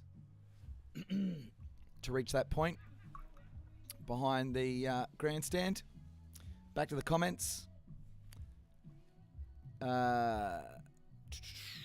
Any chance of rain? We just had a few spots just recently, but there's blue breaks in the sky. I don't think it's necessarily supposed to rain. There has been like showers in the forecast, but it's been pretty good. Yard 72 right now. That's the start of yard 72. They're on. Yeah, so they're on 72 now. Yeah. No worries. I went to bed last night thinking I bet it's still on when I wake up, and I wasn't disappointed. Go Jack and Tim. How good's this? I'm just reading the comments on the YouTube channel. Get in there, hit the like button, share it with other crazies. Wazza into Tim. Is it the Tim that won Hurdy's backyard, or is there another Tim running backyards in Australia? There's no other Tims running backyards in Australia. Timmy Mofo, he's your man. Hurdy's winner. He backed it up with a great run. I mean, he's a modest dude, but I'll blow his trumpet for a second. He came out this year and 4th place as defending champion. It was a then new world record field, but we have blown that record field apart here. The world record belongs to Sydney's Backyard Ultra. 645 runners embarked on this journey. There's 2 remaining, Jack Hanley, Tim Kaprizak, at 7:25 a.m. on Tuesday morning. We started running at 8 a.m. on Saturday morning. As I can see off in the distance, Tim Kaprizak, his son Ollie, running and getting some shots alongside. That kid has got more beans than a can of baked beans. He is so impressive, that kid. Crewed his dad all night, just by himself. As Dave said, full dance party in Jack's tent. And then in Tim's, it was just Ollie doing his thing. Very impressive. Pablo Esquibra. I love that screen name. So good. I'm convinced PK hasn't slept. I have slept. Come on, we've covered this. You know that I'm well rested. In fact, is it time to have a look at my watch and see what my sleep stats are? Let's do it. So currently, let's have a look. Okay. First of all, it says good morning. 7:26 a.m. Let's scroll up for our morning report. My training readiness is low. Listen to your body, it says. Good advice. All right, my recovery time, 0 hours. I'm fully recovered. Hey, there you go. Does that mean I'm ready for a run? Today's suggestion, a base run, 6 minutes per kilometre for an hour and 15. Well, if they're still running here, I'm not going to get that done. Watch. Let's have a look at my HRV status. Yeah, not good, folks. Unbalanced. 31. Unlucky. Let's have a look at what sleep it thinks I got. Weather, 15 degrees, it says. Still school holidays for my kiddo, and my message is believe in yourself. There was nothing about sleep there. I'm going to go to my phone. I don't know if it realizes I had a sleep last night. Let's check it out. Does it realize I've slept? I don't know. How do I find my app? I've got to go in and click and stuff. Okay. Let's do this. I know you want to find out what's PK's stats on his Garmin. Everyone wants to know. And by everyone, I mean no one except me. But that's fine because I've got the microphone, so I can do what I want at this point in time, can't I? How am I going with steps? Not that many, really. I've been kind of bunging around in the box here. I haven't done a weigh-in. I imagine that's not going to be good. Okay, sleep. This is what we want to know. Today, no sleep data. Oh no! Oh no! Oh no! Garmin doesn't think I've been to bed. I promise I did. I slept for. I swear, Your Honour. I must have. Surely I've got almost 2 hours. No. Yesterday, 5 hours and 6 minutes. Quality sleep score 61. Sunday, I got 3 hours and 10 minutes. I got heaps of sleep, way more than I thought. Just poor quality. And before the event started, I got 5 hours and 48 minutes. That was a good night's sleep before the event started. And the night before that, I got 4 hours and 14 minutes sleep. So I'm flying, folks. No problems. Does anyone care about their body battery on their Garmin? How's mine? Let's have a look at my 4-week body battery. I want to show everyone, and then you can tell me, is this normal for a body battery? Let's have a look.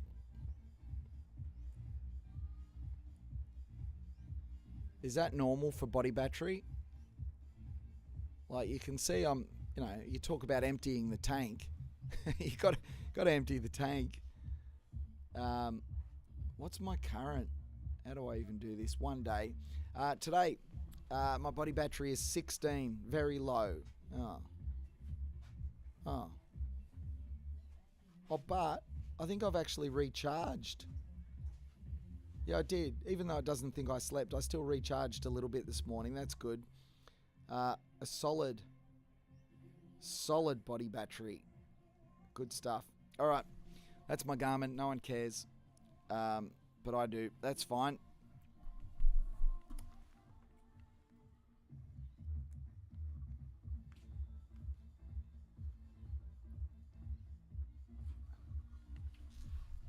Jack Henley, Tim Kaprizak, the only two remaining at Sydney's Backyard Ultra. 645 started. There are 2 left. 643 have gone home. As I go into the live chat, and it's not going to let me scroll back. Are you kidding me? Man. Oh, because I accidentally hit the expand button. It just reset my comments. Did it? Did it really reset my comments? Bugger. All right, so we can't go back too far. James, I don't have anybody to share the stream with, mate. Very good. Pablo, did we find out what was in Bagman's pack?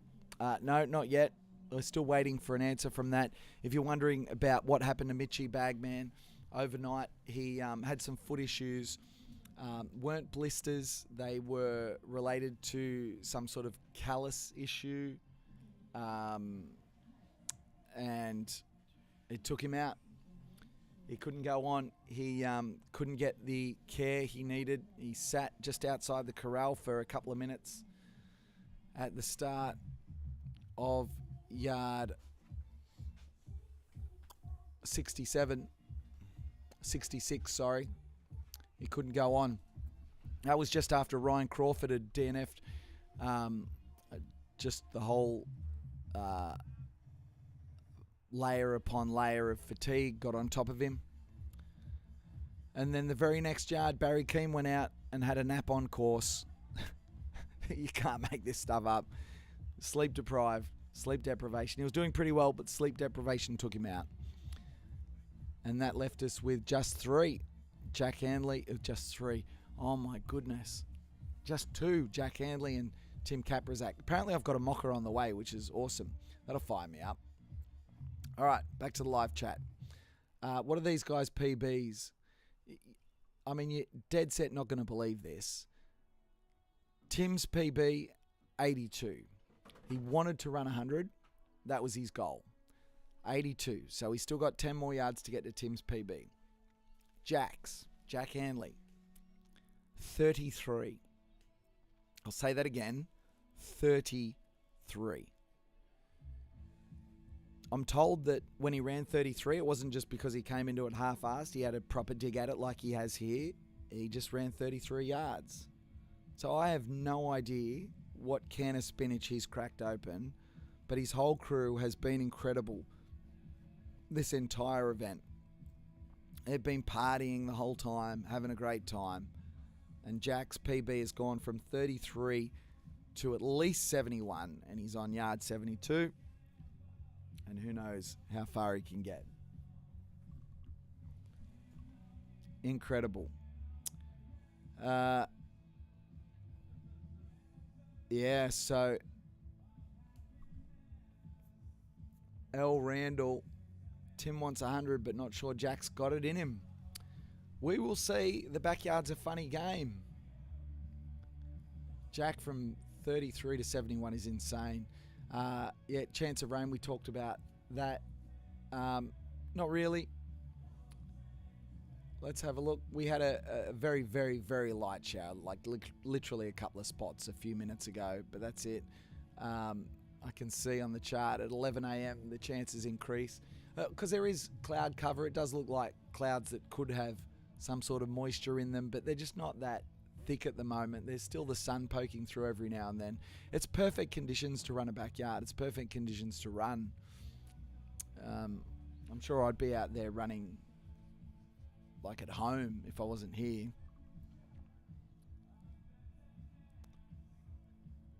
Are they on the route or in the boxes now? Boxes. Oh, as in transition. Oh, that would have been... Oh, I'm an idiot. I tell you, I've been awake for a while. So, yeah, so they were in transition when that message happened. But right now, as we speak, they're out on a yard. The time is 7:35 a.m. Sydney local time. The boys probably lapping at about that 50-minute range at the moment and having 10 minutes of rest. They're pretty evenly matched. They're spending about as much time as each other out there. One thing that strikes me is when I watch them moving out there, I swear to God they're moving faster than 50-minute yards. So they must be getting plenty of walks in. What do we got? If you're wondering about timings and how long they're taking on their yards, there's a pinned comment.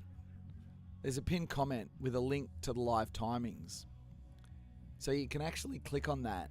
It's also in the description, live results. You can click on that link and it'll take you through to the same page that I use to see what's going on out there, which is awesome. So you should do that. LJC saying cloudy and chilly predicted. Oh, look, 19 degrees isn't chilly, depending on where you're watching around the world. What is 19C in F? Let's have a look. 19C in F. We're heading for about 66 degrees Fahrenheit today. For those of you watching that talk in Fahrenheit, and I strongly suggest you move to the metric system and Also Celsius instead of Fahrenheit. It's much easier. Much easier. Okay. What do we got here? Let's go Jackie Boy, Crazy Running Man, Andreas, Perfect. Dom in the house. Can't believe I missed all the drama. I know, Dom. Two legends still going. Enjoyed your Pato chat, PK. Thanks, Dom. I had a chat with Pato, David Patterson, host of the Backyard Ultra podcast last night. We must have talked for hours.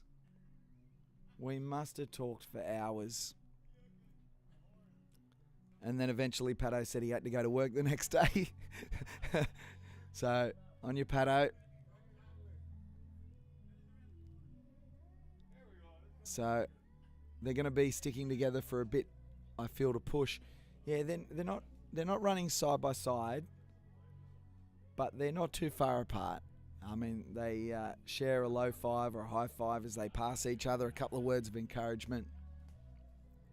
It's pretty good.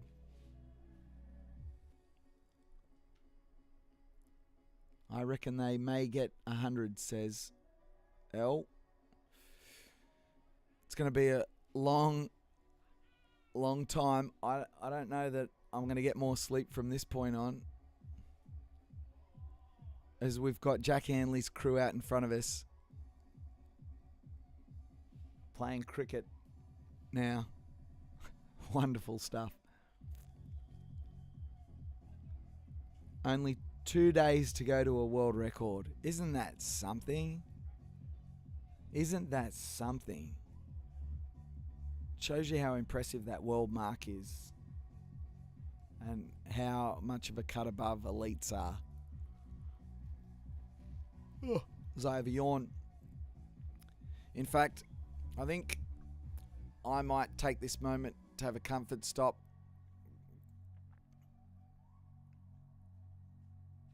Let's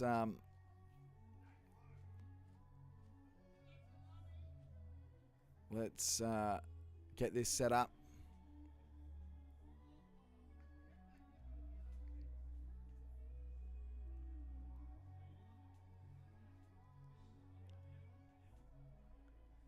Let's say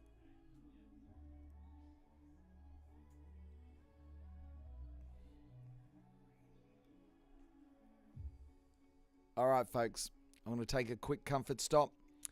Here at Sydney's Backyard Ultras, we've got 2 runners remaining.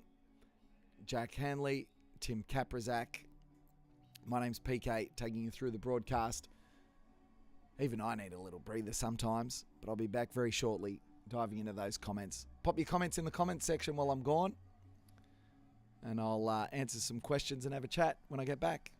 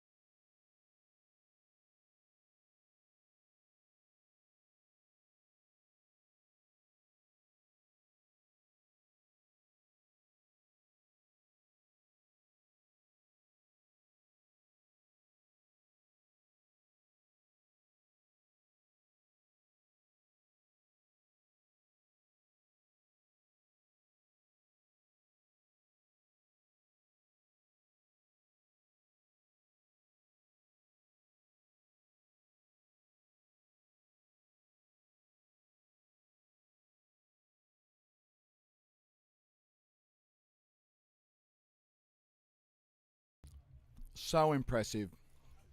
300 miles. I just realised I jumped into frame again in the shot, acting like a pork chop.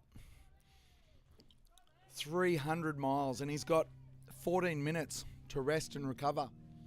I wonder if he's going to have a sleep. Tim Kaprizak, one of 2 remaining here at Sydney's Backyard Ultra. My name's PK, taking you along this incredibly emotional journey. A journey that started with 645 incredible humans willing to put themselves on the line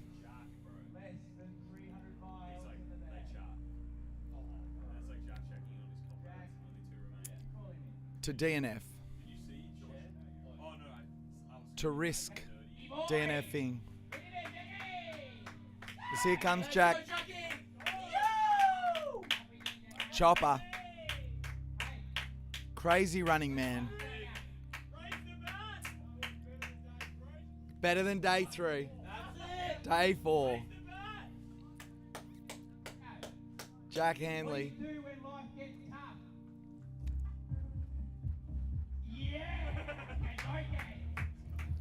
This is so good. Jason gets on the mic, hypes him up. This is so incredible. The scenes here are just so incredible.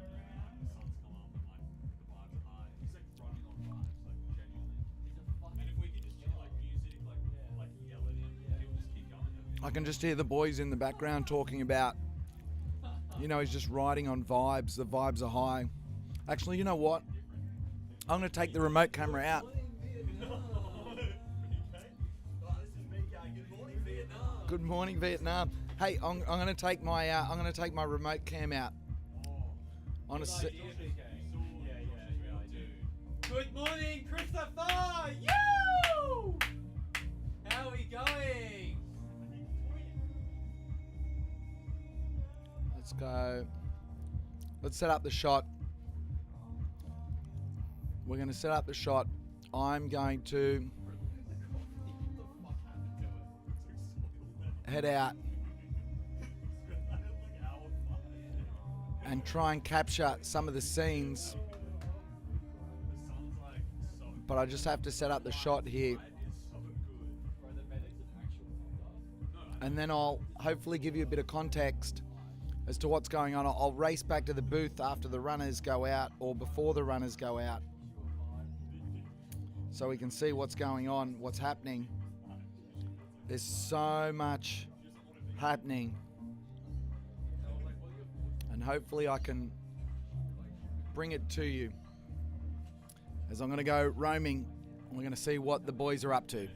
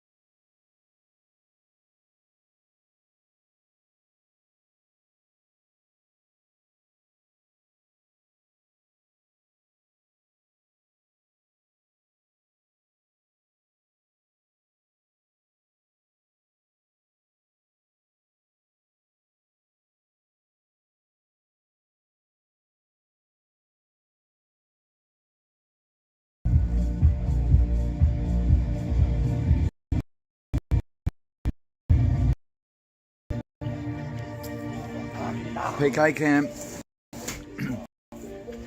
He's getting his wife in his eyes right now. You want to come and film? PK camp. As good morning, Sydney Backyard Ultra. So, just after I said, you know, maybe a couple of spots of rain, that's what we've got. There's a couple of spots of rain right now. As I go out, this is the finish shoot. Oh, if you were here at the start of the event, you'd know the emotion of this music. It's an incredible playlist. It's very cool. And then we come around, we're going to go over it, see what Jack is up to. Crazy running man. See what's happening. Hello. Where is he? He's not this one, I reckon. No. R18 plus this content. Okay, I might come back. All right, we'll leave the dance party, the one-man dance party in the change room. All right, he's getting changed. Jack getting changed. Let's roll across. 7 minutes. See if we can catch up with what's happening with the Caprazaks.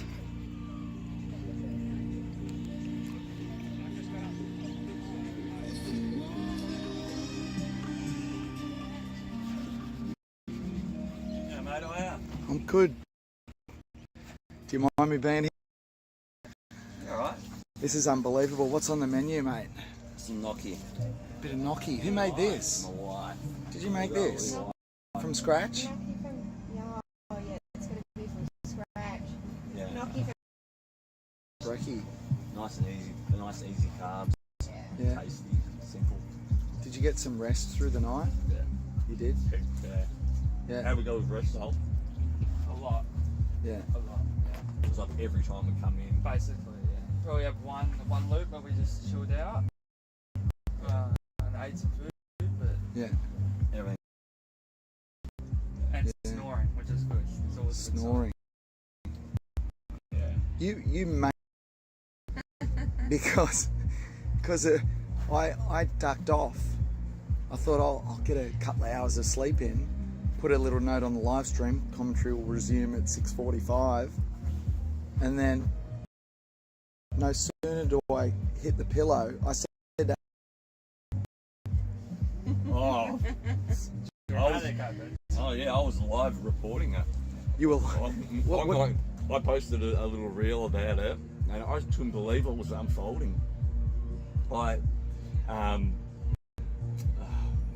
his name? Mitchie, yeah. So Mitchie would come up, he was coming towards me. I'm like, oh, dude, what are you doing? He's like, oh, I can't, I'm done. I'm not gonna make it. I'm like, keep going, man, you'll make it. He's like, nah, I'm done. He can't even stay awake. And I'm like, oh, okay. Then next minute, I'm like, where's Ryan? Bang, Ryan's gone.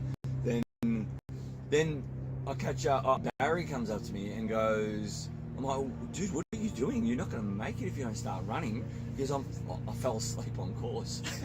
And it was like 18 minutes and you'd done like half a K. And I'm like, oh, you can still make it. He goes, how fast do I have to go? I go, 6 minute Ks, you'll make it. And he's like, oh, I don't know about that. And then by the time I got here, they were picking him up. All right, you keep eating. You can't talk to me, mate. We appreciate it. Everyone watching appreciates it. But you've got food to get in. I'm so grateful that you let me in to just see what's going on. No worries. You're killing no it. Worries at This all. is good. You and Jack are out there just absolutely tearing it up. Yeah, it looks like it's going to be a nice weather day. So Perfect day for running. Yeah. Nice overcast. Perfect day for running. Yeah. And there's some people in the chat that are also pretty impressed by a young fella here, like solo crewing you for throughout the night, getting all the content, all the footage, running around like a crazy man. Yeah. It's fun. That's right. Yeah. All right. I'll let you eat. See you guys. Thanks, mate. Tim Caprazak. Just amazing. His appetite's there. He's eating well. Wow, the music here. Crazy. Look at this. If you came here on Saturday at 8 a.m, do you remember what it looked like? Do you remember what it looked like? Doesn't it look different now? All the marquees are down. That's Barry Keames over there. There's Jimmy B and Ryan Crawford's just next to Timmy Kaprazak's. And he's the organiser. There's Kathy, Gerald. As the whistle goes for 3 minutes, so I'll make my way back to the box to give you all a rundown on what's happening. Hope you enjoyed that insight from Tim Kaprazak. I mean, he doesn't have to do that, does he? He absolutely doesn't have to do that.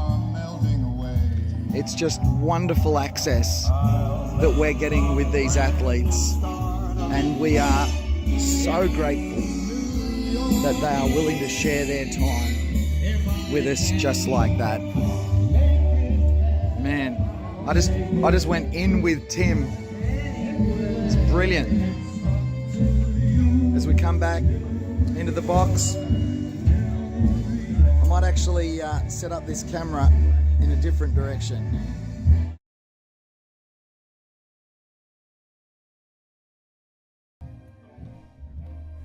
Hello, I'm back. I'm just going to prop up the PK cam in a different direction here so you can see the runners as they go out. Let's do this.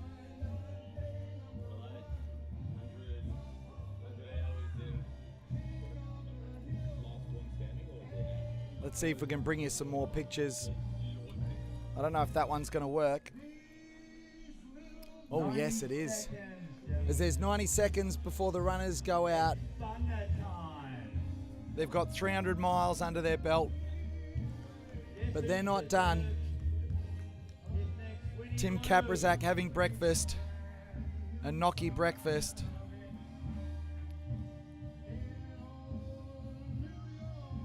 As we look at the starting area.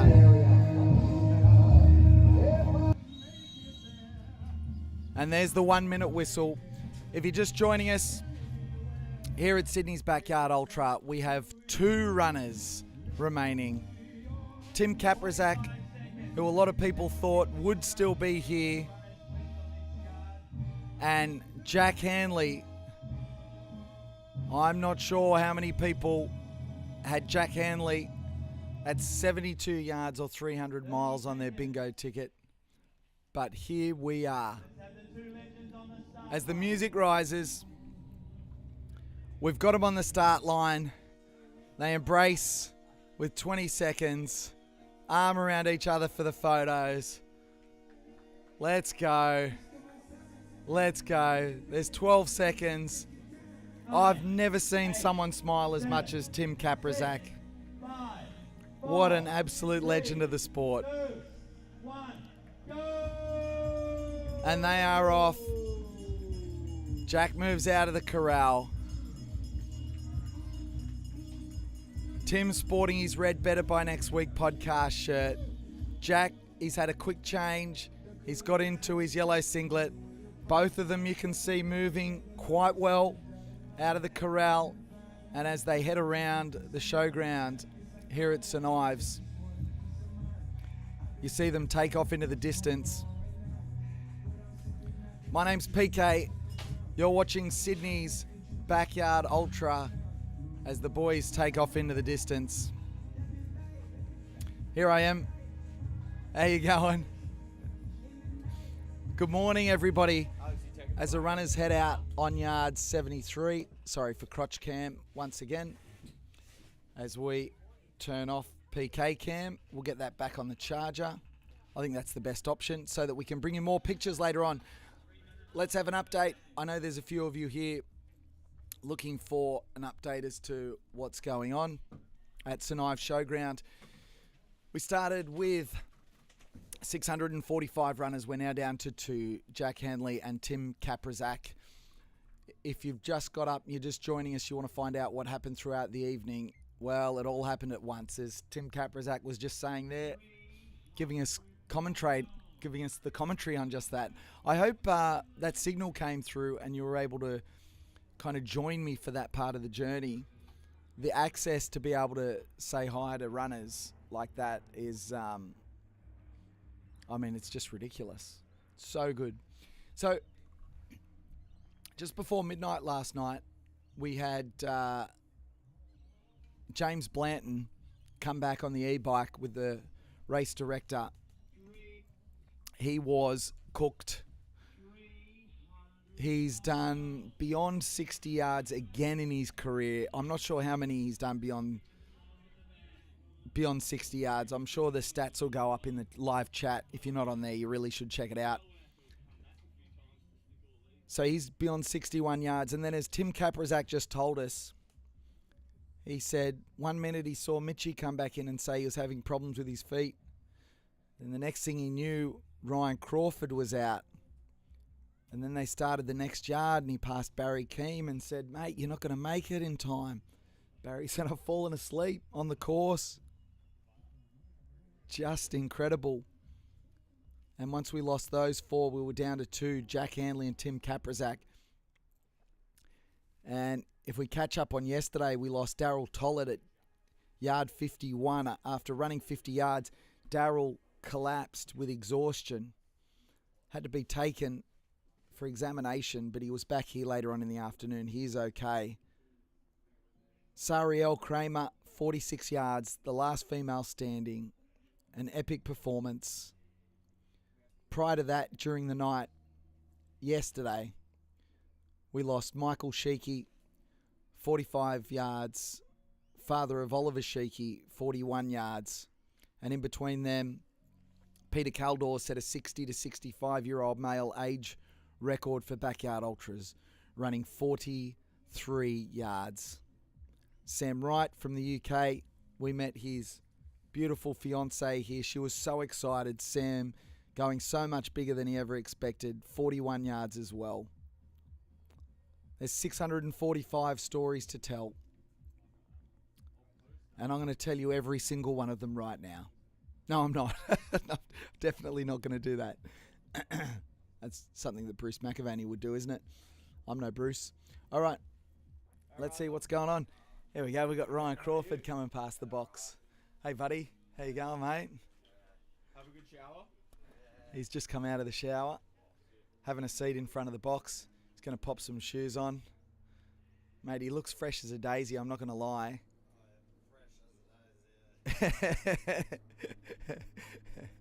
Did you get some rest, mate?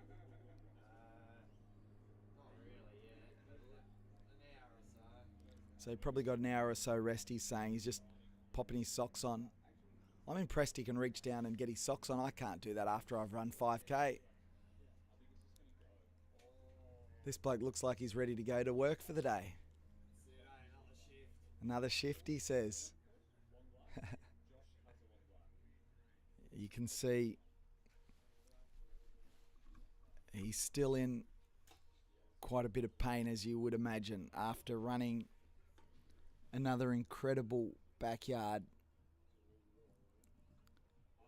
65 yards for Ryan Crawford. He is Australian backyard royalty, this bloke. We're not going to ask him what's next now, because what's next is probably getting the gazebo down. Oh, as my coffee arrives, my mocha.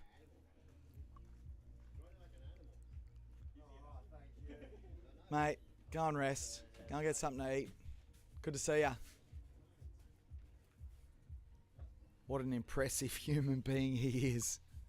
Some of us are just built differently. Sorry about crotch camp, but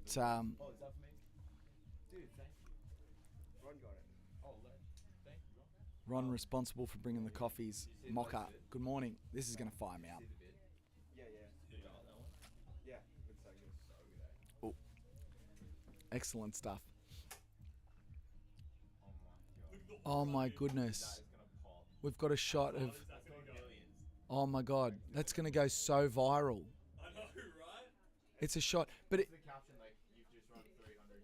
No. You, Is it imagine POV, you've just run 300 miles. and your reward is a dart? Yeah, POV, you've just run. No, just POV, you've just run 300 miles. Yes. I think keep it as simple as possible. So we're cooking in the kitchen. The video is literally of Jack Hanley standing at the start. This could be massive. It's on the live stream. It's a video of Jack smoking a durry in the corral. This is unbelievable. Oh, this is unbelievable. Watching Jack smoke a durry in the corral, and the caption's going to be POV, you've just run 300 miles. And then probably first comment, how do you celebrate? It's POV, you do cardio. Oh my gosh. Jack Hanley, built differently. You know what's awesome about the live stream is we're at the point now, like we've passed it a long time ago, but we're at the point now where it's almost like a family conversation that people at home are involved with our conversations here. And you guys missed a superb moment just before. I literally sat here and I said, and I'm just going to do this and I'm going to pick up my cup of tea. And I literally put the microphone down and I went, and as I pick up my cup of tea, so I started talking into the cup of tea as my microphone. Oh, disaster. Oh, yard 73. If you're on socials, which account's that going to? Sydney's Backyard Ultra? Yeah, get on, have a look at the footage of Jack Hanley with his dart after 300 miles. Oh my goodness. See, this is where people say all the time, it's like, what's the secret to an elite runner? And people are going to go, oh, well, clearly it's smoking darts after 300 miles. Unbelievable. How does that even happen? Okay, let's catch up on some comments here. What do we got? Let's go, Jackie Boy. Can't believe I missed all the drama. Two legends still going. People suspecting they might get to 100. The music and PK's words as it's about to begin is sensational stuff. That's good.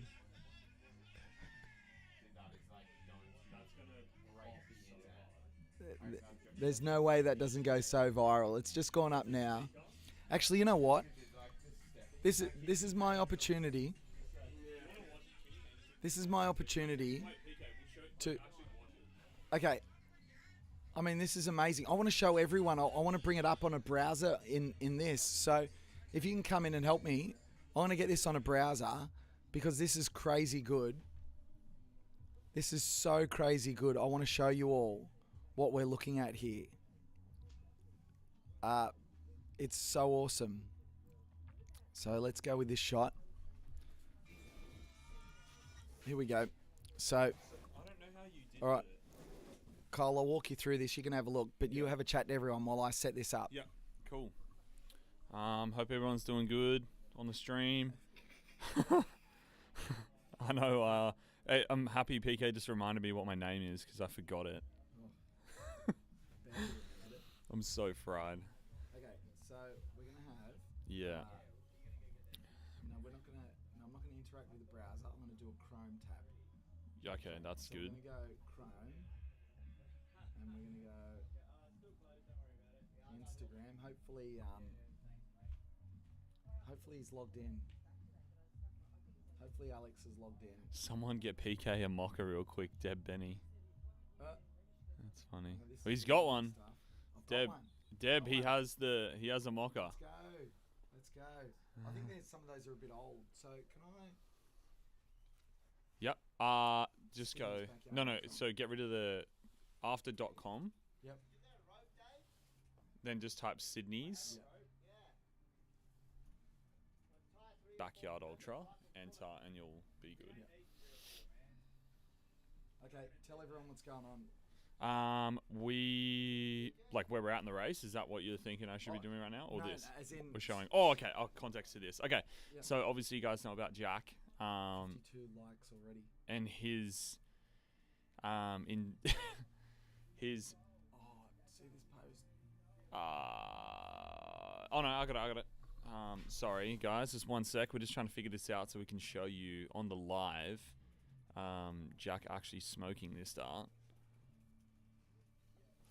Yeah. So. Yeah, we don't condone smoking, but do we condone cool shit? We do not condone smoking. Josh, you know how you've got your yard 72? Yeah.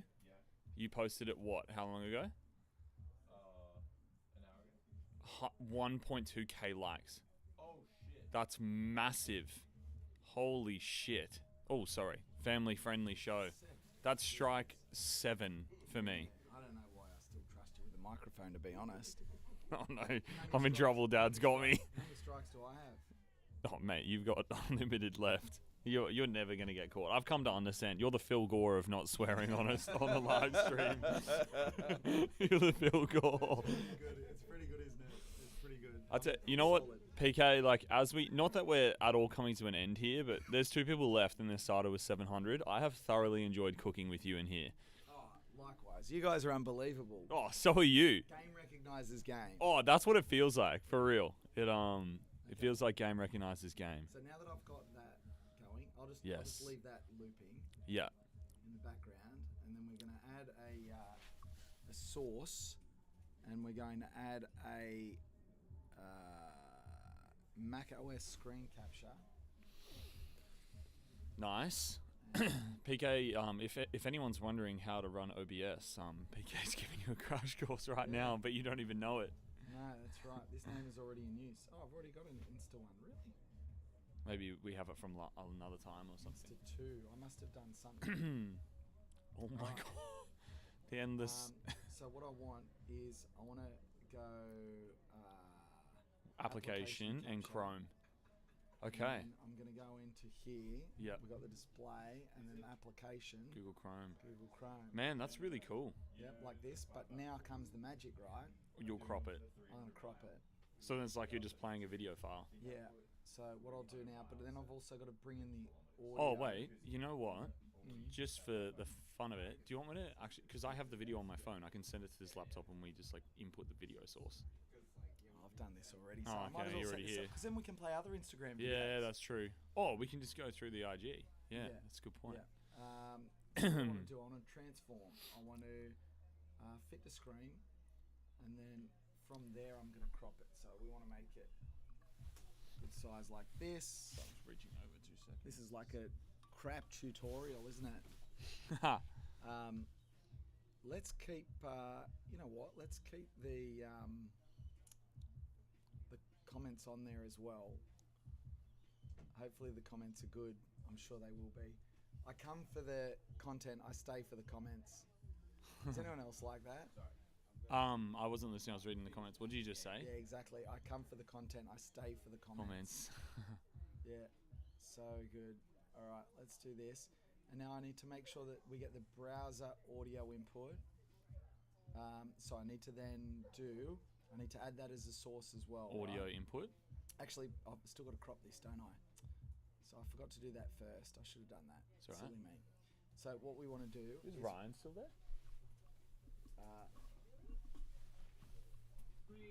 Oh, he's not. So we're going to Alt crop it in. So we hold down the Alt button and that just crops this. Oh, nice. Crops the thing, and I'll move it around to get that right. So that we don't have to. I could show the rest of the browser. It doesn't matter, but you know, let's do it properly. Yeah. So we do that. We do that. Those of you may have just seen Alex riding through on a bike.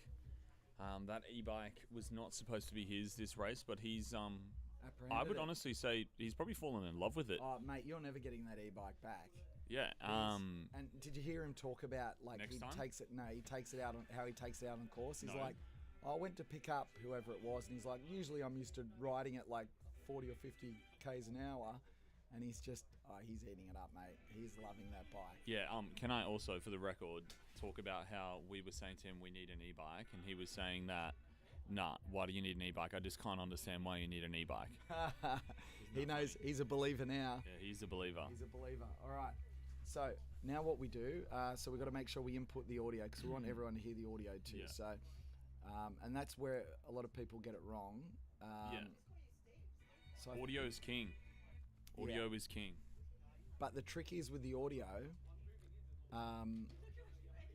So the trick is with the audio that you can't actually see that it's happening until you bring it across, and then it'll Interesting. start. Yeah, so it's a bit weird. It's That's kind right. of You puts just you off a bit. trust it type thing. All right, so introduce this video before we show it. Yep. Okay. So Hanley is his last name. Is how you pronounce it. Hey, Yeah, Jack Hanley. Yeah. So one of our last two runners is Jack Hanley, who is just, as you guys would have seen, just a machine. He is just. I was trying to explain it to Alex before. I was like, I think we run off like, if we were all cars, we all run off petrol, but he's like diesel. He's something different. He Yeah. runs off something different. His Jet fuel.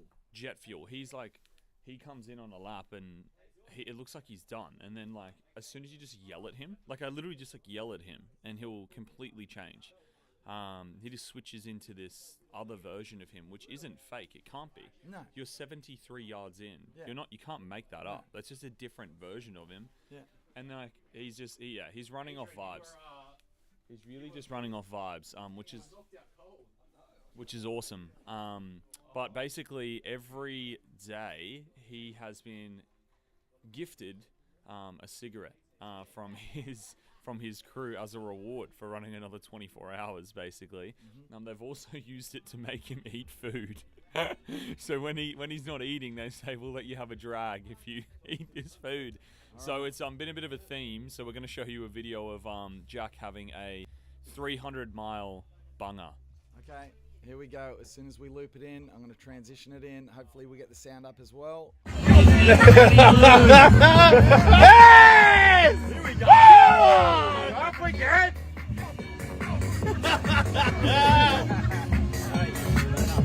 Jackie boy!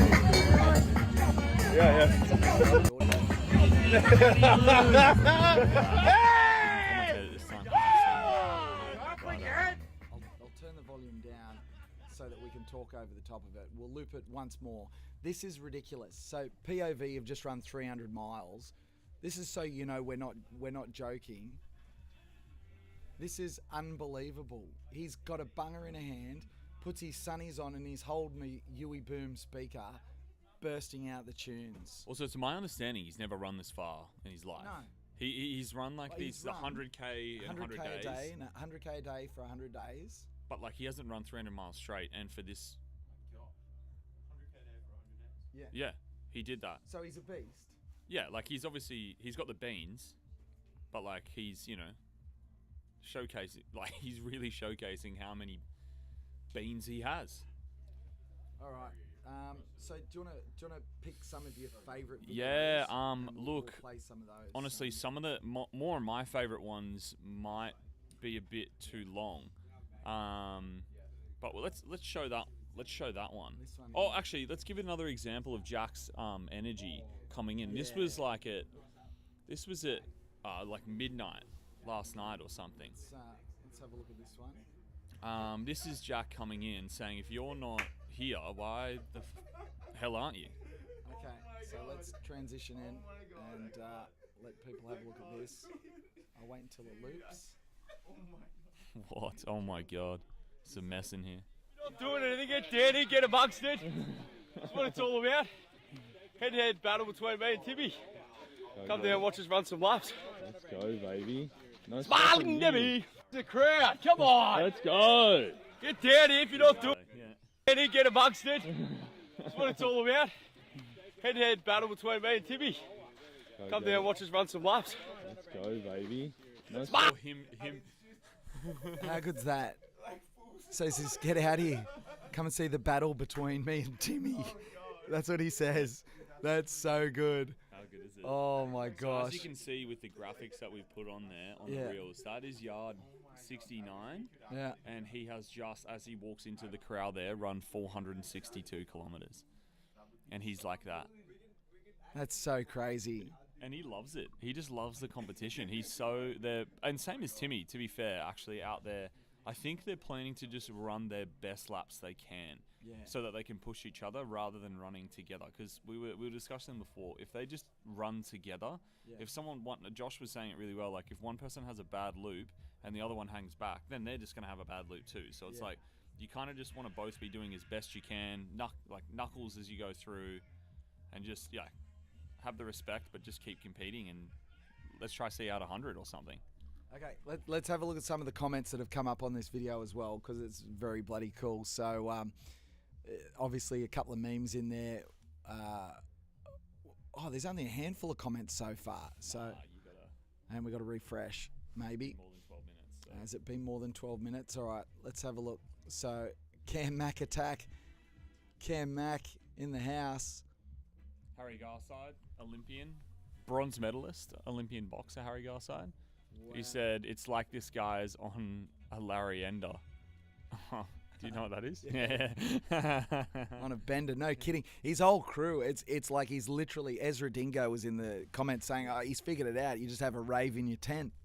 Oh, mate. You know, like, I would love to see this really stick on socials, and hopefully we can do a good job of making this, like, really stick to people. So that then I'd love to see in September people having these mini raves in their tents. Like, imagine that. Like, imagine if he just fully changes the landscape and just becomes this cult character. It'd be sick. I don't know if I'm a huge fan of, like, Durry smoke in the not corral. that. Sorry, I specifically didn't say that on purpose. I meant not the Durries, I meant the raves. Like, just the G-up, the vibes. How good are the comments section? I can read some out. Effing hell, peak performance. Another one, he got to be ex-army. Something soldiers do all the time. Smoke before a workout. Someone else, performance enhancing Durries. We got a couple, built difference, absolutely beast. Pardon? Oh, okay, nerd. He has a twin bro, and they switch between yards. That's a good one. Yeah. What a machine. That's a recipe, 100%. And we love recipes in the kitchen, don't we? Oh, yeah, we're cooking. We love a recipe. We're cooking. I don't want this to end at all. No, you don't. We'll leave that one. Yeah. Holy. What a respect. Let's go. I've never seen anything more Aussie than this. You know what's funny? Yeah. I just think of the stark contrast. Yeah. How good is the idea of, like, the one of the most recent last man standing type races that I'm thinking of is BPN, the BPM one, the Go One More event, the Go One More Ultra. Think about that event and how that looks and feels on, like, this athletic vibe. There's so many gym bros there. Heaps of Instagram gym bros. And then cut to this, like, Aussie like, bloke just ripping darts. I mean, so good. It was contrast between BPN and that. It was tough, like BPN, tough conditions, horrible weather.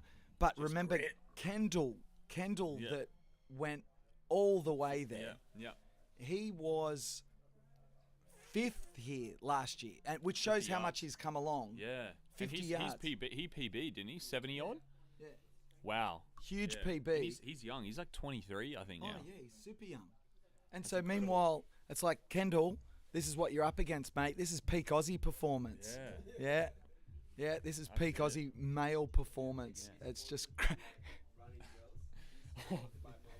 Marlboro, bring back cigarette sponsors. Dude, you know the Leo meme where he's in the chair and he goes, "Oi!"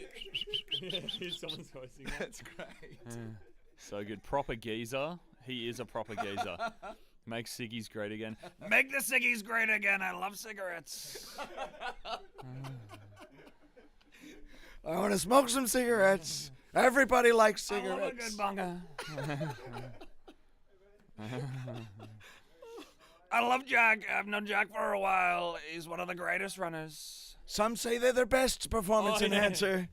Some say they're the greatest performance enhancer. They say. I don't say. They say. Waz's just turned up. Hey, Wazza, come around, mate. He's like, I don't know if I want to come. Did you see the social post that just went up on Sydney's? All right, mate. So as you come around, you got to jump on Sydney's Backyard Ultra on Insta and have a look at the latest post we've just put up about Jack. It's unbelievable. It's unbelievable. Oh, cheers. Sorry, So, bro. that's superb. Okay, so let's get one more. Let's get one more Insta post in, and then I'm gonna jump in with Wazza. Yeah. Are you looking at it, Carl? Yeah. We're on the chat. Oh, Wazza's got a work meeting in 15 minutes. Are you going to hang around though? Oh, superb. Oh, they're going to be running. Excellent. So we got Warren Sargent in the house from backyardultra.com.au. So he's going to come in and bring all the stats. You can see it's like, gee, Pete's mood lifted pretty quickly there. What happened? It's like, I got the mocker. What can I say? Yeah. All right, let's have a look at more of these posts. Sydney's Backyard Ultra. That's so good. Oh my goodness. Brilliant stuff. You can't believe it. Performance enhancing bungers, was it? That's peak male performance. All right, let's have a look. Sydney's Backyard Ultra. 20. Here's another one. It's just this one's I'm rescheduling for 9:30. massive amount of views of him just sitting down having durries. Yeah. I haven't got He's singing Thunderstruck. And he's singing Thunderstruck, and this was between the two tents. So this is cropped a bit differently. So I don't know how this one's going to look. Here we go. Let's have a look.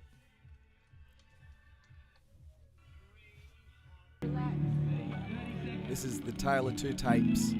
Tim Kaprizak, calm, measured, massage gun, in control. Meanwhile,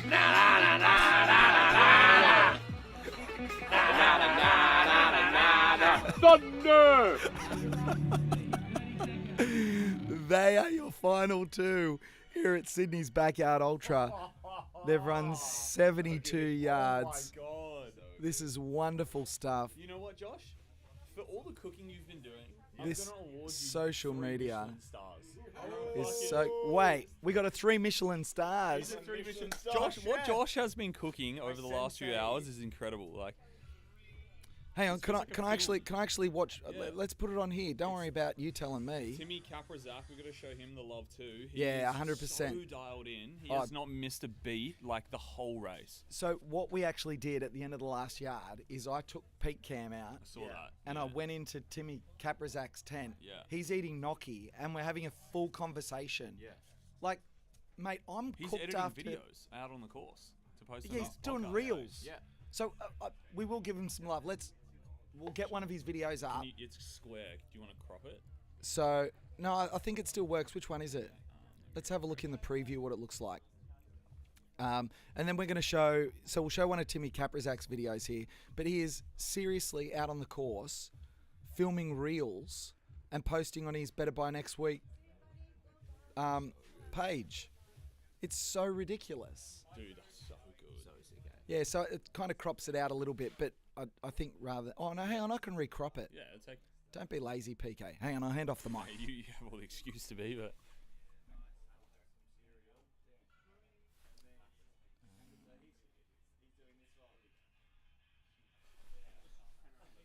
He's watching it.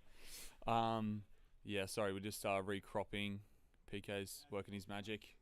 Just to show you some Timmy Kaprizak. Oh, the guy's a legend. He's such a...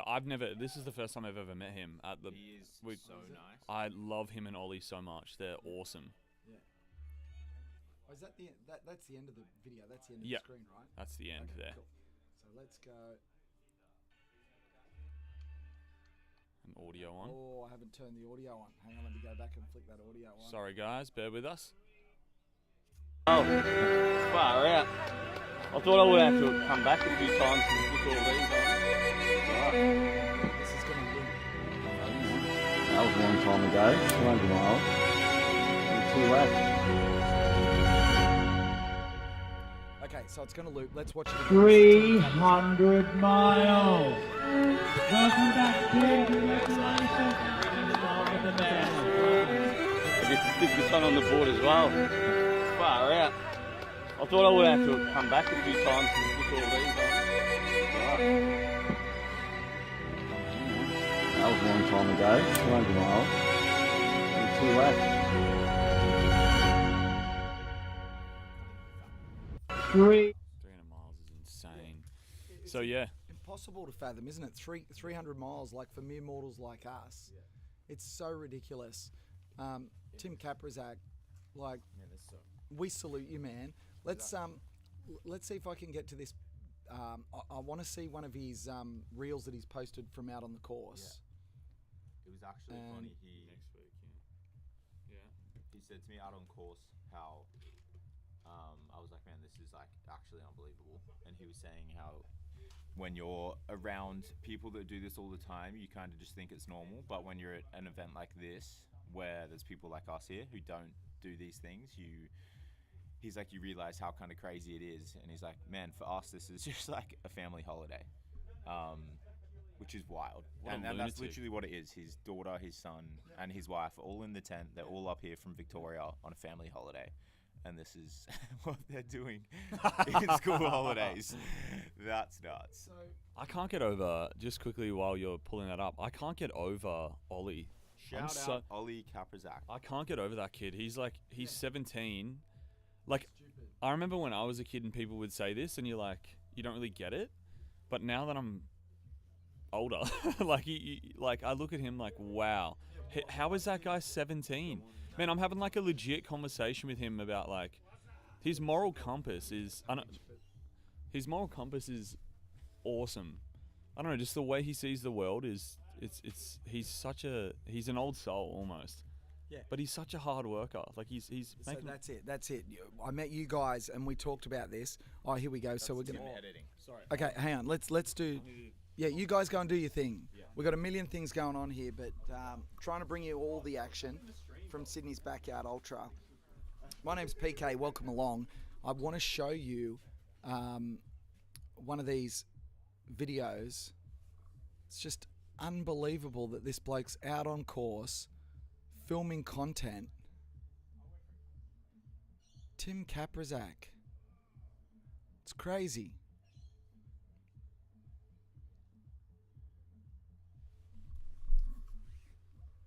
I'll bring up the video in just a second.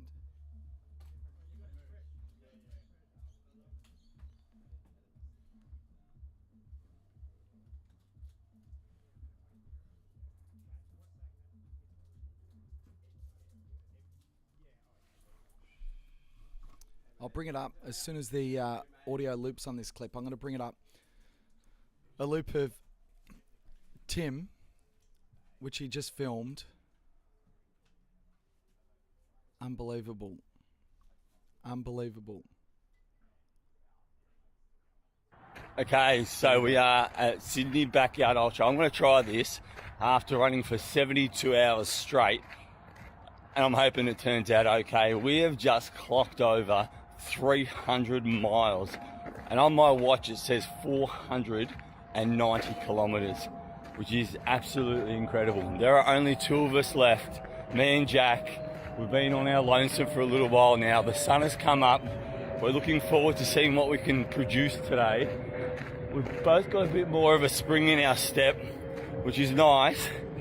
I mean, I'm still pretty excited and still pretty pumped up, but the fatigue obviously takes its toll at different points. So I'm going in for a nap now, which is going to be really nice, a 10-15 minute nap, and then hopefully I'll bounce back. As many naps as I can get today, because tonight will be night 4, and it'll match. Now we're on day 4 of the Sydney Backyard Ultra, and it's there's Jackie boy over there. He's still got a spring in his step as well, but we're excited to see how far we can take it. And yeah, thanks everyone for watching and following along. It's been incredible.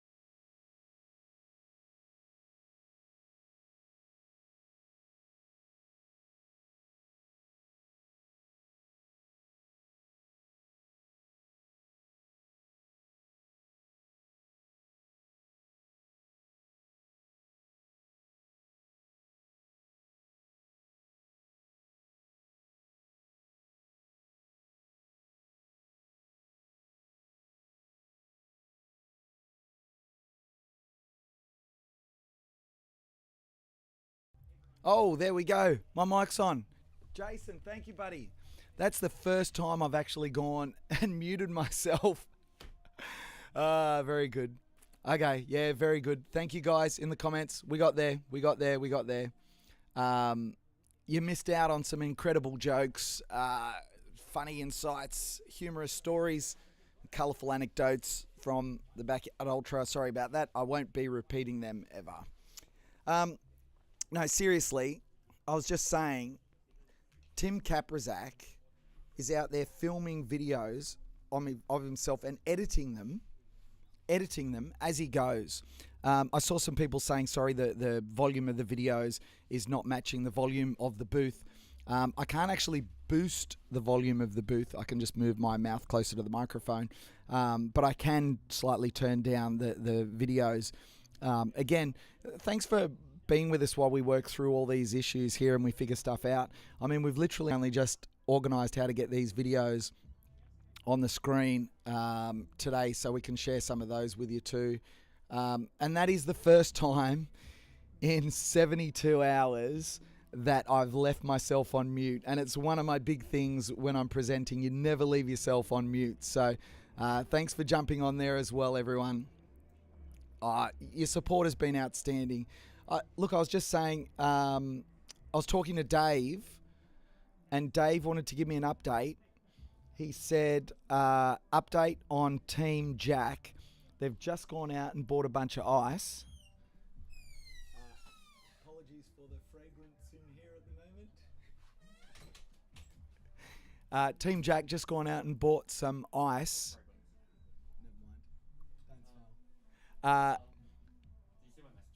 Oh, hang on. I've got a message apparently on my phone.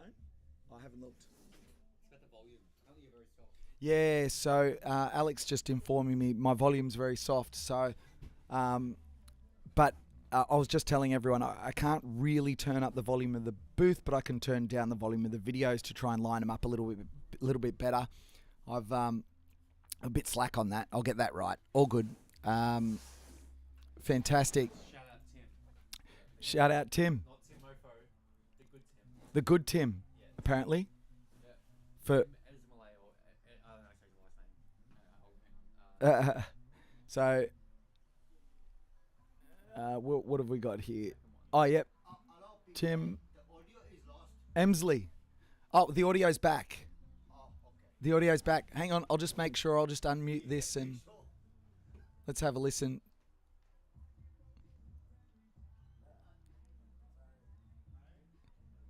Yeah, the audio is back, but I can see it is quite soft. Let me reset the mic and see if I can get some life back in it here. Let's I might just reboot the mic. You know what? Let's find another little Instagram video I can play you. While I try and sort out the booth mic. Alex, is there a slightly longer Instagram video we posted on Sydney's Backyard Ultra I can play to give me some time? Just the last one? Let's go in and have a look. See if we can find that one. That's our top two. Is it that video? 13, the badge one. The badge one. Oh, yeah, no, we looked at that one. That was Timmy Kaprizak. Yeah. Great video. Have we got another long one recently that we can play there? No, not really. Okay, they're all 18 seconds or less. Very cool. So what I'll do is I will just have a crack at resetting the booth audio. Bear with me for a sec, folks, while I reset the audio in the booth and see if we can't fix some of these audio issues.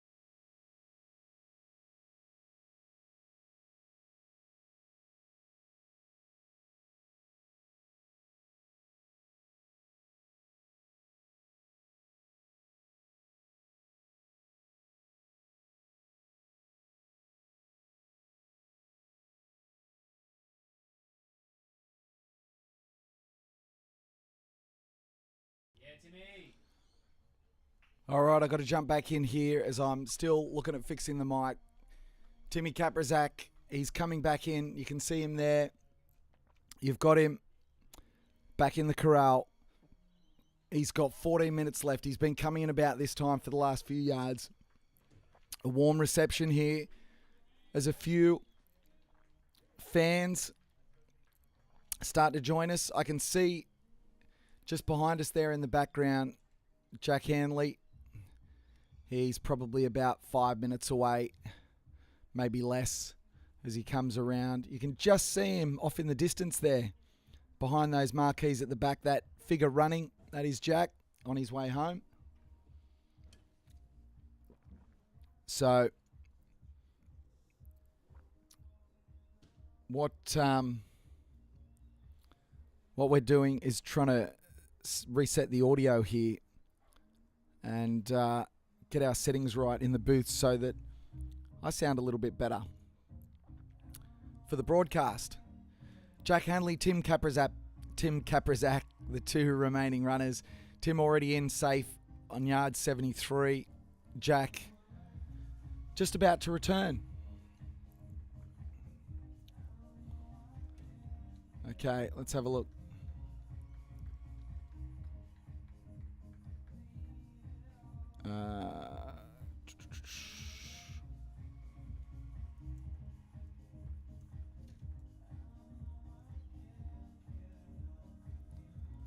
So we're still trying to get these mic levels a bit better so you can hear us a little bit better on the live stream. Just give me a second.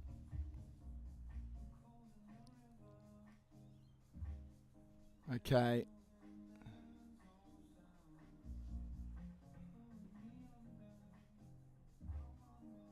We're getting our settings right for this.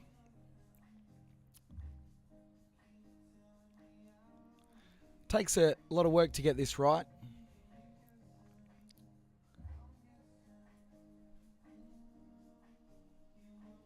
Let's have a look. Trying to get our sound a little bit better.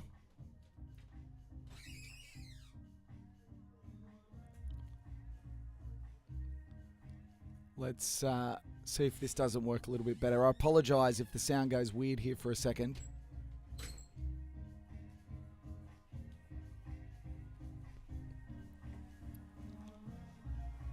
Okay, let's try that one. Hopefully that'll help lift the sound a little bit. Let me know in the comments if that's just a little bit better. I don't want the voice to distort at all. I might have a listen myself in just a second. Just listen back to the stream and see what it sounds like. Let me just test that out as we'll welcome Jack back into the corral in just a moment.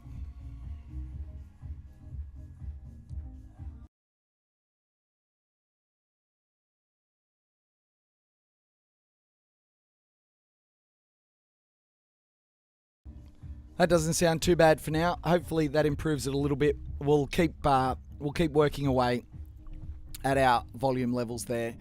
Welcome along to the chat. We hope you're having a great time here. And yeah, so I can see all the comments in the comment section on YouTube. Welcome along. Sydney's Backyard Ultra coming to you from St Ives Showground in Sydney, Australia, thanks to 180 Cadence.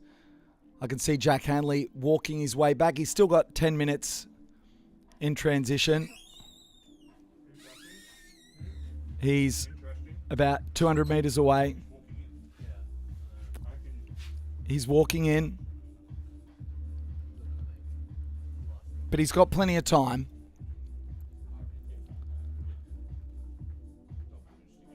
So, and I can see in the chat, wonder if the smoking was approved by Jack's nutritionist. Definitely not. Jack's basically the John Daly of running. He's a landscaper by day. He'll run up to 50 Ks a morning before he works a 10-hour day. What a freak. How many yards do we reckon they'll do? Look, we don't know. We've got no idea. That's why it's so wonderful. Here comes Jack now. There's still 9 minutes left before the next yard. This is where he's going to need a lift. There's a smile on the dial. Yeah! Let's go! Bunga power. Mate, they love it on socials. Come on, Chopper! Let's go! So good. Everyone here just loving this. The crowd is lifting the crowd, and they respond in kind. Jason, his crew, his head crew there to meet him. A huge round of applause. He's got 8.5 minutes to get into that tent, have a disco, and get back out. This is crazy. Sydney's Backyard Ultra. Thanks to 180 Cadence, we have 2 runners left, Jack Handley and Tim Kaprizak. If you're wondering what happened in the overnight hours, I'll give you a little quick update. Just before midnight, we lost James Blanton, 61 yards. Another over 60 effort from the Warhorse. That's why they call him the Warhorse. And then I tried to go and get a bit of shut-eye, a bit of sleep, and I said to Alex, the race director, wake me up if something dramatic happens. And then believe it or not, the phone rings shortly after. So shortly after, my watch doesn't even think that I got to sleep.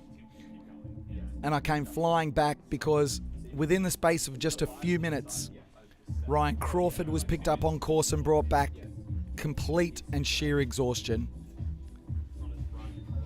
And then very shortly after, Michi Mizuno succumbed to a foot injury, which he's been battling for quite some time. And then the very next lap, Barry Keem was out on course. Tim Kaprizak told us the story that he ran past him at one point, and he said, Barry, you got to pick it up, you're not going to make it. Barry said, sorry mate, I fell asleep on course. And when he was picked up, he was having a little nap. He was happy. And we had a chat with Barry on the live stream earlier on. You can just scrub back through the hours and you can see what happened, which is just brilliant. Let's see how Jack reacts to this. They're just cranking Thunderstruck here. Let's see. Let's see how he reacts. Let's see if he lifts. It's so wonderful here at Sydney's Backyard Ultra. As Thunderstruck blares out across St Ives.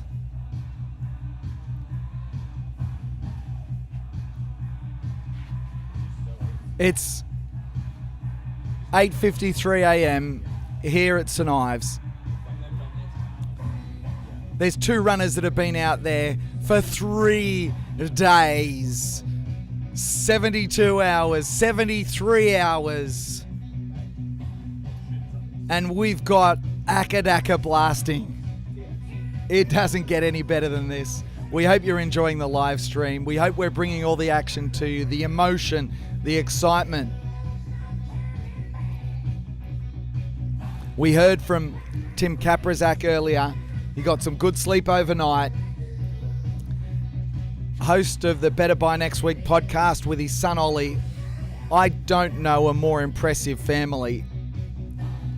They are so hardworking, and that work ethic rubbing off on Ollie. It's wonderful to see. And then you got Jack Handley, the durry, smoking, crazy running man. It's just awesome. These two going head-to-head now, battling for the title of Sydney's Backyard Ultra 2026. There is a silver ticket on the line for them. What is a silver ticket? It's automatic entry onto the Australian team for the World Team Championships. But you know what? At this stage, 73 yards, they're both well and truly on that team anyway. Who knows what will happen between now and August, or when the championships occur. Just exceptional. So how many yards will they do? I don't know. Before we came here, I thought it might be just over 80, but now I'm wondering. Jack's team went out and got some more ice. They're here for the long haul. And remember, Crazy Running Man, he's no stranger to running. He might have only had a PB of 33 yards. So he's gone 40 hours longer than his PB. But what he has done is he has run 100 Ks a day for 100 days in the past, bringing a lot of people together. And then you've got Tim Kaprizak with the Better By Next Week podcast, putting out some of the most inspiring running content you will ever see. It's entertaining, it's funny, it's raw, it's real, and it's done so professionally with his son Ollie. You've got to go and subscribe to those guys. We got some good mornings, respect for these guys, so likable. They're all so likable. And Jem Rooney, I'm dead against smoking, but Jack is some kind of unique character with a wild spirit. I think that's how everyone feels around here. I personally like the thought of having someone smoking durries in the corral makes me go, oh no. But when you see it on a video and you know he's just run 300 miles, it blows your mind. 3 minutes till we go. And we're going to have a roving cam out there. Let's do this. This is Kyle out there with a roving cam. He's going to give us some shots. So I apologise if we get a little bit of that action. As I stand up in the booth, gives me an opportunity to flick the shots here. I don't want you to have crotch cam. Kyle's shooting other content, but while he does that, we have the opportunity to see what's going on. That's race director Alex Treglone from 180 Cadence.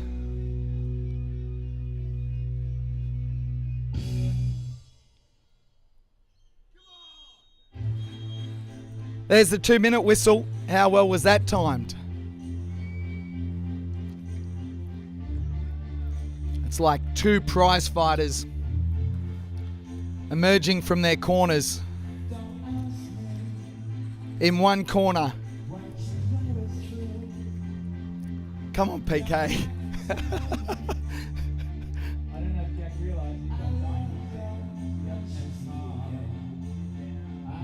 Wow. In one corner. Jack Handley, former PB.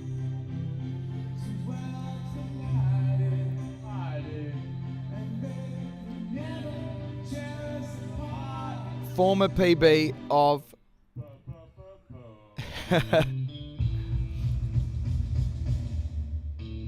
only 33 yards.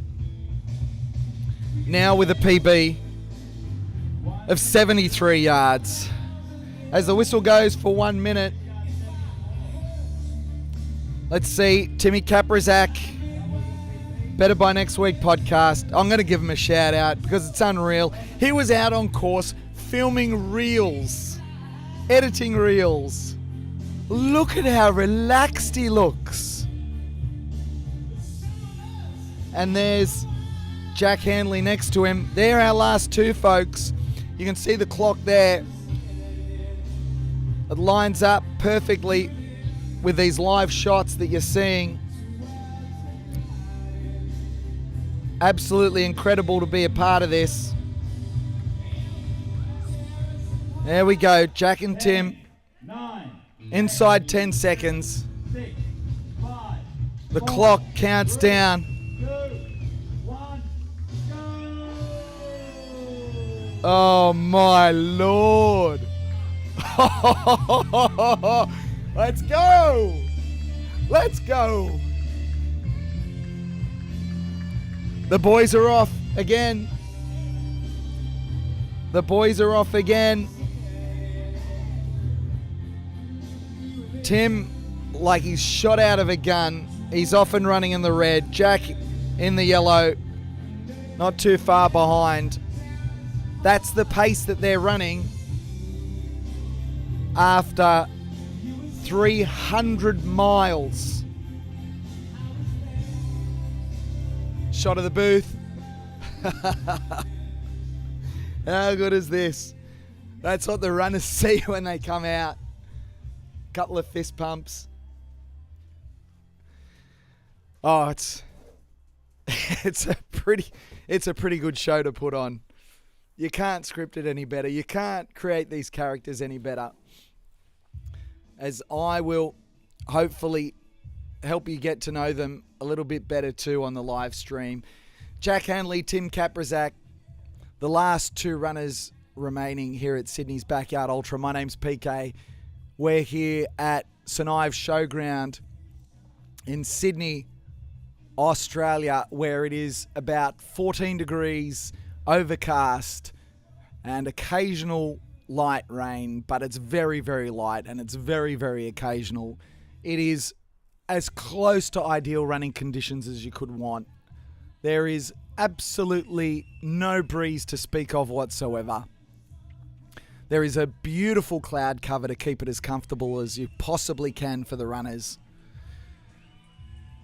You can see I've got a heavy jacket on, but that's just because I'm sitting here and just want to keep myself comfortable. But unbelievable pictures, unbelievable scenes. As we go back to the comments and have a look at what's going on. The stories of these backyards are always epic. The contrast of these two is awesome. Can you imagine a bigger contrast? As we've got some more live shots. Let me just flick across here. What have we got? What's going on? Let's have a look. Here we go. So, you know what? I might get my remote camera and head out there. I'm going to get PK Cam and head out there so we can get some audio. We want to hear what's going on here, folks. Let me transition back to the main shot. Sorry, I can't keep it on that for a second. I will be back, folks.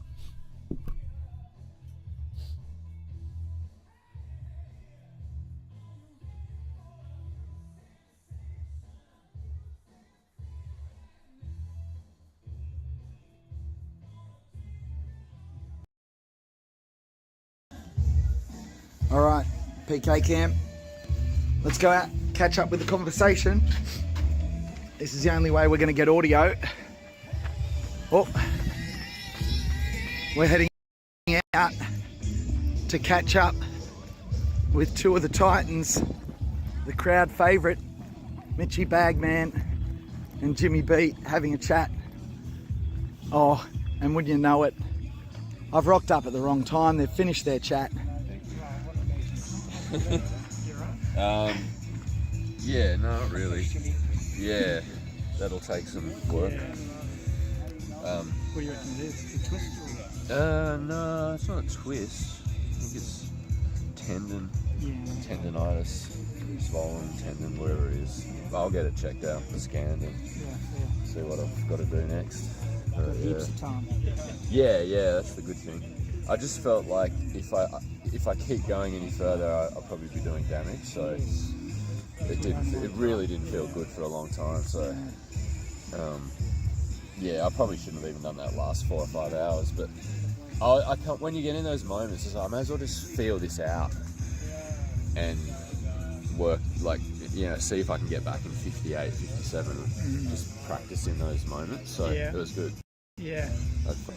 Crushed it. Did you just say fun? Yeah, those last few hours were good. Yeah? Why? Because I was doing that. Because I was like, alright, well, let's go out and see if I can finish. And I was coming in at like 56, 57. But yeah, there was a point in time where I would have been coming in at a 52. You think it's all over when we first started. So playing around in those times, you know, there's going to be moments in a big race where you got to go do that for a really long time. So just trying to work it out. The crowd was good too. Was it good? Yeah. Yeah, it was so good. How'd you, because people were sceptical, like, you know, world record crowd coming in here, they were sceptical about what it might be like, but you're one of the elites, navigate this many people for so many hours. Yeah, I meant the crowd, like outside last night. The crowd, it was hard, so we're here. Yeah. Even just to walk into this part was pretty hard. Because there's so many people. And you're just inside. Yeah. and then The crowd on the course, the supporters. yeah, that's all good. Yeah.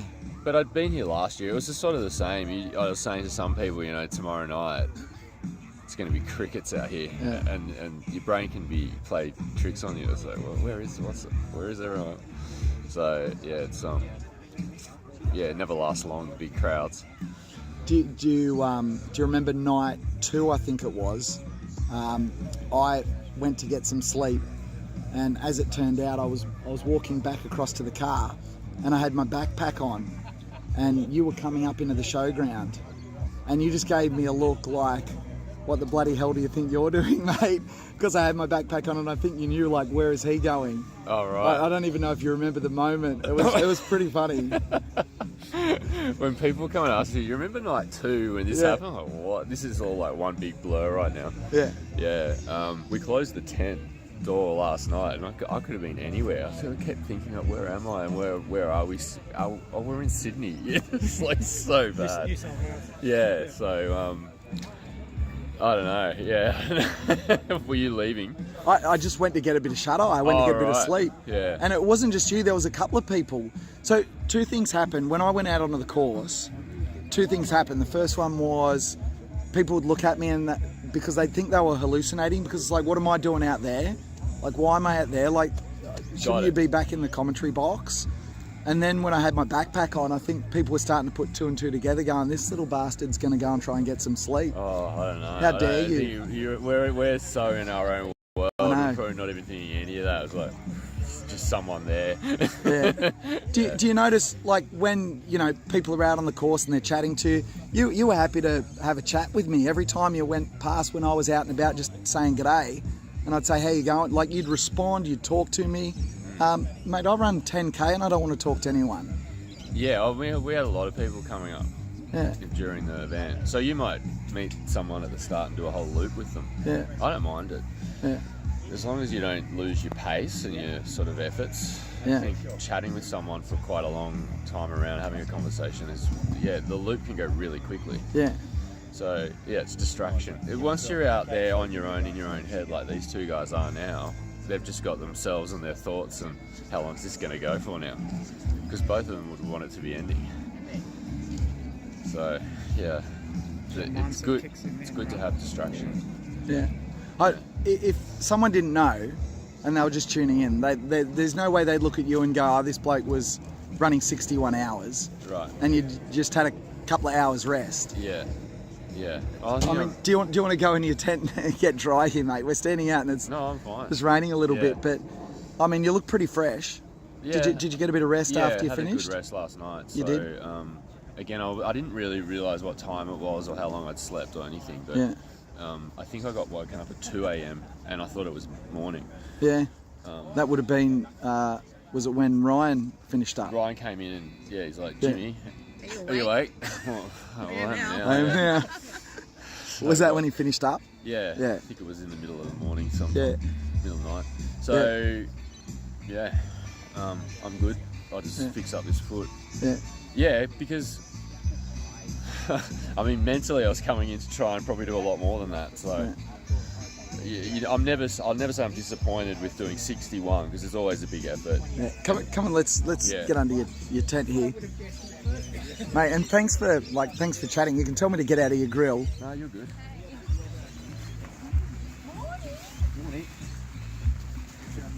Unreal. I'm going to come and catch up with you boys. Both of you, actually. It'd be good. This is what it looks like inside the tent, hey? Yeah. Half packed up, so. Half packed up? They kept it so clean the whole time. Yeah. So. Yeah. And it's funny because while you've been out running, and Kitty, Glenn, and everyone had been looking after you, Kitty also found time to come and join me in the comm box. Yeah, I heard. Did she tell you? Yeah. She was a bit of a hit. I haven't listened to it yet, I haven't watched it.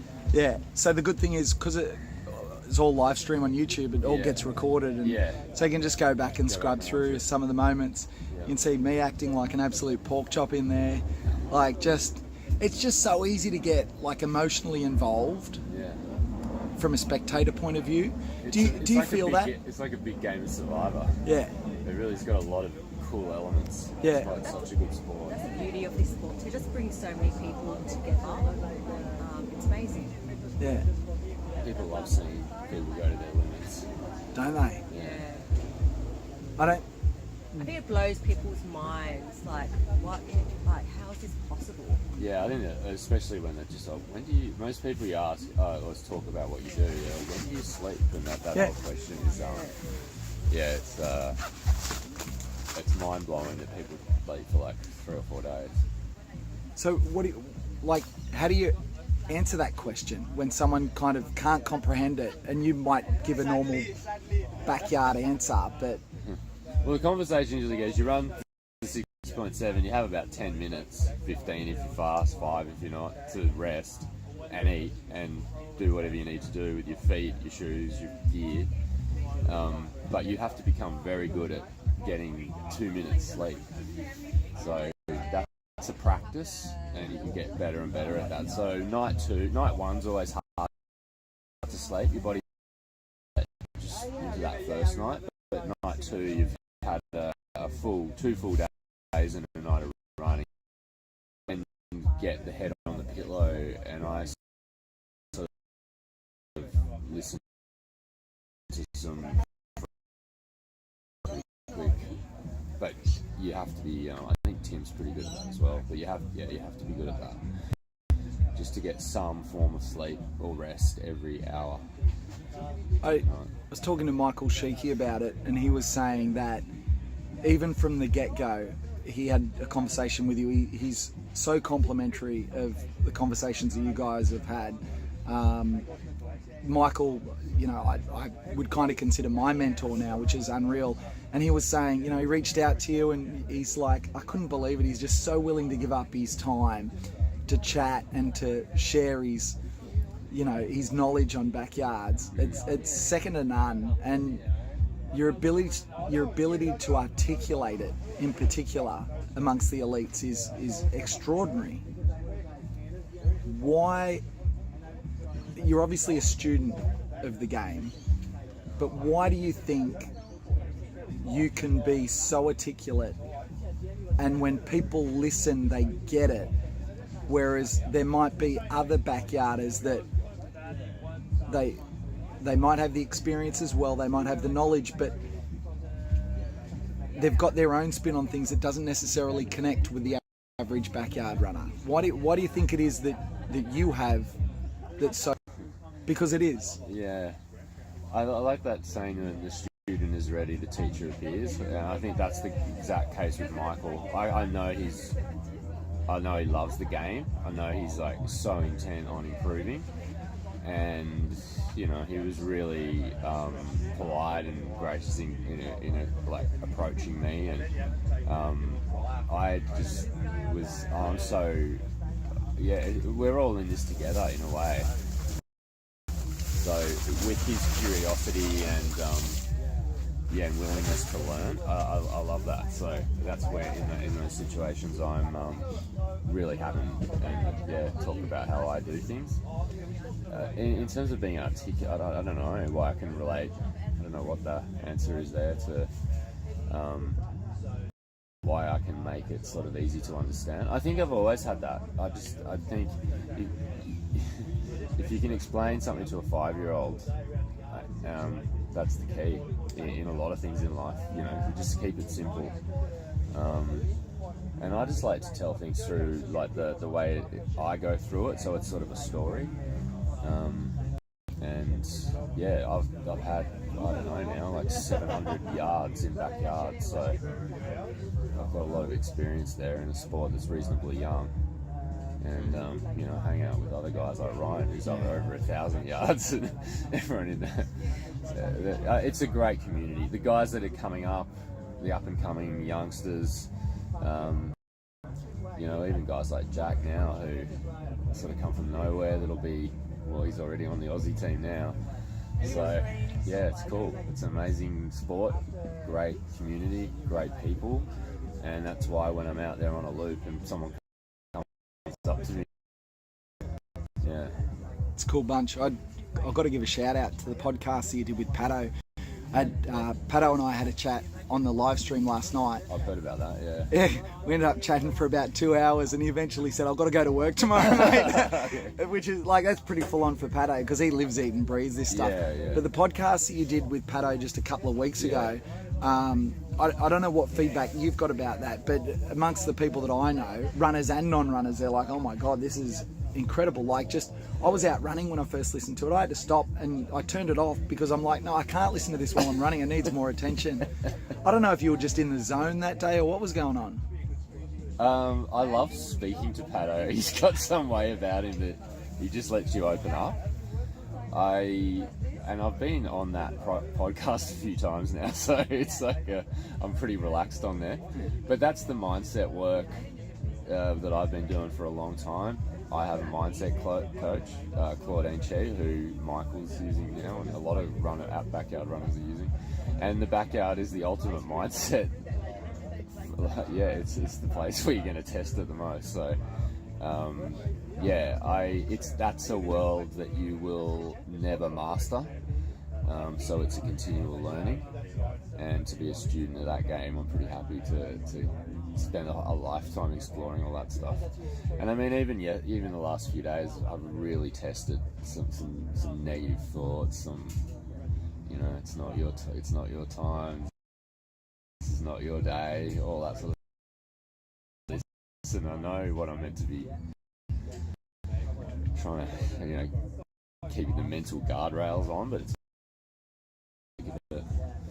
it's incredible to hear this coming from you, because we know that you've got one of the best mental games in the business. Weather, they're coming. And especially when you're out there suffering and wanting to be anywhere else but where you are, and that's where you put to the test. So, it's an insane challenge, this. I heard on the first day, everyone comes in with quite high goals in the backyard.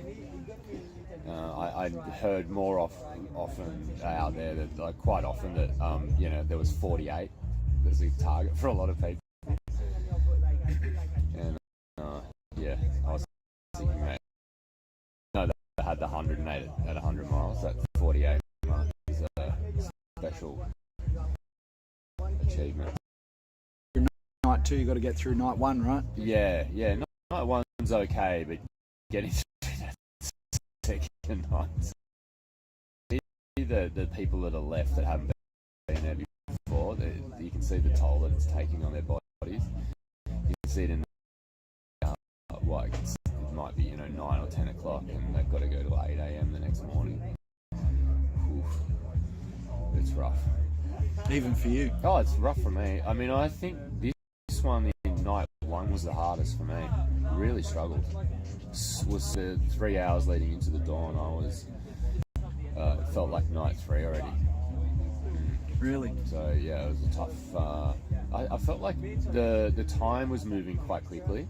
Sometimes that 21st, 24 drags on, and I guess there was just so many people and so much happening. But I did really struggle through that first night with tiredness. So what do you reach for at that stage in your bag of tools? Well, how it works is you'll be running along and you're losing the vision or just not being able to quite focus. And I've just been there so many times. I can sort of keep tracking forward, and then I just make sure I don't try and muck around with anything. I maximise that time on the pillow, and then I'll eat out there. So I'm not. I think coming in, sitting down, taking 2 or 3 minutes to eat your noodles or do whatever, just stuffing around, that's what kills people. So just work out whatever I need and go. But I've just been there so many times. It just the track in front of you and it's going. It's like an out of focus camera, and challenge of those last few hours of the mornings before dawn. With Kitty, which was awesome, and Shannon So that was fun. But Yeah. fiance, pretty special to have her here along for the ride.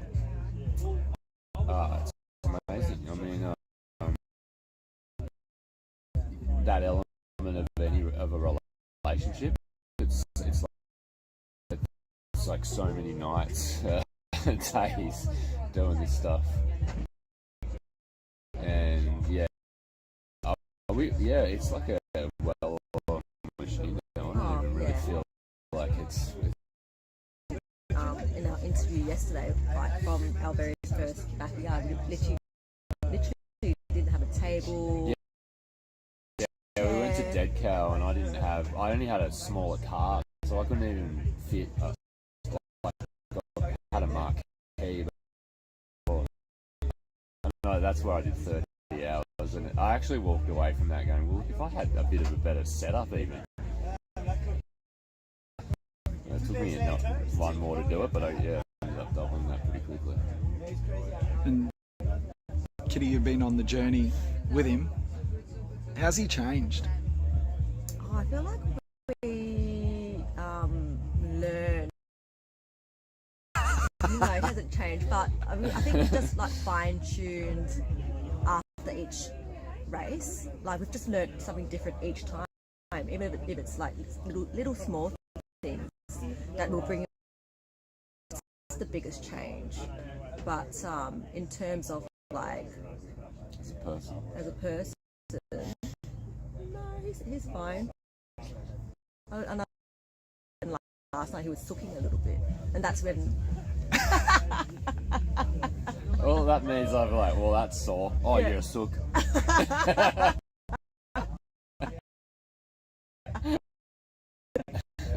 What's his best quality?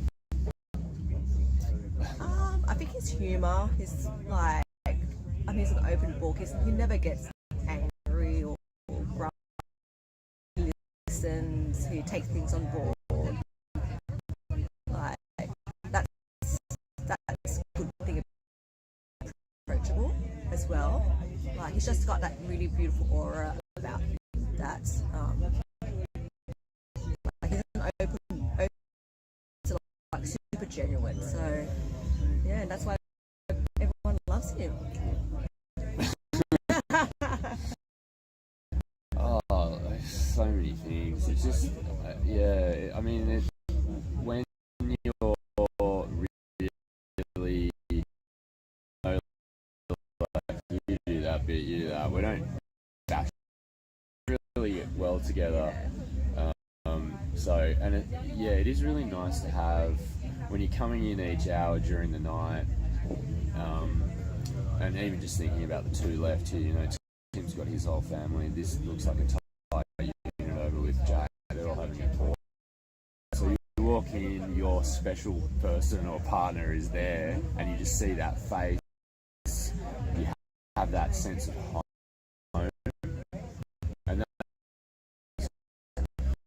you want to be coming back to something that's really comfortable. You and Glenn, they're both sort of like tending OCD. It was like one thing's out of place, it's clean straight away, and coming back to this clean, organised place, you are then it feels like your own mind is more organised straight away. If I come in here and shit's everywhere and it's dirty and messy, then my mind is probably going to be like, oh god. So yeah, it's a well-oiled machine in here, and I think that it needs to be that way.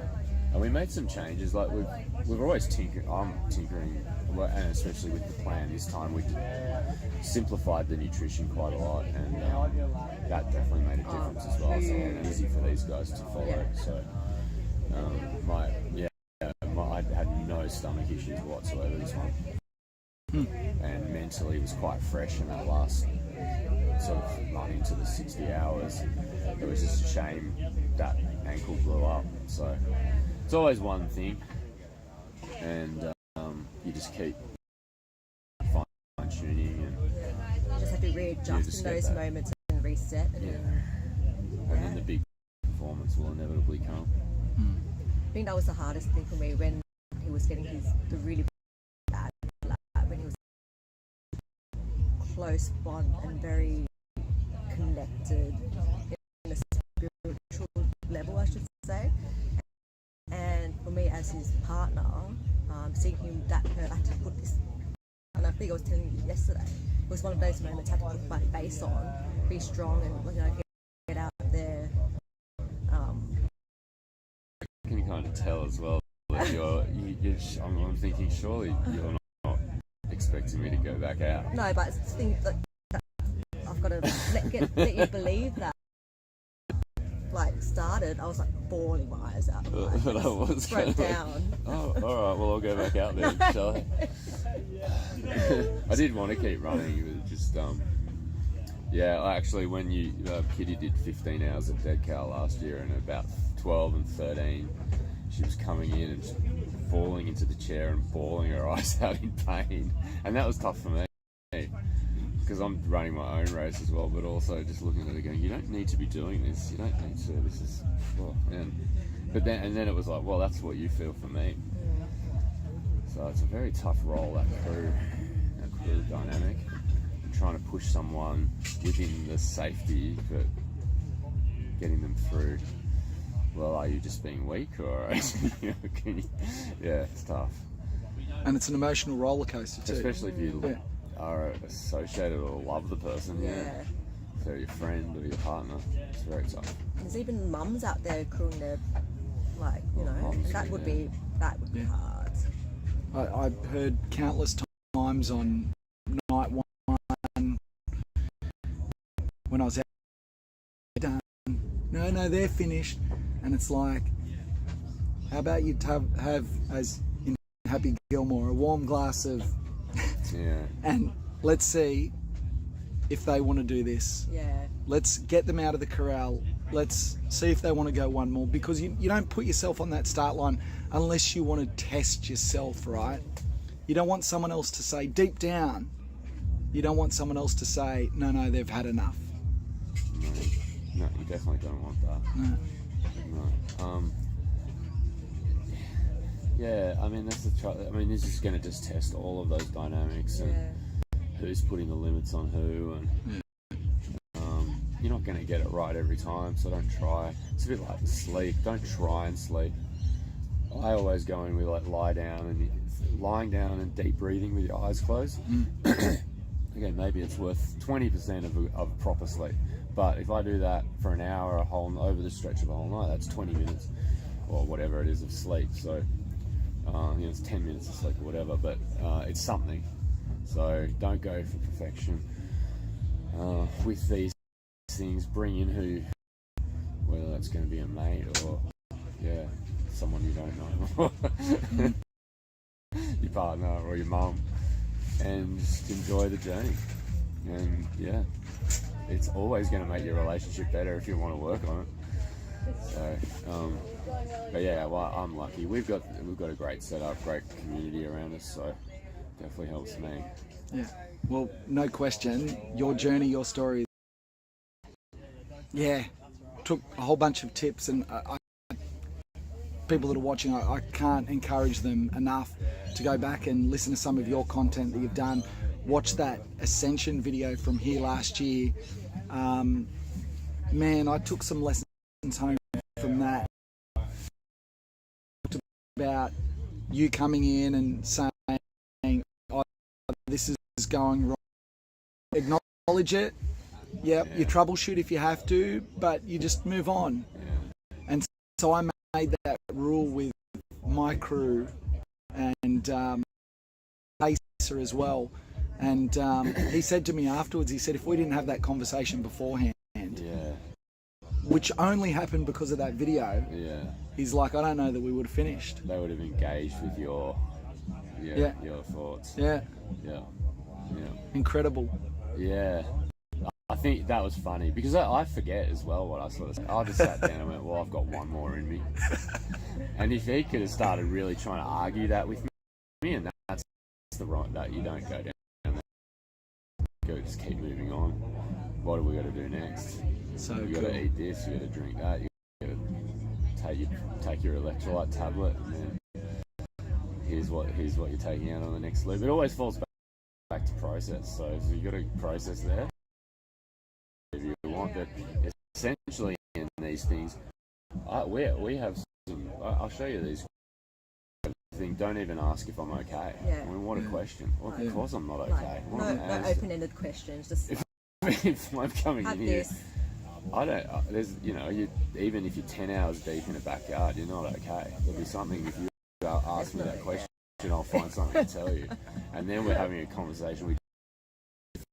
Feelings are irrelevant. The more you can make them irrelevant, the better you're going to go, I think. And I would. And it's weird because I have to kind of draw myself back to, we're on the live stream right now. I had a chat. Ned Brockman came in yesterday, and I caught him just outside, and he said I wanted to come and see, some of these athletes, like game record popping for 5 minutes, and he was kind of like, yeah, okay. Ned Brockman ends up sitting with me for well over an hour. We're just shooting the breeze just like this because. It's real, it's raw, it's superb, and I'd love to do that, but I kind of look down. It's like, oh yeah, we're on a live stream. We got places to go, people to talk to. You guys have been more than generous with Kitty yesterday to come into the box when you're crewing, and then to do that out on the course. James, when you're engaging with me, the last thing I want to do is talk to people when I'm deep in the backyard. To the community is amazing. So on behalf of everyone watching, thank you, man. Appreciate it. And thank you, Kitty. We love you guys. Amazing job. Thank you. Thank you. Hopefully we can get enough people watching that we can do this again in the point, right? Like the sport's in a place where you can see there's an upward trajectory, but we just got to reach that tipping point. And I think once we do, it's real, it's raw, it's awesome. Yeah, we always get the comments, how is this not on the news? Yeah. Someone's run 80 hours, what? Someone call the news. Get them out of here. But no, it needs a live stream because there's so much going on. Yeah. There's so many stories. Like one backyard ultra just creates so many stories. There's lost teeth out there. There's we've had drop bear stories. Did you hear some of those? The what? The lost teeth. Oh my goodness. I can imagine, man. I've had more sleep. Actually, I may not have a couple of nice little naps on the way through, and I've just had a couple of blocks. Woken up this morning by Alex. I said, call me if anything dramatic happens. I barely hit the pillow. Oh no. The phone rings. I actually sat up. Oh, that's fine. I did. We were watching it, yeah. Oh, I see I woke up like live stream, and that's when Alex was on. So he just filled us in what happened through the night. Yeah. It was good. That's crazy, huh? Anyway, I'll talk to you, mate. We'll see you again soon. All right. Thank you. Thanks guys. Whoa. As we I come past, there's Glenn. How you going? There's Ryan. Hello. Oh my goodness. How are you? You said to me on Friday, I said, I said, how are you going to go? Like, how serious are you? And you said, oh, I'm going to fold myself. Yeah. That was your words. I can't fold myself because my hip is so Do you want to know what's funny? Your chiropractor was in the live chat. Was he? So on holidays in New Zealand? Yeah. Was he? Yeah. And so we were laughing and saying, you're going to have work to do. It was so cool. So this is on the live stream as well, so sorry to but mate, unbelievable, Ryan. Superb. Sariel, last female standing. I mean, just to kind of be here, it's so cool. And Shannon, thanks for your time yesterday. We've already just chatted with Kitty, but yeah, it's a massive event. We were just talking about that. I thought the night was quite tough with the doubles. That's for me. I thought that was a bit of a challenge doing the same thing over and over. Like, how you do one lap, then you got to go do this again. But I always love coming back here anyway. So, Mate, you're unbelievable. 750 runners. It was quite wild at the start. There's people in the live chat as well. Like, they just can't believe it's like this bloke's a concreter, Muay Thai fighter. You got your gym. You're training, you know, a young fella as well. And then you go out and you run these crazy challenges too, man. It's... Well, I guess everyone's got their own little story and what they do in their lives, but yeah, I'm always pretty busy, so I'm just trying to be the best version of myself, mate. It's impressive. What's next? Not too sure yet. I got a few missions, but yeah, I'm just go to plan, but yeah, overall I'm still pretty happy with what I could do. Had a bit of a snap there, so didn't really go to plan at the end, but I won't go too much. It wasn't necessarily physically or anything like that. It was just something that kind of went on in the middle of the night there, and I just thought it was the right thing to stop. 65 hours no sleep didn't help my cause. Won't get much rest? I didn't get any really, like 2 hours. That cost me, I guess. Yeah. Unreal. And then I'll spin around, mate. Thank you so much for chatting. Sorry, I was promising everyone that we'd chat afterwards. Oh, here you go. And then, I know, and then obviously you finished up. Yeah, it's okay. It was pretty tough. I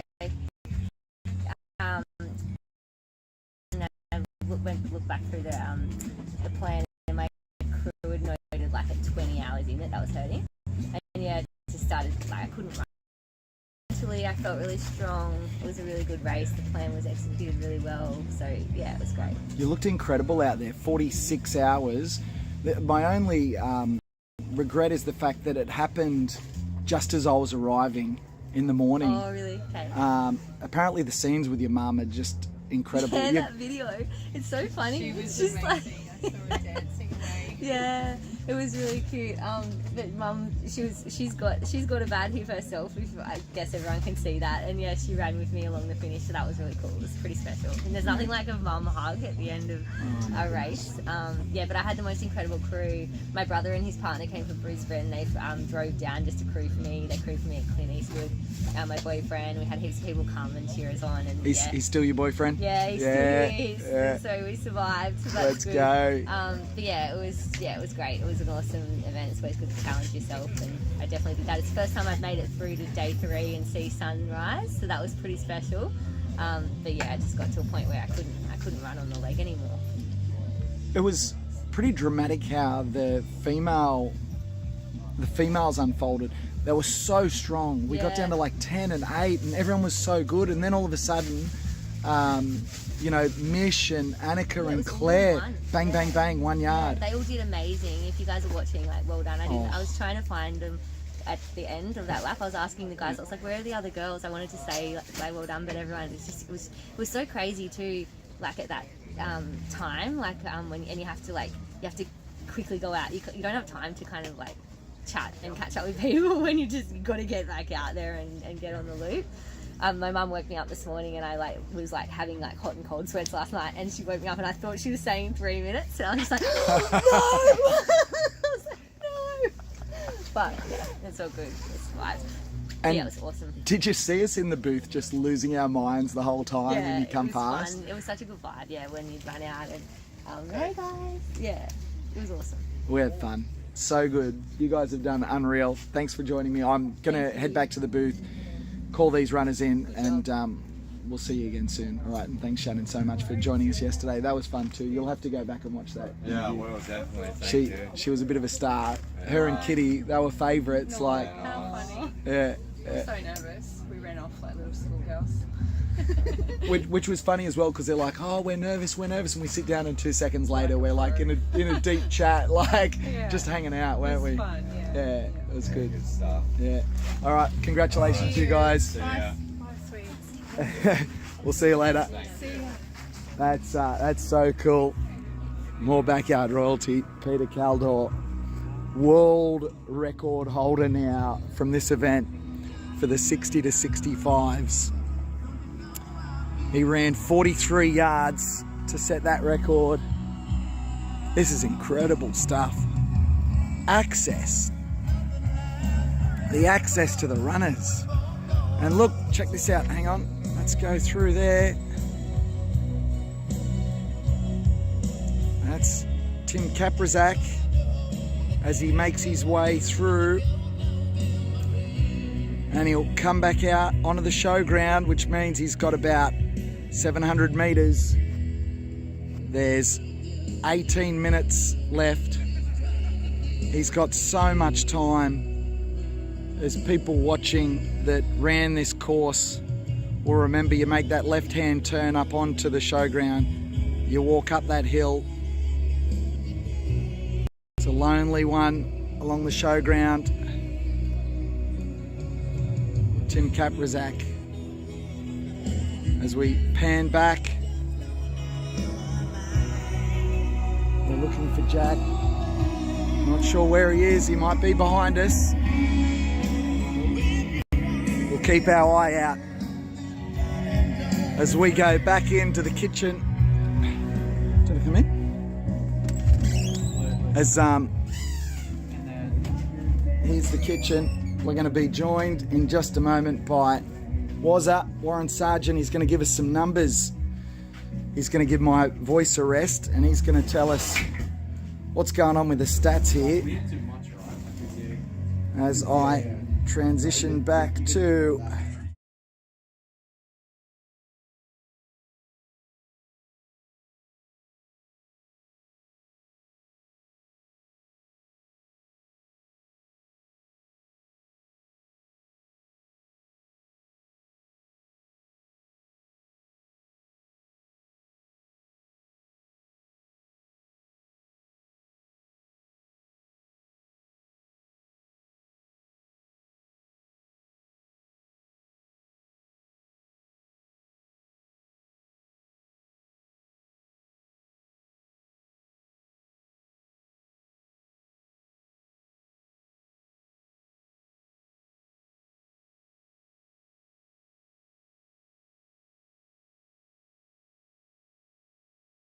oh, there we go. My mic was off, but that's fine.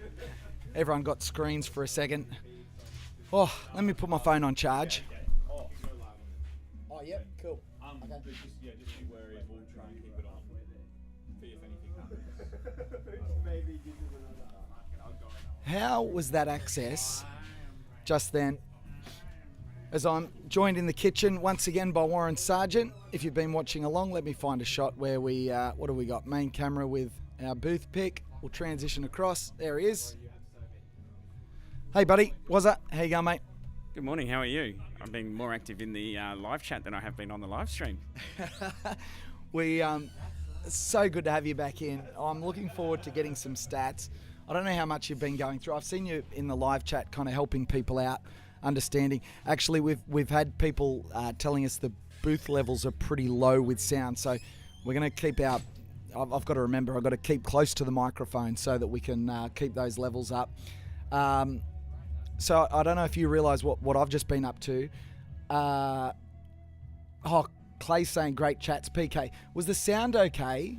Was the sound okay with when I was out there chatting with... I had a chat with Jimmy B and Kitty. I had a chat with Ryan Crawford, Shannon. I saw Sariel, female last woman standing. I mean, it's just so cool to have that sort of access here and wander back. We're going to switch cameras over in a second. I won't give you a crotch cam, but I'll stand up so I can switch between some camera shots. All came through fantastic. A bit choppy, but fine to listen to. Thanks, Jashi. That's awesome. So, Wazza, how are you enjoying it? What's your experience as I switch some cameras over as we watch Tim Kaprizak come back? Let's go, team. Unbelievable. 74 completed. Woo! Well, I, for one, am loving it. Absolutely loving it. Looking fresh. Sorry, just watching Tim come in. He's looking fresh. He's looking comfortable. Yeah, it's fantastic. As you said, you're talking about who you're just chatting to. I've just been finished my meeting, just had a big chat with Jason Rantel, who's obviously come over from West Australia to crew Jack Handley. So, there's lots of big names around, lots of fun people to chat to, and get a lot of information and knowledge from everyone while they're here. Were you just yelling at your live stream? As I can see Jack just coming around the back here. So what do we got? 14 minutes. So he's got heaps of time. That's just over a kilometre from home. So he's got heaps of time at the moment. He's just doing his thing. But look at Tim Kaprizak straight into his chair, straight in for a rest. This is unreal. He's a family event. He's got his wife, his daughter, and his son there to help him. Geez, look at how quickly, as we cut cameras, look at how quickly Tim has just got back in the chair, neck on, eye patch on, into rest. That is elite. Yeah, that's sheer precision right there. They know exactly what they're doing. He's, straight in, straight down, probably sound asleep already. Just, getting that rest and recovery. They'll prep what he needs right now, get him up and moving again with about 30 seconds to go. And last lap he came out of his tent with about 15 seconds and just, looking fresh as. I've been witness to such a professional setup here. He's come here with a plan. He's come here with a plan to run 100 yards. Jack Hanley came here with a plan to have a party. We've got the tale of two very different humans. Tim Kaprizak, he's got his Better By Next Week podcast with his son Ollie. His son Ollie in high school, so impressive. That kid, my goodness. If he listens back to this podcast, podcast live stream, and I hope he does, he is such an incredible young man. He hustles harder than most people I've ever seen, let alone kids that are 17. He's obviously a very, very talented athlete in his own rights. And then he comes here, he's solo crewing overnight and filming and editing videos. And his dad, I don't know if you saw the video, he's out on course filming and editing videos on his phone at 300 miles. Yeah. He's there, exactly right. He's Ollie is just doing fantastic. He's out at the start of the yard with the camera. Dad's out on course. I've gone and chatted to him a couple of times. He's sitting in the tent on the laptop, getting work done, which is absolutely amazing, incredible. But you can see where he's learned the tricks of the trade, and his dad is just amazing. Everything this whole family is doing at these backyard events. They've all had a good crack at backyards as well, which is pretty impressive.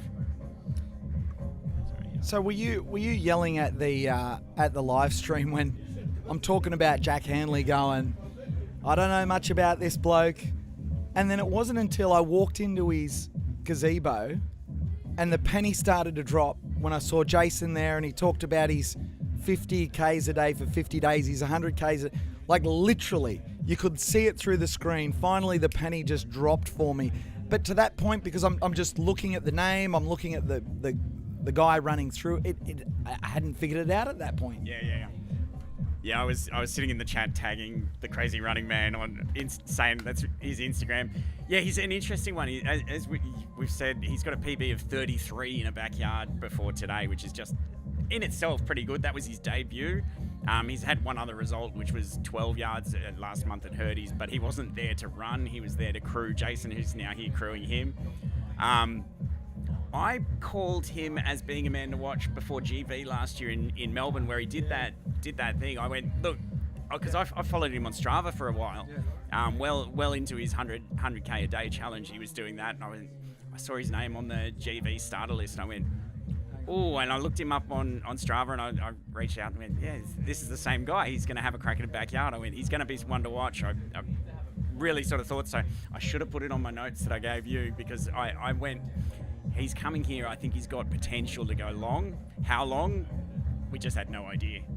And he's beyond what probably any of us were imagining. Obviously, those of us who knew who he was. But yeah, no, look, he's absolutely phenomenal. He's more than doubled his PB, which for the rest of us would be massive. But yeah, he's doubled a debut PB of 33 to go to, where are we now? 74, pushing, that was the end of 74, wasn't it? Yeah, so massive 41-yard PB so far. Hey, I got to apologise / not apologise. I was in the booth yesterday. I was excited to have a chat and get an update on some stats. You came out and you got brushed. You got completely brushed. But I don't feel bad about it because, number one, we had a surprise guest, and number two, we had someone who was on a bit of a tight time schedule. You got brushed for Ned Brockman and Phil and Gemma Gore. So sorry, not sorry. Totally fine. I caught Ned while he was here. He was out walking his dog after the interview. I went, oh, geez, I hope he's got it in there. And he said he'd come and had a chat. I was around for a while yesterday, but it seemed to be busy from the moment I got here. I helped the I helped the Sheikies pack up their setup while they took their time to relax in here. We moved Mishy's tent closer, which made a big difference to his comfort and getting to and from the start line. Then I was out with Daryl Tollett on course when he had his issue on yard 51. It just seemed to be back to back things, and I kept meaning to come over and jump in for a chat, but it didn't seem to work out before I had to duck home, so that's all right. Made some time today and we got here. As the rain starts to fall here at St Ives Showground, it's a little bit more steady now, but it's still wonderful running conditions. We await Jack Hanley coming back. There's still 7.5 minutes. He's done plenty of slow yards, so we wouldn't be panicking. No, he came in with 5 on the last one. Yeah, he's yard 68. He came in at 53 minutes. And then he picked up the pace again. He is walking. I can see him now. It's about 300 or so meters from the corral. He is walking. He's slowed down. We're hoping that he gets back here and gets that injection of energy again. He's feeding off the crowd. He's feeding off his crew. They're already clapping. There's already a buzz here. There is only a few people, but they are very receptive and very understanding of what an incredible feat this is. The head might be down from Jack Hanley at the moment, but there is resolve in that stride. That is a stride of purpose. He looks at his watch. He knows he's got plenty of time. There's still 6.5 minutes. He's probably about a minute, maybe a minute and a half from the corral. As Oliver Kaprizak strides up and down the corral like an expectant mother, chewing his nails, and we're here in the box waiting with bated breath. There are 2 runners left here at Sydney's Backyard Ultra. There's the fist pump from Jack. He's not done. He's not done. The head's down, the fist is up. He's punching the air, folks, as he's just about to make his way around the corner. I mean, he's made so many fans a crazy running man here. Some of his videos already gone viral, as they should. I mean, is this what elite performance looks like? He's got the camera shot. Let's go live to that one. There he is. The crowd lifts. Look at the smile, the thumbs up. He's acknowledging the crowd. There we are in the booth in the background. You can see Jason, his crew. He is a very handy backyard runner himself. The crowd rises. They know that this event is based on how good the assist goes. There's a shake of the head. There's a shake of the head. There's a shake of the arms. This could be it. I don't know. He's still got 5 minutes. He's shaking his head. Look at Oliver Kaprizak in his grill. Oh, imagine copping a chat from Ollie Kaprizak. Yeah, that's the last thing you want at this point. Ollie's going to be like, if you don't get out there, I'm taking your spot. He's going to do everything he can to get him back on course. As he should. He's just got to start the yard. Doesn't matter if you time out, get the yard started. Let's see if this music can lift him. What does he need? He puts his jacket on. He's having words. He's still got 4 minutes. That's so much time in a backyard. It's so much time in a backyard. As we bring it into your living room, the music dims here. But the scenes are so dramatic. 74 yards completed, 74 hours. There's a huge smile on his face. Jason laying down the law. What's he saying, mate? I was talking to Jason just a few minutes ago before I came in here out on court, or next to the course, watching him go past, and we just said, basically all you've got to do, talk to him, get him out on course.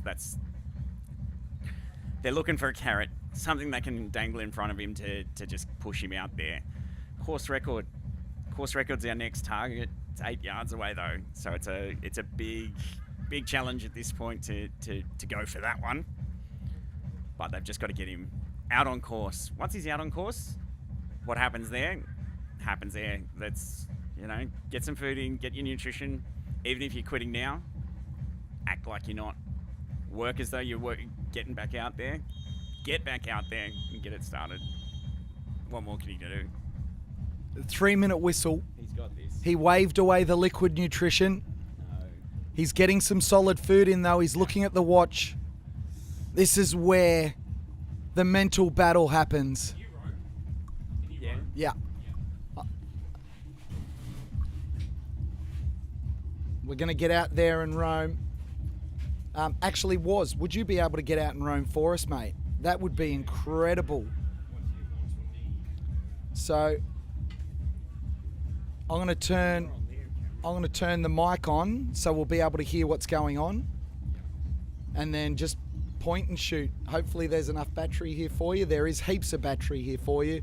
Just get out there and shoot whatever you can, mate. There we go. The mic's on.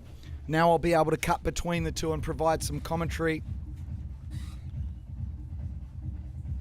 Let's have a look as Woz is heading out there with the roving cam. There's 2 minutes, folks. 2 minutes as we get up and we take a look. Jack Handley, is he going to get back out there? We don't know. We don't know. Woz is heading out there with a camera. He's capturing some shots as well. We'll bring those to you too. The team are crowding around his tent now. From Woz. Tent. Jackie can be incredibly proud, but one more yard, mate. Oh, in the comments. Let's get behind him. One more yard, buddy. He's got his whole team around him. This is where the mind plays tricks. 1 minute. The 1 minute whistle goes. He's out of the chair. He's out of the chair. He's putting some nutrition into his back pocket. There's a high five. There's the hugs. There's 41 seconds. You've got Tim Kaprizak on the line. This is absolutely incredible. There's the embrace. Jack shaking his head. He's not sure. Tim with a nod. What happens here? Come on. Come on, guys. Oh, if you're at home and you're cheering along, you've got to be impressed. Jack Handley, Tim Kaprizak, is this it? No, it's not. He goes. He goes. Let's go, Tim. They lift for Jack. Incredible scenes. Incredible scenes. Let's go, Jack. Let's go, buddy. You got this, buddy. You got this. We believe. The shots are magnificent. Look at that as Tim Kaprizak sprints off into the distance.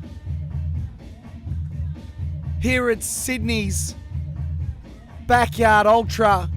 There's 2 runners remain. Tim Kaprizak, he takes off. Jack Hanley walks off. Is this it? 74 yards complete. Are we going to get any more? Are we going to get any more? Is this it? Is this it? As we look back towards his tent and his crew.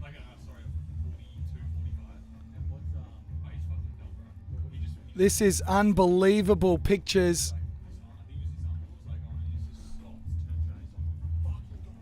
This is unbelievable. So incredible. The scenes. This is unbelievable here at St Ives Showground. As we can see, Jack Hanley making his way around the showground. Tim Kaprizak, he's gone. He's off and running. He's off and running. Is this it? Sorry for crotch cam. What's going on in the comments section? What's happening? Thank you so much to the Lumina boys and Wazza for capturing those pictures. That was extraordinary stuff. Extraordinary stuff. This is so amazing. As we focused on Jack Hanley, as Wazza returns, mate, thank you for those pictures. There are 2 runners remaining as we see Tim Kaprizak adjacent to the start-finish corral. He's off. He's off. He's not getting ahead of himself. He's still short of his PB, but he can smell that silver ticket. I can see Sariel Kramer, women's, female, last one standing. She is in absolute awe of this, as is everybody here at St Ives Showground. These scenes are amazing. Folks, a quick update. Stick with us here. Stick with us. This could be it. We don't know. We don't know. What's going on in the live chat? Yeah, they're cutting onions here in the kitchen. It's not you, it's me. Tim is on another level, isn't he? He is in outrageous form right now. This is just incredible. Moving stuff. Oh, just Josh, you said it. 75 is such a nice number. Can Jack get the legs moving? We just want to see this keep going. You don't want it to end, Wazza. How was that being out amongst it? Oh, that was great. I'm not sure if I had the audio on at all, but yeah, just it was exciting for me. I got as close as I wanted to get to the tent, but Jack had more people in his tent than you would see in a Jashi tent. There was, I reckon, about 10 people crowded around him just trying to convince him to get back out there and do what he needs to do. And it didn't seem to take too much convincing, but you could tell he was needing that convincing. So, yeah, exciting to be there to see the, not drama, but the drama unfold. Yeah, very exciting to see. I think, yeah, things are getting close. As you say, 75 yards is so tempting. It's a round number. It's 500 kilometres. It's only a couple of yards away. Oh, no, it's not even. It's this yard. Sorry. What am I talking about? We're right here. He's yeah, you got to get this one done. Round that 500 out. What happens beyond that? That's the next question. Course record. He can do it. We're so close. Let me paint the scene for you. St Ives Showground, Sydney, Australia. Right now the time is 10:05 a.m. The runners must be so sleep deprived. Here we are in the kitchen and we're cooking. No one's getting any sleep here. Absolutely wired enthralled, riveted to these scenes.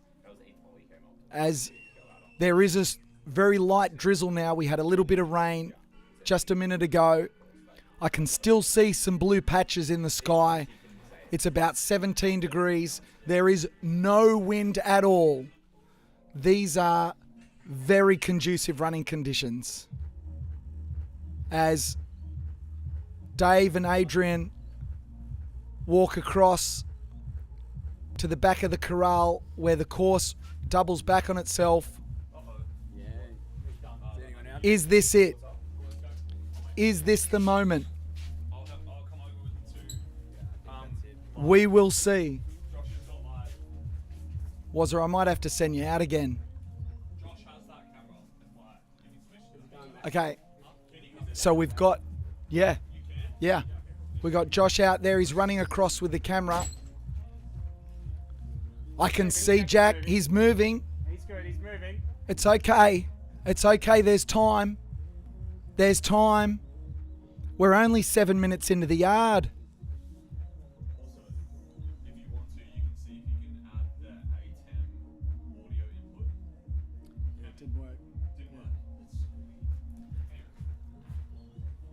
He's still moving. That where he is now that's about 600 meters into the yard. He's talking to his supporters. There's high fives going on, but he's still moving. There's a hug with Sariel Kramer, female last one standing, but it's not a hug to say I'm done. He's still moving, was. This is unbelievable. That's Sariel's mum, I think. I only caught a glimpse there. I hope it was. If it wasn't, this is absolutely unbelievable. As we watch Jack Handley, he's won the hearts of so many.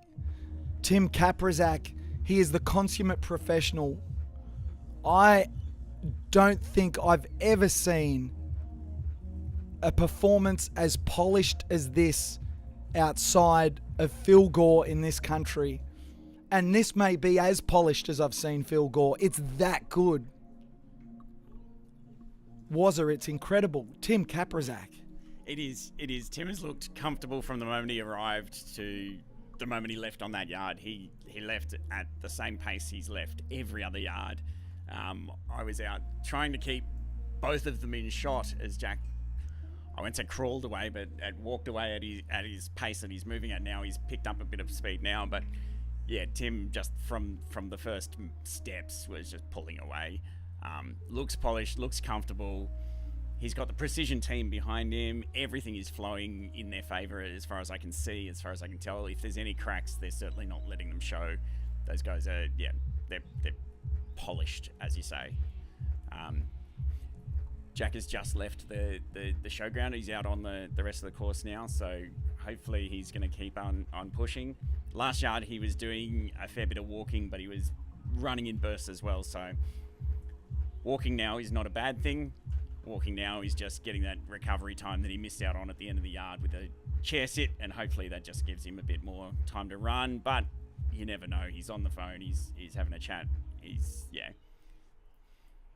We're hopeful that he can get this one done. And then, just one more. Wazza, this is why we love the sport. We've got 500 kilometres coming up, yard 75. We've got viewers that can't switch it off. 10:09 here in Sydney, Australia. People watching in their offices, people watching in their homes. This is PK and Wazza in the booth as we watch Jack Handley. He's out walking. Now, you might think he's done. Is he cooked? No. Where he is now, that's almost a kilometre into the yard.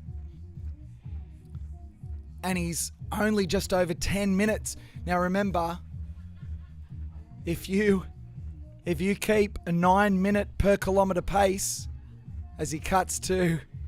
Oh, the videos of support. Look at this. He's showing the camera. Don't slow him down. He's got so much support, Jack Hanley. He's won so many fans, as has Tim Kaprizak. I mean, you can't help but support everyone out here. Yeah. So let me explain. He's a kilometre into the yard. It's about 11 minutes. He's not going to get back at this pace. So the question is, let's flick that camera back to the corral. The question is, can he muster the courage to pick up those legs? Backyards are a funny business, was.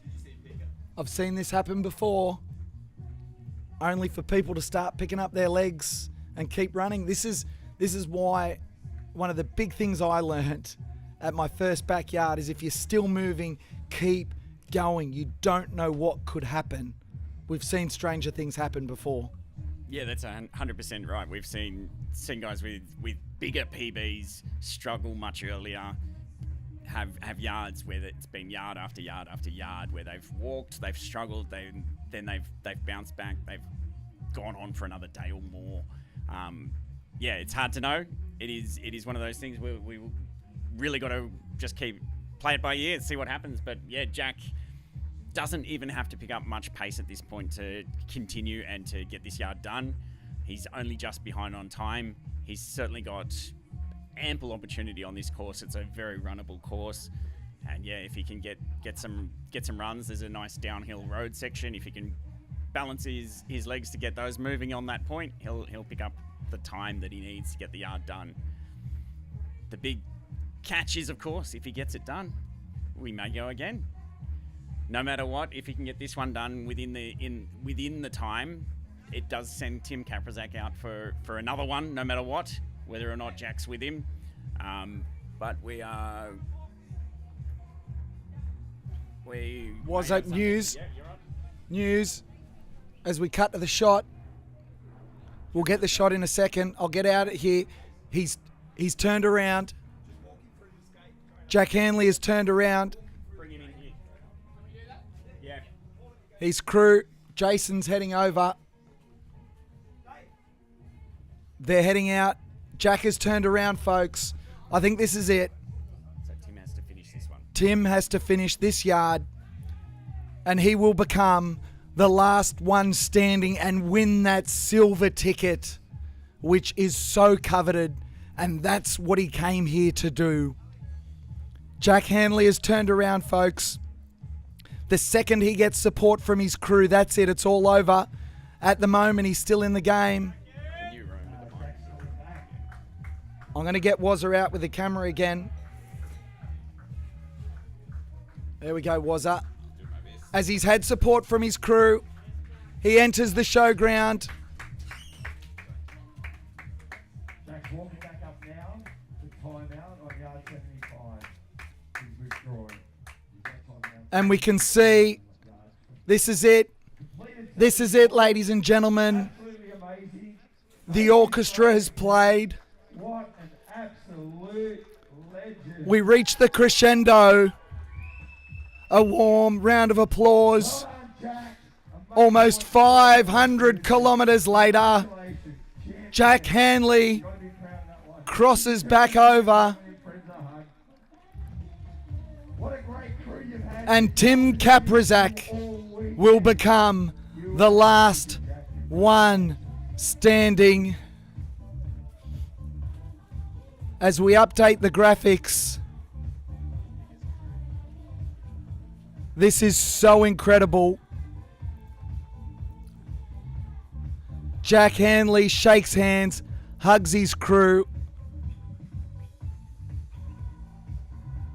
The scenes here at St Ives Showgrounds are just incredible. The hands go on the knees.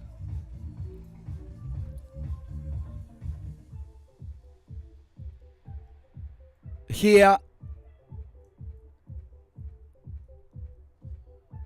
in the commentary box, we are absolutely captivated, as I'm sure you are at home.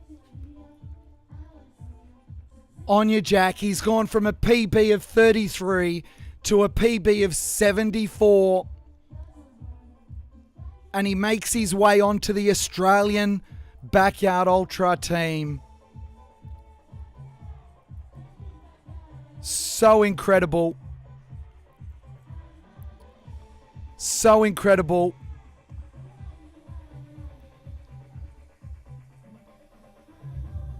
As we will update the graphics for you on the screen. My name is PK. I hope you are enjoying this incredible journey. I hope you've enjoyed this incredible story.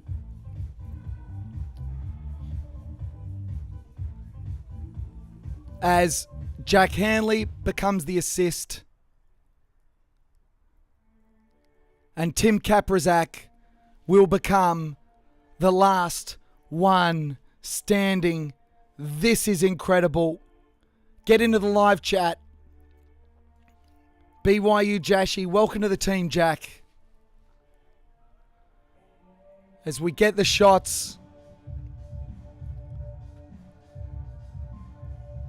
we try and capture as much of this as we possibly can.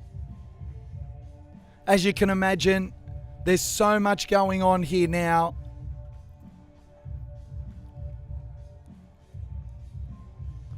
There's so much going on here.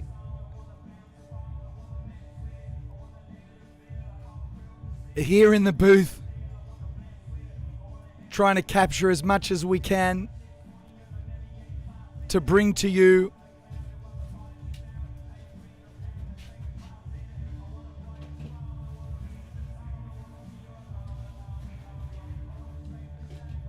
We hope you have enjoyed this incredible journey.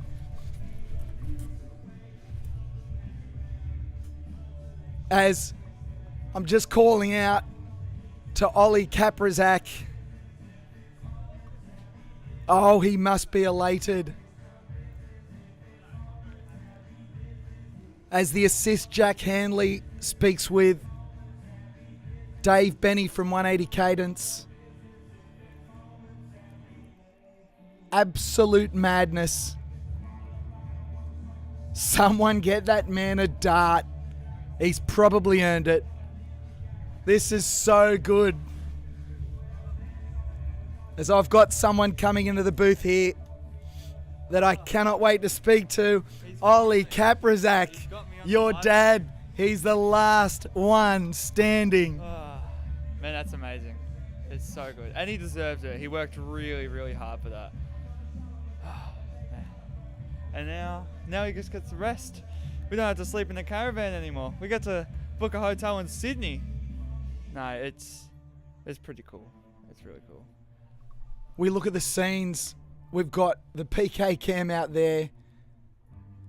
I haven't set up a shot with booth cam. I'm with Ollie Kaprizak, son of Tim Kaprizak. Mate, we've been singing your praises this whole time. You are an incredible young man. The hustle that you've shown from Friday when you arrived, setting things up, the meticulous planning, setting up the podcast, better by next week. Oh, that felt like forever ago. I didn't even remember we did the podcast. Check it out, guys. It's out. Give it a plug, man. Give it a plug. Nah, I'm not doing that. I'll give it a plug. Better by next week podcast. Get on it. Tim and Ollie Kaprizak, they are a very impressive family. They are a super impressive family. As I'm trying to find the shots to show you here at home. Assist Jack Hanley, last one standing, Tim Kaprizak. Ollie Kaprizak, how do you feel, mate? It's been a while. I feel amazing. I'm so happy for Dad. I'm really proud. I think it's been a very, very long time since he has won one of these. Oh, 1 year ago, actually. But, like, gone deep and won one of these. I think it really brings a lot of confidence for him, I think, coming into the future and competing against the big names. I think he definitely has a lot to give and has so much more to give. Like, he could go world record now, I believe. Like, so good. I just made the comment in commentary, and it's very easy in commentary to get overexcited in moments like this, I probably am anyway. But the reality is, watching your father, Tim, come in after that last yard and go straight into the tent and sit back in the chair, neck cushion on, eye mask down, and you could tell he was genuinely going to get rest. That was the most impressive I've seen anyone at this stage of a backyard. And that probably includes when I watched Phil Gore here win with 81 yards last year. Your father is on another level. The Harry's Hardcore win was just the entree. I don't even think this is the main course. No, this is just a test for something that we have planned bigger on further down the track of the year. We plan to race Satellite Chance, break 100 hours there, then 10 days later back it up with King of the Hill 100 hours there. So 3 weeks time from now, he's actually running Unbreakable, which is Australian version of Barkley Marathons, and let's hope that we can get him to complete that, and that'll be the early year test for it. The story of the human guinea pig continues, and the human guinea pig becomes the last one standing here at Sydney's Backyard Ultra as we await, because he's not the last one standing. I've already put it in the graphic, but he's not the last one standing yet. He has to finish this last yard by himself to be crowned the last one standing. That is how a Backyard Ultra works. The shots here are beautiful. People are asking, where's the September one? Hey, we don't know, nothing announced. Go to the Sydney's Backyard Ultra website. Join the wait list. You'll be the first to find out. If you want to be involved, that's how to do it. What's going on in your head right now, mate? I don't know. I'm just happy for him, honestly. Yeah, worked really hard for this, and it's just been an amazing race. Like, yeah, we had our ups and downs. Downs were tough, but there was never a point in this race where he went, nah, I'm not doing that. I'm not going out for that loop. And I think that's a really amazing thing, because he has done that in the past, and really he's just leveled up his game. Something's happened to him. Something's happened, because the smile, he's always smiling, he's always smiling, he's always happy. He's always got a smile on his face, but just the resolve, it was almost the confidence, the knowing. He's got this belief now that, I mean, he's always been a very good backyard runner. He's always been a very good athlete, but it almost seems like he's got this deep down belief now that he's on the verge of something very special. What has changed? I think day 66 on the Hardcore Harry's Challenge changed a lot for him. For anyone who doesn't know, day 66 was the day that Dad was going to quit on the Hardcore Harry's Challenge, and ended up going out the next day. So he learnt so much from that challenge, and not just physically of what he can do, but mentally, like the mental grit you have to push through something like that completely changed. And the conversations we've had around just being present in the moment are huge to his behavior towards this race. It's just all of it combined to really just put together the result he showed us today. It's been incredible. Here inside the booth, I've had a front row seat. I've been able to look into the runners' souls as they come out of that corral. This is a great spot. It's awesome. Mate, you are more than welcome to join me anytime to do something like this again. I've had the time of my life, but you know what? It's been one of the most emotional experiences I've ever had. I never thought I'd feel this way from this vantage point, but there's so much emotion in this sport. Yeah, a lot of emotion goes into it. Like, it's hard. Me and Dad had a bit of a moment on one of our last events where it just got pretty rough. He had a really bad moment, and I just tried to keep pushing him, and words were said that weren't meant to be said, and like obviously we've talked about it afterwards, and just me learning how he gets motivated is huge, and I think everyone needs to learn how their runners get motivated, because that's the key. Because some people might, like Jack, getting a G up every single time he runs past, but that's not how it works with Dad. Dad needs to feel like he's of value to his family, and by doing this makes him feel really valued.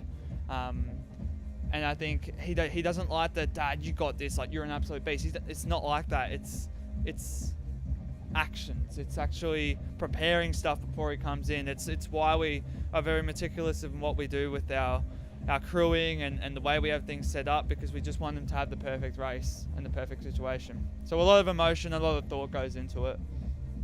You've been impressive crewing with your mum and your sister. I mean, it was the tale of two stories. Over one side, we've got the human disco, crazy running man. And then we've got, over the other side, the consummate professionals, the family. It was just two very contrasting gazebos. But yet, this incredible sport brings those two types of people together. And the bond that you saw with Jack and your father, it's so special. It's almost like you live through a lifetime with someone when you're in one of these events, because you're with each other for so long, and that shared pain, like many people won't ever get to experience that shared pain with someone, and that really brings them together. So that's why I think we saw them get really close. And a lot of other athletes, like in Dad with previous events, that's why he's so close with like Jimmy B and Ryan, because he's had that shared experience. Like with Ryan, and specifically, like Dad ran through Down Under, which is the hardest and gnarliest race in the Southern Hemisphere, and finished it with Ryan, and they both pace each other in the world, like one of the world's toughest challenges. So it's just that bond and that pain that really brings them together. It's been wonderful to watch it. As you said, it seems like a lifetime ago we sat down with the podcast on Friday, and in the rain as it started to fall, and you know, I sat there and I talked about bringing colour and emotion to an event like this. And I know that you and your father would have been sitting there going, well, that hasn't been done at a backyard ultra like this before. Here we are, mate. How many days later? I think a lot of colour has been brought by you.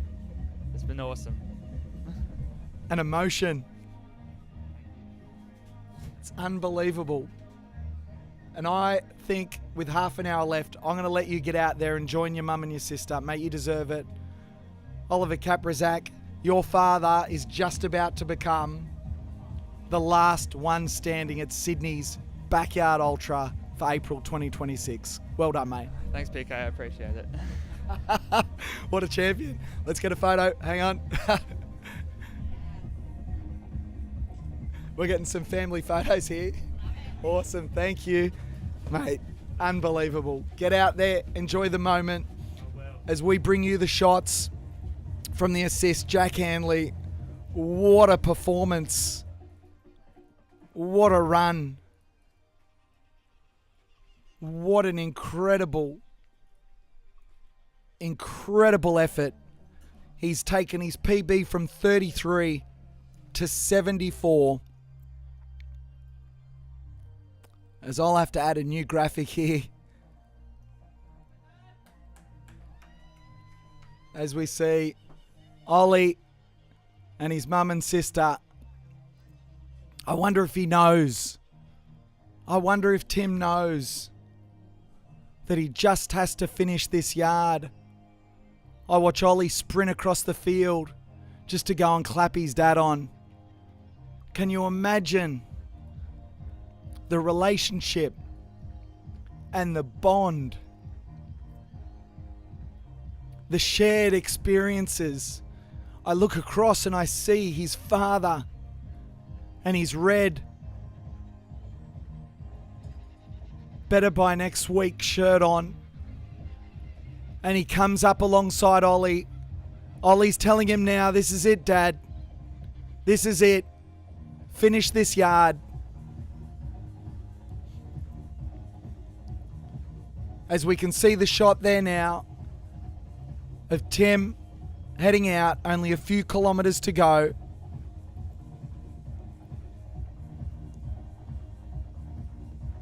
And we have the shots here of Tim in the distance. His mum, or Ollie's mum, Tim's wife, and daughter.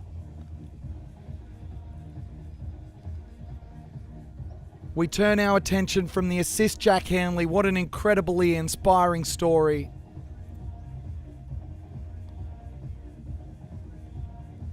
And now we turn our attention to Tim Kaprizak.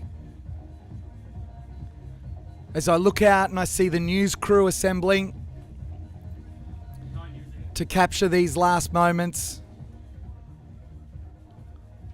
Great pictures from the Lumina boys. Thank you so much, Waze. If you watch this back, you are a legend. As Dave walks into the booth and he asks for something I've been holding on to, and I've got to give it up. There's also something else you need to know, PK. We had this discussion yesterday afternoon, but your room needs to be cleared by 11 or your clothes will be thrown in the pool. I've got good news. I've already cleared the room. I got a phone call at 3 a.m. I was out of there. Well done, mate. Superb stuff. Yeah. So we've got Wazza out there capturing these pictures on PK Cam. We got Josh on the other roaming camera. Just wonderful, wonderful pictures. Thank you so much for Wazza for stepping up to the plate here and capturing these pictures. As Jason, his crew, is there. Channel 9 News looking to capture the moment. Wazza capturing the time. Wazzy, you can't hear me at the moment, but you bloody legend for getting these shots. This is so special. As we look for Tim's wife,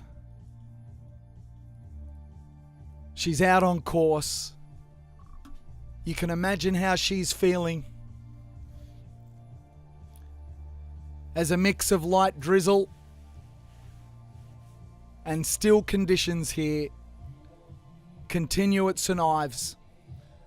There is a cloud cover, but I can see breaks of blue sky. It's about 17 degrees.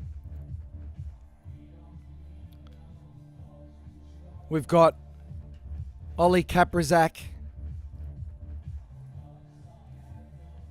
as Jack Hanley, as he should, receive a tremendous reception for such a wonderful performance as the assist. Remember, in a backyard ultra, you can only run one more yard than your assist. And that's it. When it's done, it's done.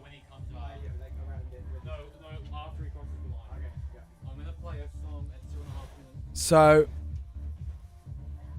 as I prepare the graphic for Yards Final, which will be 75 yards. I'll prepare the graphic and I'll put it up in just a moment.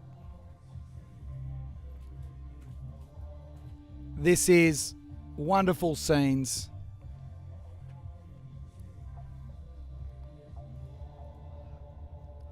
As the camera guy is keeping me on my toes as I'm trying to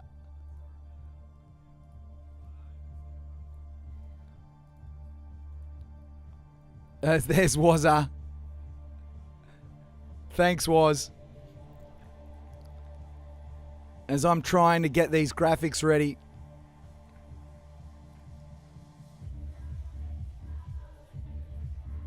This is unbelievable.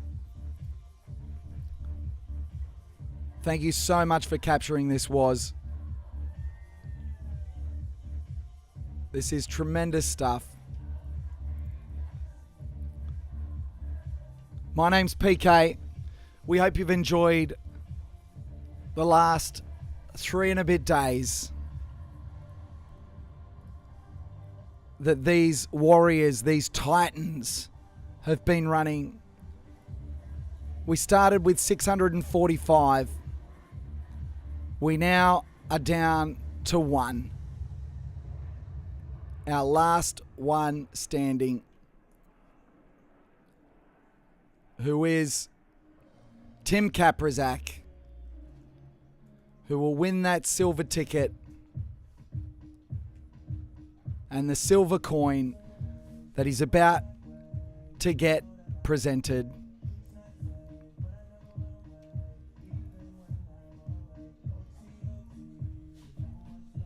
As I prepare the final graphics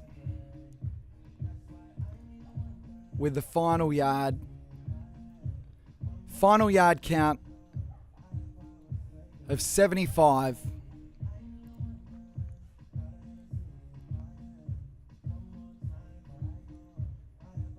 There's lots to do here in the booth. We hope you're enjoying this coverage.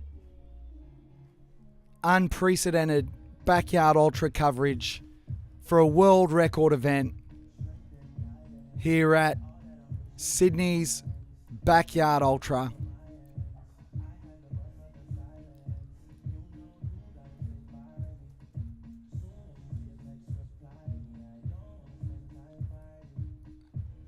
As we paced that final yard count,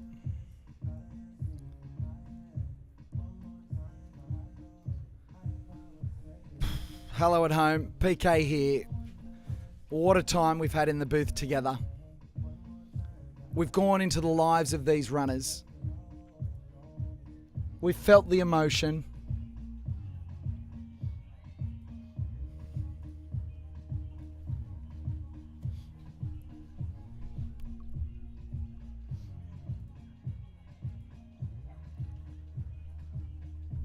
I'm still here.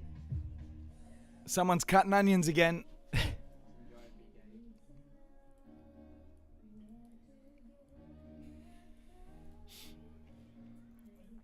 Thanks so much for the support.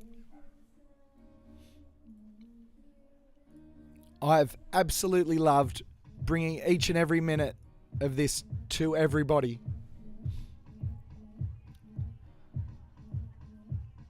Live streams like this don't happen unless we've got viewers. We've got to get the word out about this incredible sport. Characters like these. And Wazza for the wonderful pictures that you're capturing out there. This is stunning access. Thank you so much, Wazza. As he spins around and comes out, he's looking for Tim Kaprizak. All right. As he comes. Jimmy's coming in for about 800 metres to go, so we're about 3.5 minutes away. This is incredible stuff.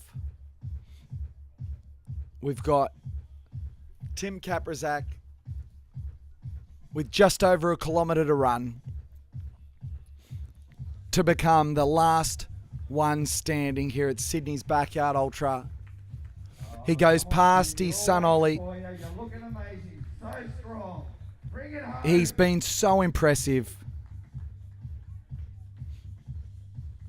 Hey Alex, Wazza's doing an unbelievable job with regards to getting this. If you go out there, let him know, keep it going. It's superb. It's really good. Wazza capturing these shots. We've got the Lumina boys out there as well. There's Ollie. As we'll move that shot away so you can see Tim.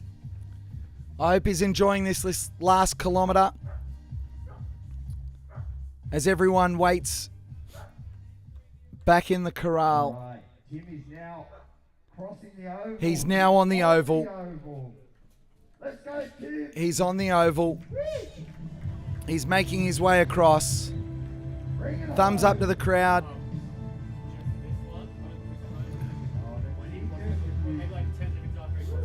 As we've temporarily... Oh, we've got a choppy picture. Wazza's a long way away from the booth. Amazing shots. As you see, Tim Kaprizak makes his way back.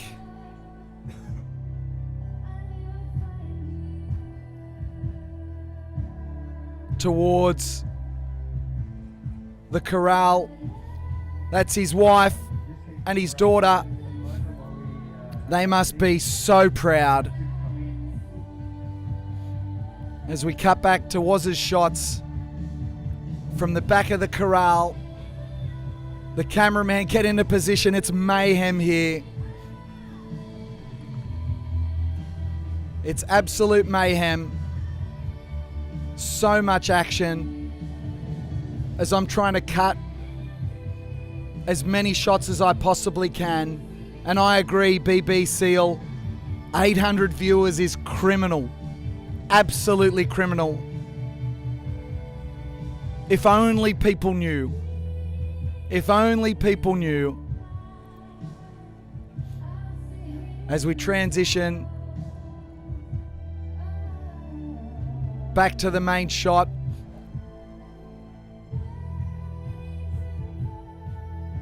As Wazza's a little bit out of range. Hopefully he comes back in a second. And we can bring more shots to you. There's a round of applause for Jack Hanley. Mitchie's back. Mitchie's out there.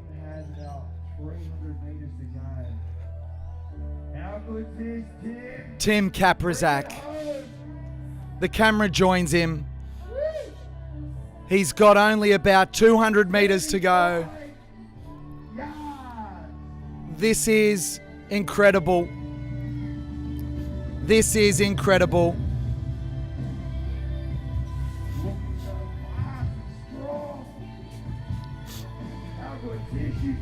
Tim Kaprizak punches the air, as we do.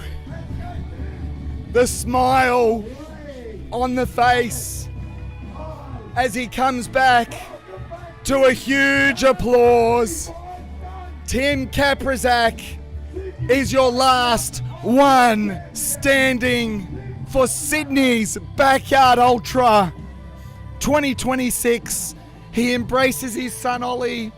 He embraces his wife. He embraces his daughter. He's so happy. It's such a professional, consummate professional performance. As the media are straight in his grill. This is amazing. We've got some superb shots out there. We've got to keep this camera rolling. I'd love to be able to hear what's going on. We're going to get these pictures and this audio soon. But right now I'm going to have to talk you through what's going on. He's probably saying, yep, just went out for a light jog. How easy is this game? I'm sure he's not. What a wonderful human being. What a wonderful family, the Kaprizaks. He is a very worthy winner, Tim Kaprizak. Unbelievable. 503 kilometres. 75 hours. We kicked this off on Saturday at 8 a.m. with a world record, 645 runners, 108. As the crowd goes up, 108 made it through 100 miles. Can you believe it? Sorry, first of all, As to bring Jack Hanley over to congratulate. Jack Hanley congratulates Tim Kaprizak. Assist for Adrian Watmore, MC of proceedings here on ground. David Benny, race director, comes over.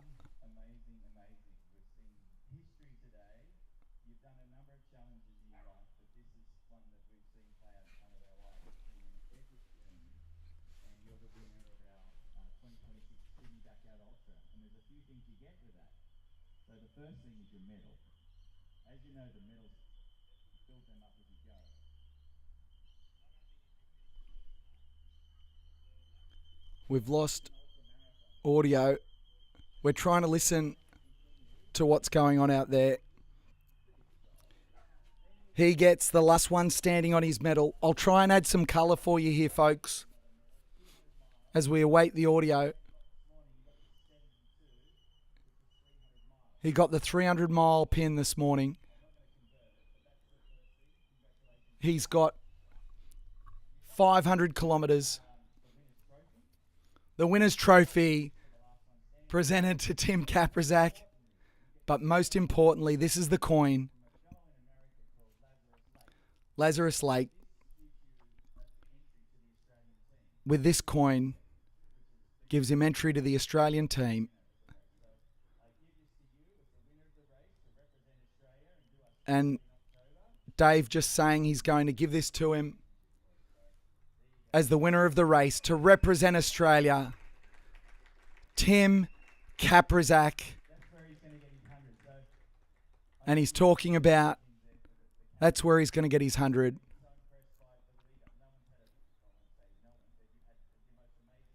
As we have a look at the shots, that's the coin, that's the trophy. We'd love to bring you the audio. Unfortunately, we don't have a live feed to the audio, so hopefully I'm adding enough colour for you. I hope this is bringing the moment into your house. Tim thanking the volunteers.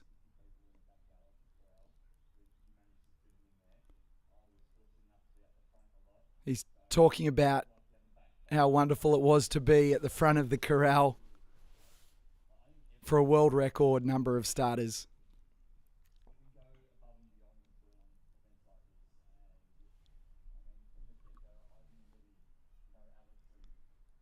He's talking about the event that's been put on.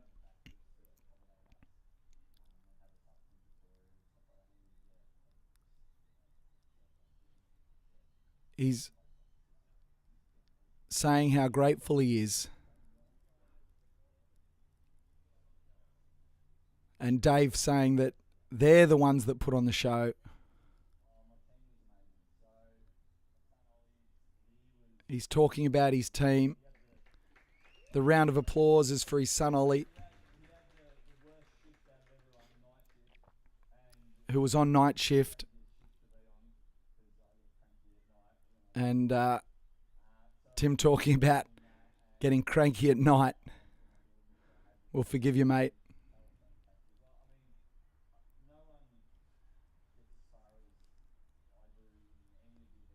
And he's now talking about how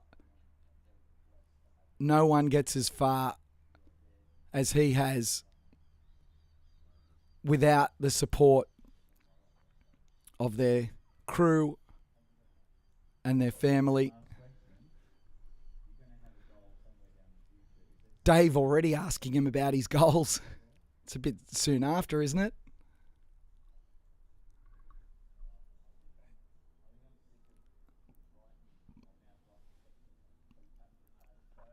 So, Jack Hanley,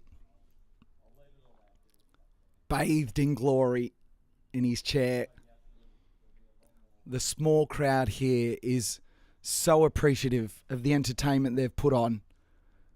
We hope at home you are enjoying this.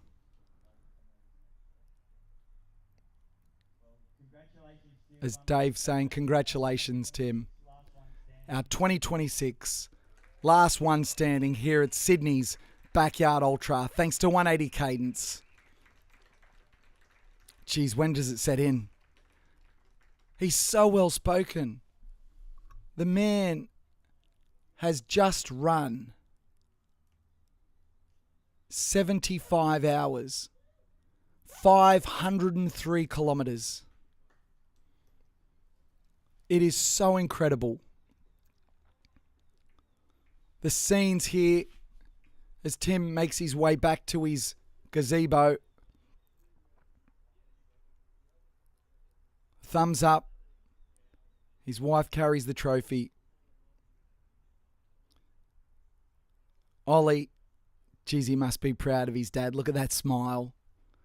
Look at that smile. From both of them. From all of them. From the whole family. The sacrifices they've made for their dad to be able to do this. It's just so special. The scene here so very different from what we had only a few short days ago.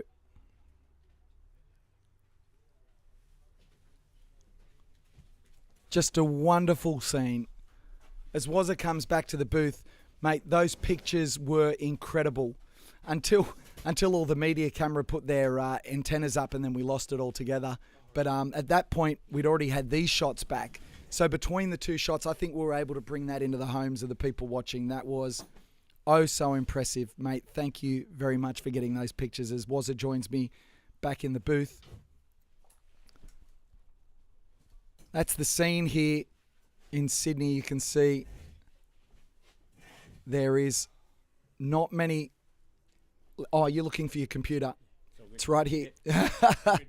It's safe and sound. I had Ollie Kaprazak come and join me in the booth. Mate, what was that like, being out amongst the presentation there, the emotions?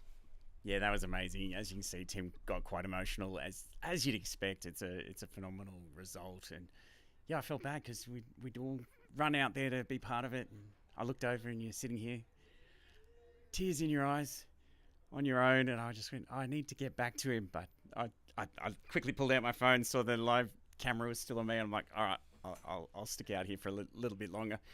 Had a bit of a chat, said hello to a few people in the chat. Still answering questions as best I could, but man, that's just, it's amazing to watch a finish like that. And yeah, just to see Tim come in straight to the family, straight to the hugs, straight to the, every single one of his family and crew have done an amazing job this whole week. And yeah, you can tell just how much it means to him.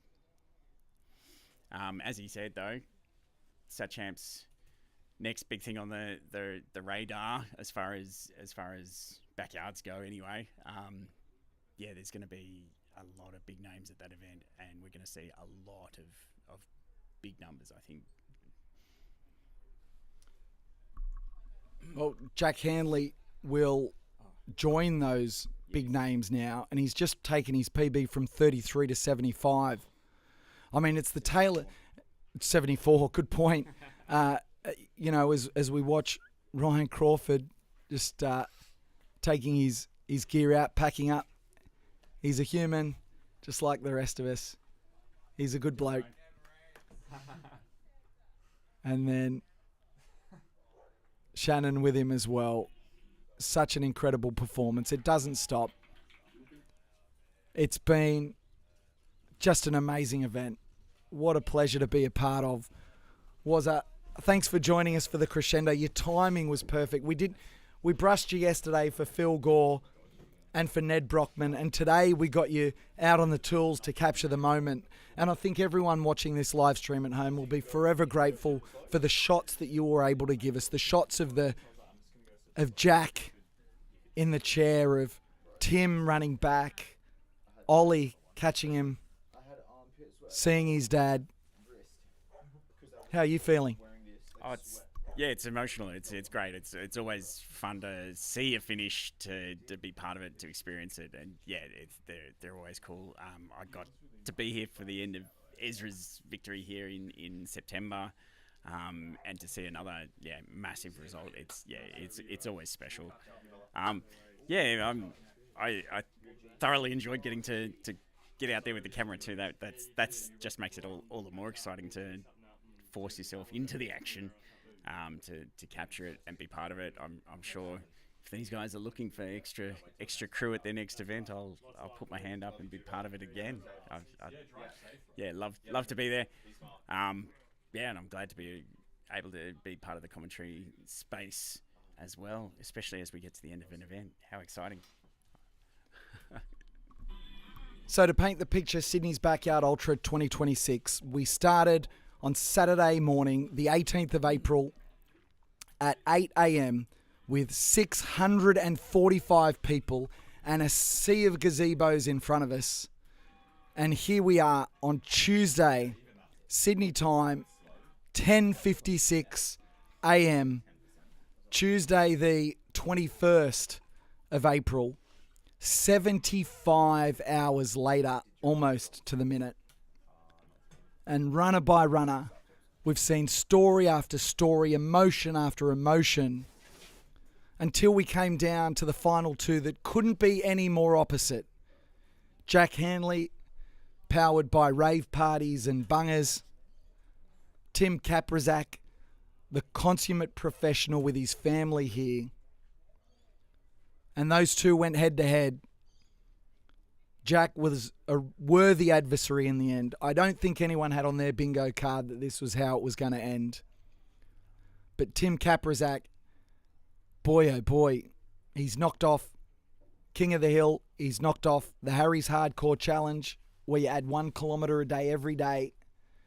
And he got up to day 83 to win that, beating some incredible runners there, including Merlin, Margie Hadley. Unbelievable. Titans of the sport. And now he stands on top of the mountain, where the air is rare and the view must be incredible. And now he resets the human guinea pig. Ollie Kaprizak sat here next to me and he started rattling off what they had planned for the next part of the year. I was literally just gobsmacked at what they've got planned for him. And he's welcome home at the end of 75 hours by the news crew, by family, by friends, supporters around here. Jack Hanley, and most importantly, his biggest supporters, his wife, his daughter, and his son. Tim Kaprizak, on behalf of the entire crew here at Sydney's Backyard Ultra and 180 Cadence, congratulations. You are a worthy winner. Was that? What do you say? What more can you say? It's a result for the ages. It's I don't know what else to say. Just that was, as you say, two very different people. Not sure that anyone would have had that on their bingo card, as you say. Tim came into this one looking strong from yard one and kept going strong. Jack, the big unknown, he was there as not the wild card, but he certainly had wild card intent. Came here to prove himself, certainly did so. I don't think we've seen the end of what Jack can produce either. He's got legs that'll go for days, and he's proven that here. He's proven it in other events and other challenges that he set himself. I think Sat Champs is going to be incredible. What we're going to see there, and the build up to Sat Champs is pretty exciting too. There's a lot more events still to go that are qualifiers. There's a few silver tickets still up for grabs. Tim is sitting in a safe seat. Not that he was at too much risk, but he's certainly now in a safe seat. There's a lot of runners still going for those remaining spots, and I think we've got a big build up between now and then. Sydney's has been the blockbuster event that we expected it to be, and there's certainly more to come. Do we take a quick look at the shake-up on the Australian team as it stands? Ben Nichols has been shuffled out the back of the bus, hasn't he? No. That's the beauty of the event. Oh, because Tim moves into a silver ticket there it position. is. So wow, it's interesting. As soon as Jack hit 62 yards, everyone was safe. Everyone was safe, including Jack. So he was the one that had to get to 62. By doing so, he got himself into the right spot to do so. It temporarily shunted Ben out, but it didn't matter what the result of this event was for the rest of the team qualification. All we were looking at then was positions. So Ben moves now into the bottom of the team. He is at 62, but Tim moves into a silver ticket spot. As it is, even if Mitchie had won the silver ticket, everyone was safe because that spot would have been nullified and everyone would have moved up anyway. So it's actually quite interesting. It just meant that Jack getting there was the key to this. So the bottom qualifying number right now is 62. You will need you better use the Better website. It's on the home. Have you got it on yours? It's on the home screen of mine. Oh my gosh. Okay. Is it really? Scroll down. Really? Oh, is this? It's not live because we haven't got the results published yet. But there you go. Here I was trying to navigate to the Bigs website. I didn't even realise you had this on your website, backyardultra.com.au. I've been using it for all the stats. So every time I come up with all these stats, I don't remember any of this stuff. I've just got resources like the backyardultra.com.au website. This is Waz's little brainchild here. The results will be up soon. They're not live. They'll go up soon. There's a lot of hard work that goes into putting results together like this. And we can see the Australian team here as the media is now interviewing Jack Handley, the assist. LOS on your screen stands for last one standing. And the last one standing here, Tim Kaprizak. Him and his son, host of the Better By Next Week podcast as well. You got to give him a follow on social media, as you do, obviously, for Sydney's Backyard Ultra for more incredible stories like this. Share them with your friends. Just tell them how crazy this event is.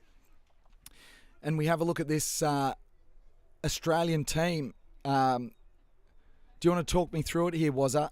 As you said, we've got no shake-ups after all that because Tim Kaprizak moves from the at-large list to a silver ticket.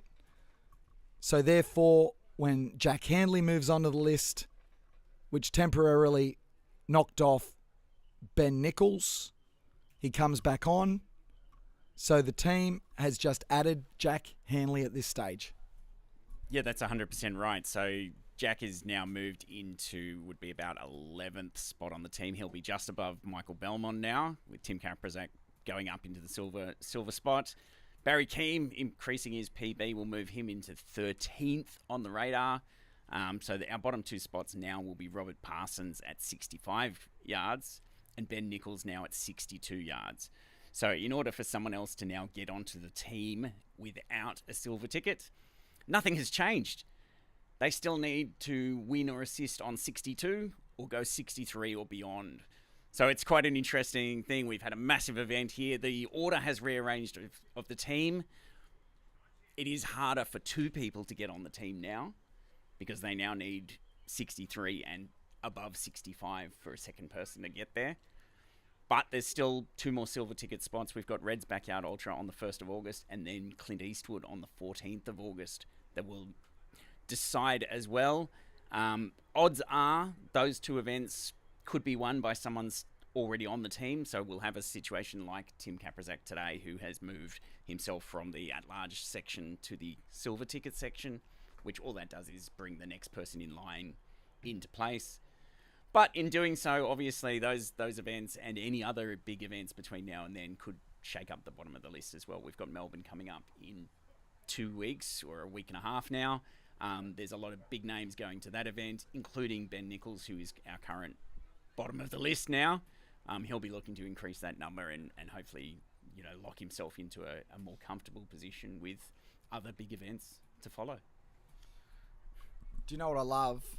I love we've had Jashi in the chat, Jonathan Ash, who is Australia's second-ranked runner with a PB of 100 yards. And for him in the chat, saying to Jack, welcome to the Australian team. I stood in the tent with Tim Kaprizak just a few yards ago watching him eat gnocchi. He was so relaxed and he had so much gnocchi in front of him. I'm looking at it going, I've got to up my backyard game. The amount of food he had was massive. He was just chatting with me and I'm like, Tim, shut up, eat. It wasn't quite shut up and eat your noodles, Gemma Gore, but it was very much, dude, stop talking to me. I've got to get out of here. You've got to eat. It was incredible. And even he was saying at that point, well, Jack's on the Australian team now, and he knew how important that was to strengthen this Australian team, because that's what it does after this event. It strengthens that Australian team. And what impressed you most about Jack Hanley in this event was? His sheer determination. The guy looked relaxed, kept going, pushing on, got up every time. And that's the key, isn't it? You've got to be able to get up out of your chair, get back and do it. But not just getting up and doing it. The guy's dancing. The guy's singing. We started that, was it the last yard or the yard before? He's up there singing on the mic while we're waiting for Tim to get up out of his chair and into the starting position as the clock counted down. He approached this event so differently to so many other runners, and to so many other, as we say, polished professionals in the sport, if you can call them that. A totally different approach, totally different downtime. We saw that he's got the music going. He had a big crowd in his tent. Every aspect of what Jack brought to this event was different to what we've seen in pretty much every other event. And it's exciting. We've got new blood in the Aussie team. We've got new young blood in the Aussie team. And this guy has just come in and proven himself this weekend. I'm excited to see where he can go next and what that will do for the Aussie team. The Aussie team is cementing itself to be one of the top teams for Sat Champs this year. I think we've got a really, really good chance of taking it out this year. Getting guys like Barry increasing his PB at this event, he's locking in. Jack obviously has come in to the team with not just getting into the team, but with 74 yards, he's gone, I'm part of this team. He's going to be definitely an integral part of the team coming into Sat Champs in October. Beautifully said, mate. We watch Jack with his crew over there. He's still moving pretty good for a bloke that's just run almost 500 kilometres. Mate, unbelievable. Let's go, buddy. Call him in for a chat. Let's go. Have you got a minute? Do you want to come and have a chat? Yeah, righto. Yeah, righto, he says. Just one more chat. One more chat. He's just high-fiving his crew. We might be able to get Jack Hanley across for a chat. And then after that, he's getting a piggyback of his crew. I'll see. Or he can stand or try and get him up here to sit. Do you reckon, is he going to want to sit in here? Or what do you reckon? Yeah, it's going to be easier for whatever he does, I will. Do you want to camera us? Put that camera All right, let's do that. All right. Well, if he depends on where he ends up going. Yeah, let's get a couple of chairs out the front. Let's do that. All right. I'm going to move out the front, yep. So that I can have a chat with Jack out the front.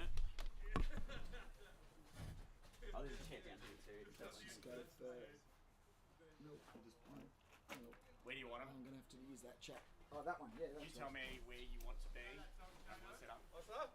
We're going to bring camera out. I've heard it once or twice. Oh. Where do you want to be? Do you want to be in here on the cover? Do you want to come in here? Yeah, absolutely. Oh, right, sir. All right, he's coming in. I'll Yeah, I'll take this one. Are you good? Love you, brother. Thank you very much. Gotcha. Thank you so much. So proud of you. Alright, see you boys. Thanks again. Mate, unbelievable. Come on in. Beautiful. I'm PK. PK. Loved it.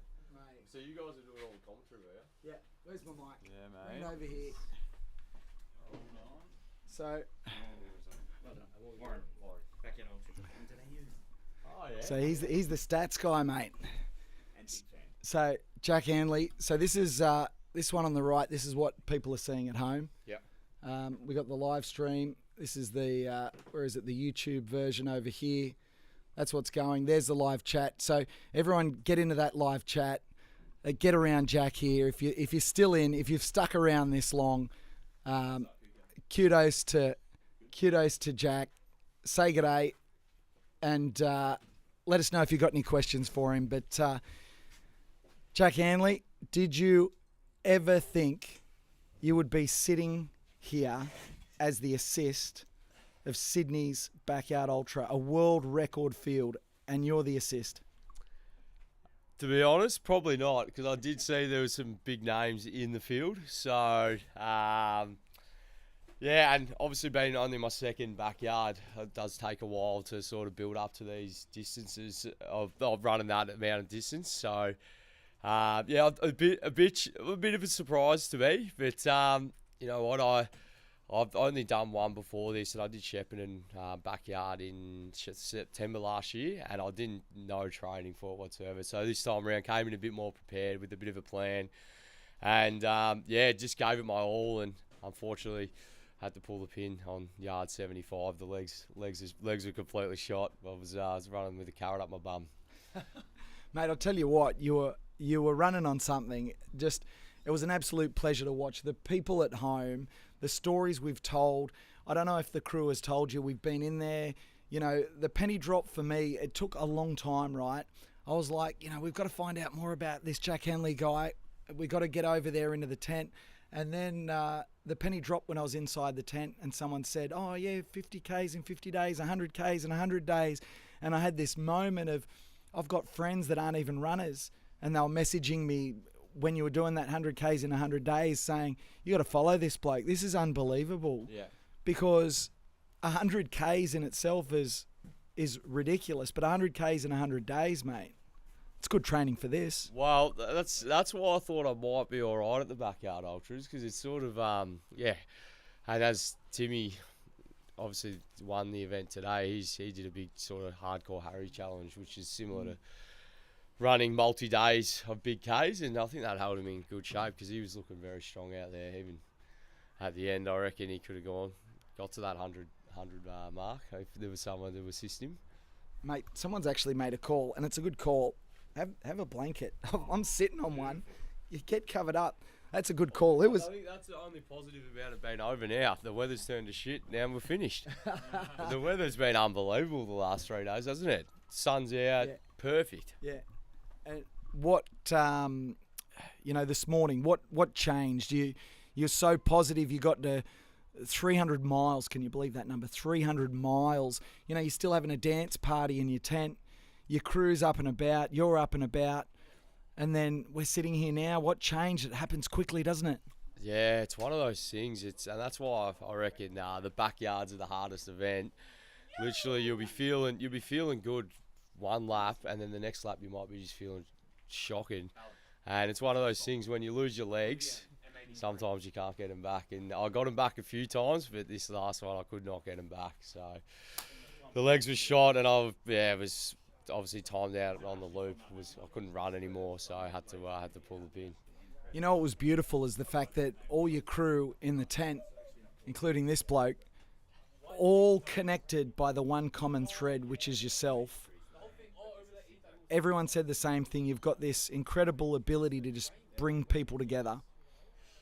That is a drastic difference to the bloke a couple of years ago, isn't it? 100%. Absolutely love it. And as you had Jason, I think he said he was on the live stream for a bit. Every single person that's up here, it's crewing for me, we've met through running. So it's very special, and I was so lucky to have everyone come up and support me, take time out of their life, and yeah, I definitely wouldn't have been able to go as far as I did without them. Impressive. You've also got a wonderful cause that you run for these days too.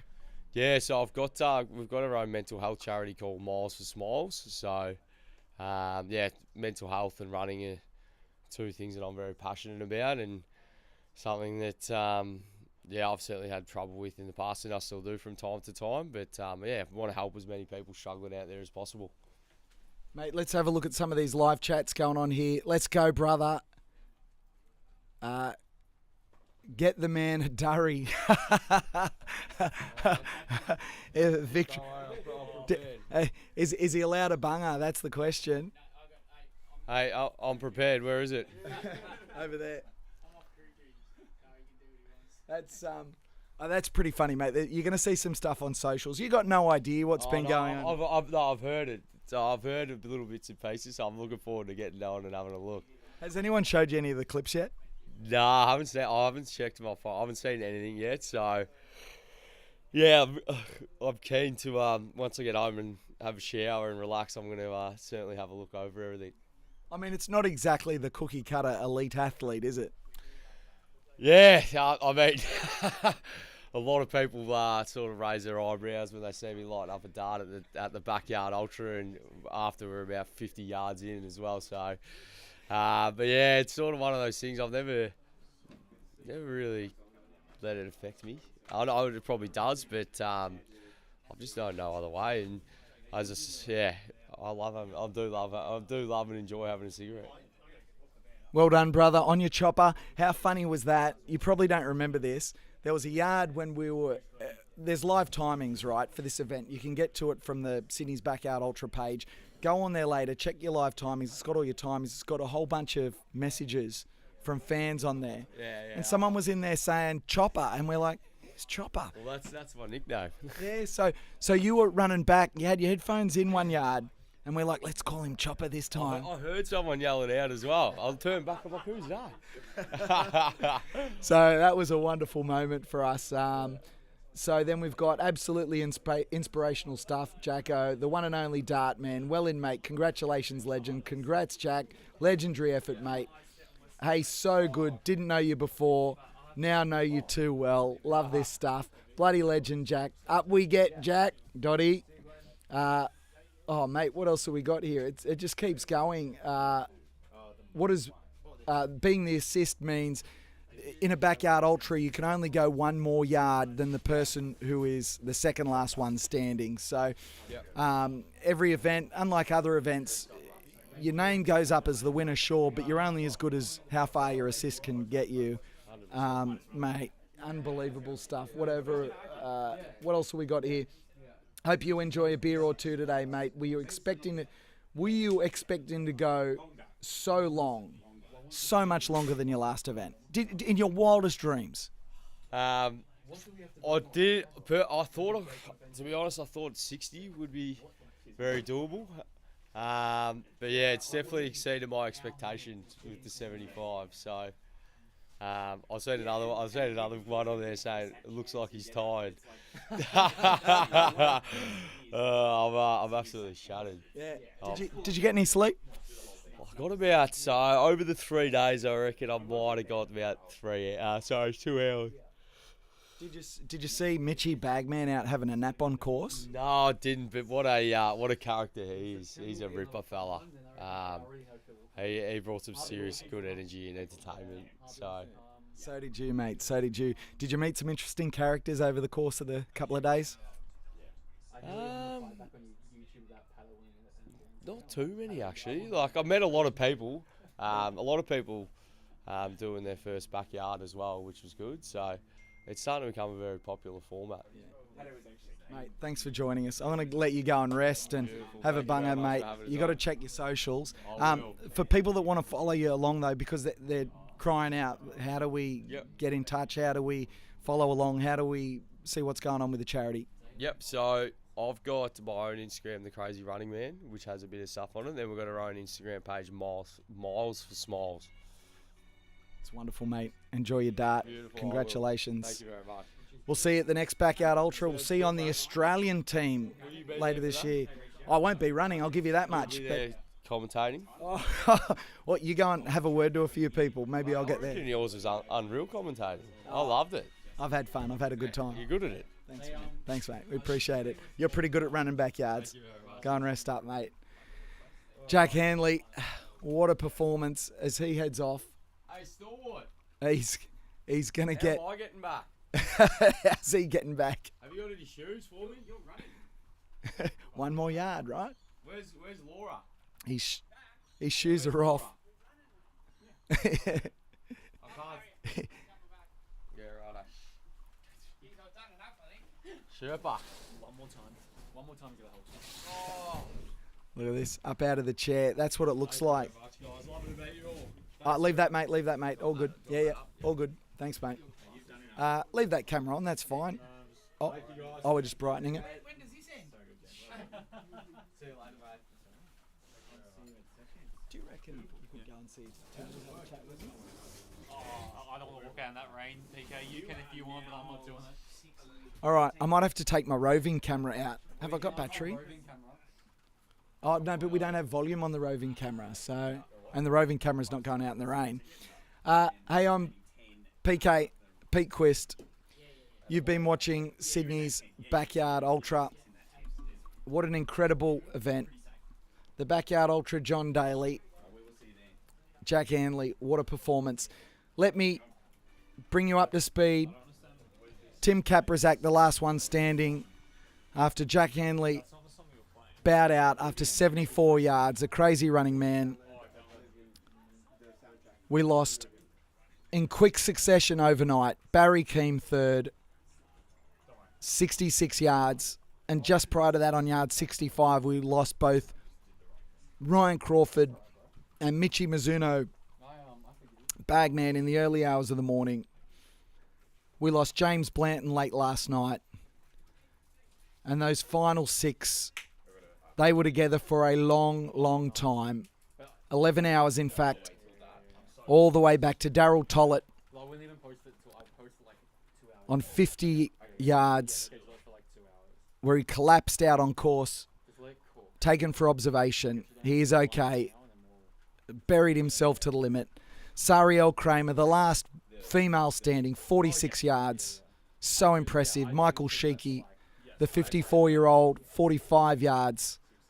Peter Kaldor, also incredibly impressive. 61-year-old, now holds the world record for 60 to 65s at 43 yards. Sam Wright, the Brit, 41 yards. Oliver Sheikey, son of Michael Sheikey, 20 years of age, 41 yards. And rounding out those that finished over 40 yards, Chris Turnbull, the Bull, increases his PB to 40 yards. Absolutely incredible scenes here as it's raining. The heavens open. The heavens open just after we come off the air. We've got so much happening. Let me see if I can set up the peak cam. I don't know if I can set up the PK cam. I've got to see if the mic works here. Let's Oh, we're on your laptop. Oh, that's all right. As we've got stuff down here in the booth. Let's just like enjoy the view. Let's see. That's me.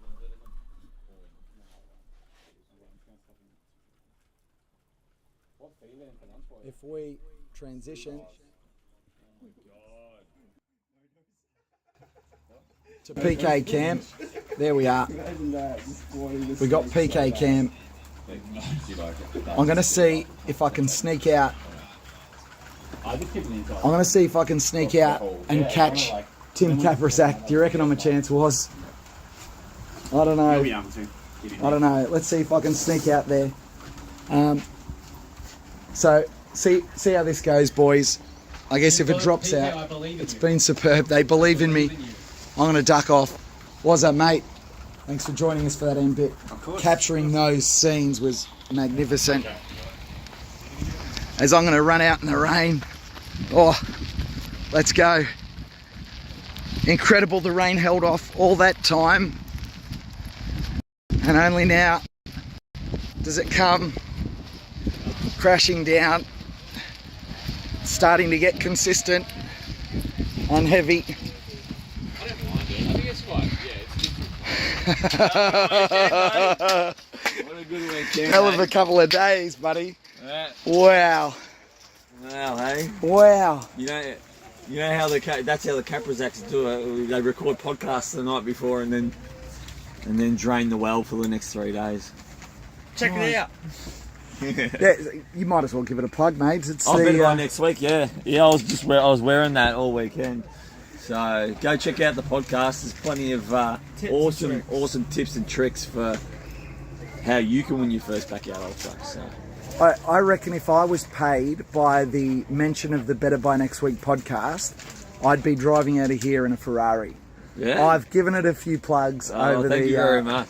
Over the weekend. I said to Ollie before, I've been so impressed by you guys. Like the hustle on this kid. Yeah. Like you know, the people couldn't hear the speech at the end, but when you talked about, you know, him through the dark hours of the night by himself. Yeah. And he wasn't just crewing, he was out there capturing the footage as well. And yeah, he did a really good job. I'm super proud of him. He did. Like, I mean, he gave me cold Wheat Bix this morning for breakfast. Yeah, that was probably the only thing that he got wrong. What a stitch over up. the whole time. Oh, and then one time when I told him to run 48 minutes and he wasn't very happy about that. Yeah, he told me to run faster. I was running too slow. Like, the fastest person on that loop was 53 minutes. I tried to subtly drop it. I'm like, are you happy with what you're running? And you're like, no, not really. And I'm like, okay. And then I gave him all his no-dos and all that stuff. And he's like, oh, nice. And I pepped him up. I'm like, okay, can you run a slightly faster loop? Oh, no. Like, you can't say that to me. I am sore right now. That's not how it went. That's not how it went. I came in off the fastest loop I was able to do, which was, I think it was like 49 minutes. And then he's like, you have to do a 48. And I'm like, I can't do a 48. I just did a 49 and my legs are cooked. And then I said to him, I go, if I do a 48, the next one's going to be a 58. And he didn't like that. So. No, I just said that. Just do what you're doing. Yeah. Then we go back on That's track. the behind the scenes though. Like, I mean, and that's what happens with your crew. You're not going to get it right, but I think it's always important to have a chat beforehand with crew because you just don't know. Like Ollie thinks he's doing the right thing, but what he fails to realise is that after 50 hours, the legs just don't do what you want them to do. And a 48-minute loop may seem easy because he thinks it's easy, but the person actually doing it, it's a lot harder. So. Do you know what gets me though is, like, we're seeing the behind the scenes now, the raw.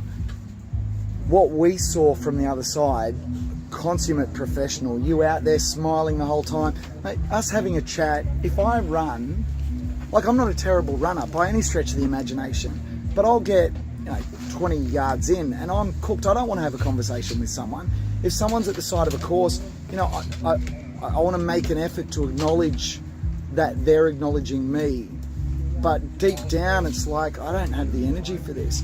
We were having conversations out on course last night. Yeah, well, I think that's important because those people, the people that want to know about you, it's important to share that with them. Like, there was so many people supporting us out there. It was incredible. There was one guy that just wouldn't go home the other day. Like, he was just around, and it was phenomenal. Just seeing it. It was. I said hello to him like 5 times, and he's like, "Oh, I love what you're doing. I love what you're doing." I'm like, "Oh, wow." But yeah, it's So there was 2 things I saw this morning that made me realise, how good you are at this. And number one was when I came over with it wasn't the fact that you were eating your gnocchi or the fact that I came in here. It was how much you had on your plate. Yeah. Like that was a big feed. Yeah. You've obviously very well. Are you happy with how that went? Yeah, fueling went. It was I shifted a little bit this time around. Normally I have a lot of small things. I'll have a heap of, I'll have snakes, I'll have a snack pack, I'll have a few chips, I'll have those things, but I'll still have those big things, but probably throughout the day, whereas this time around it was every 4 to 5 hours. And sometimes I'd even back them up one after the other.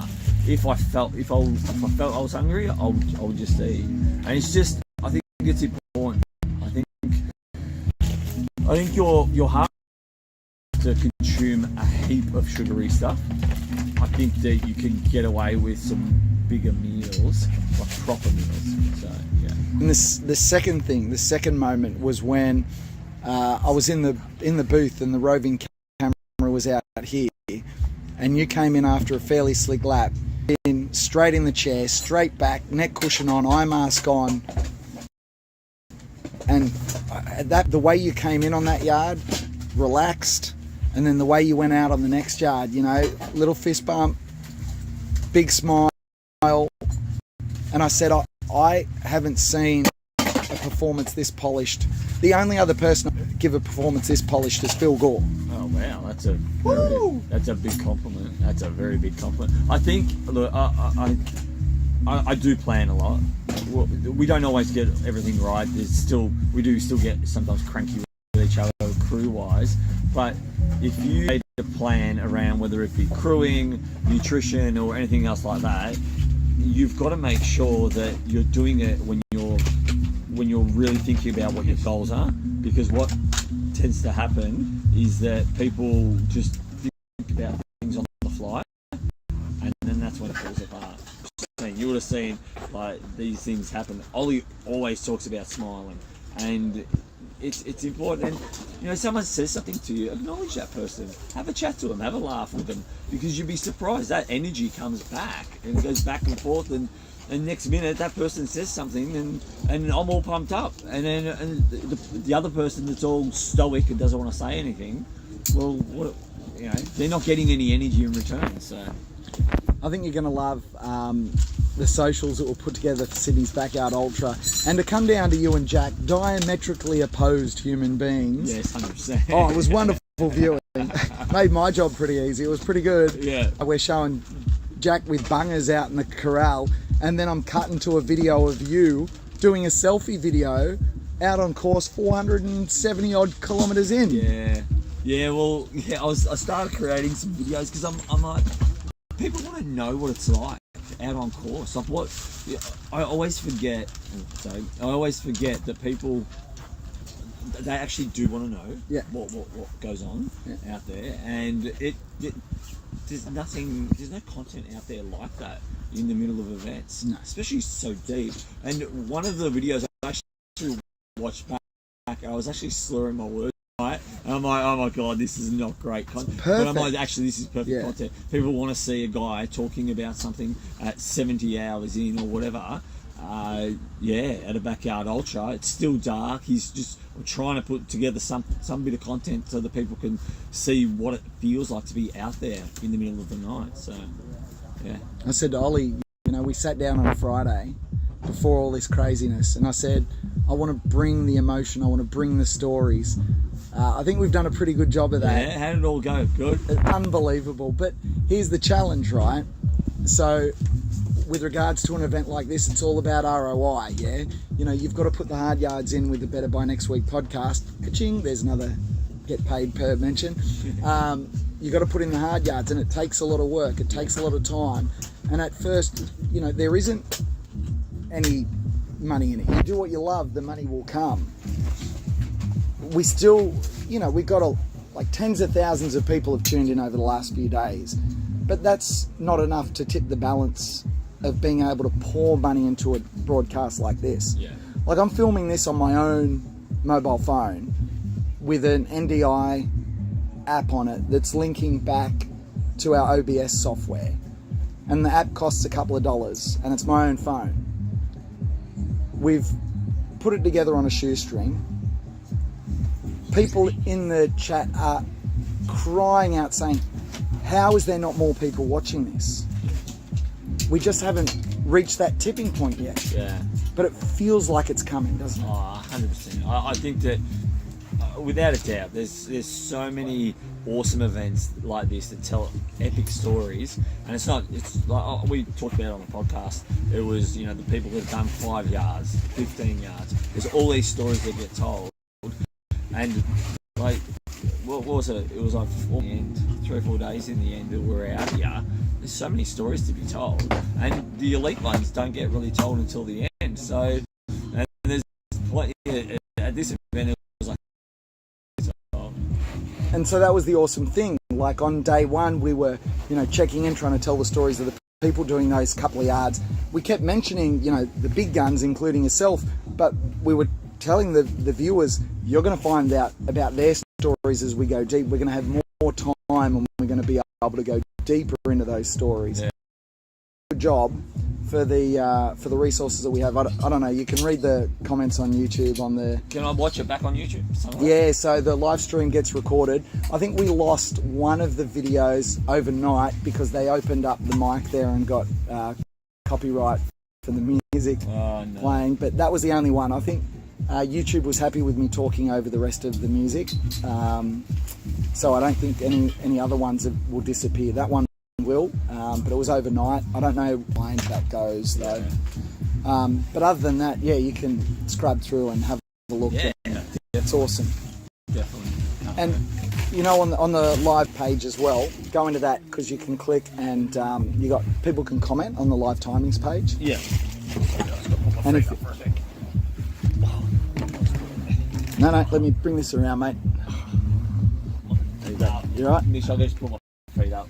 So my knees are starting to explode. Just everything, it just all comes in a wave where everything hurts all at once. Yeah, I might do that. Yeah. So he is human. Oh no, because it's like a post race, half an hour post race is when everything just decides to go. Thanks for trying to hold it back the whole time. Oh.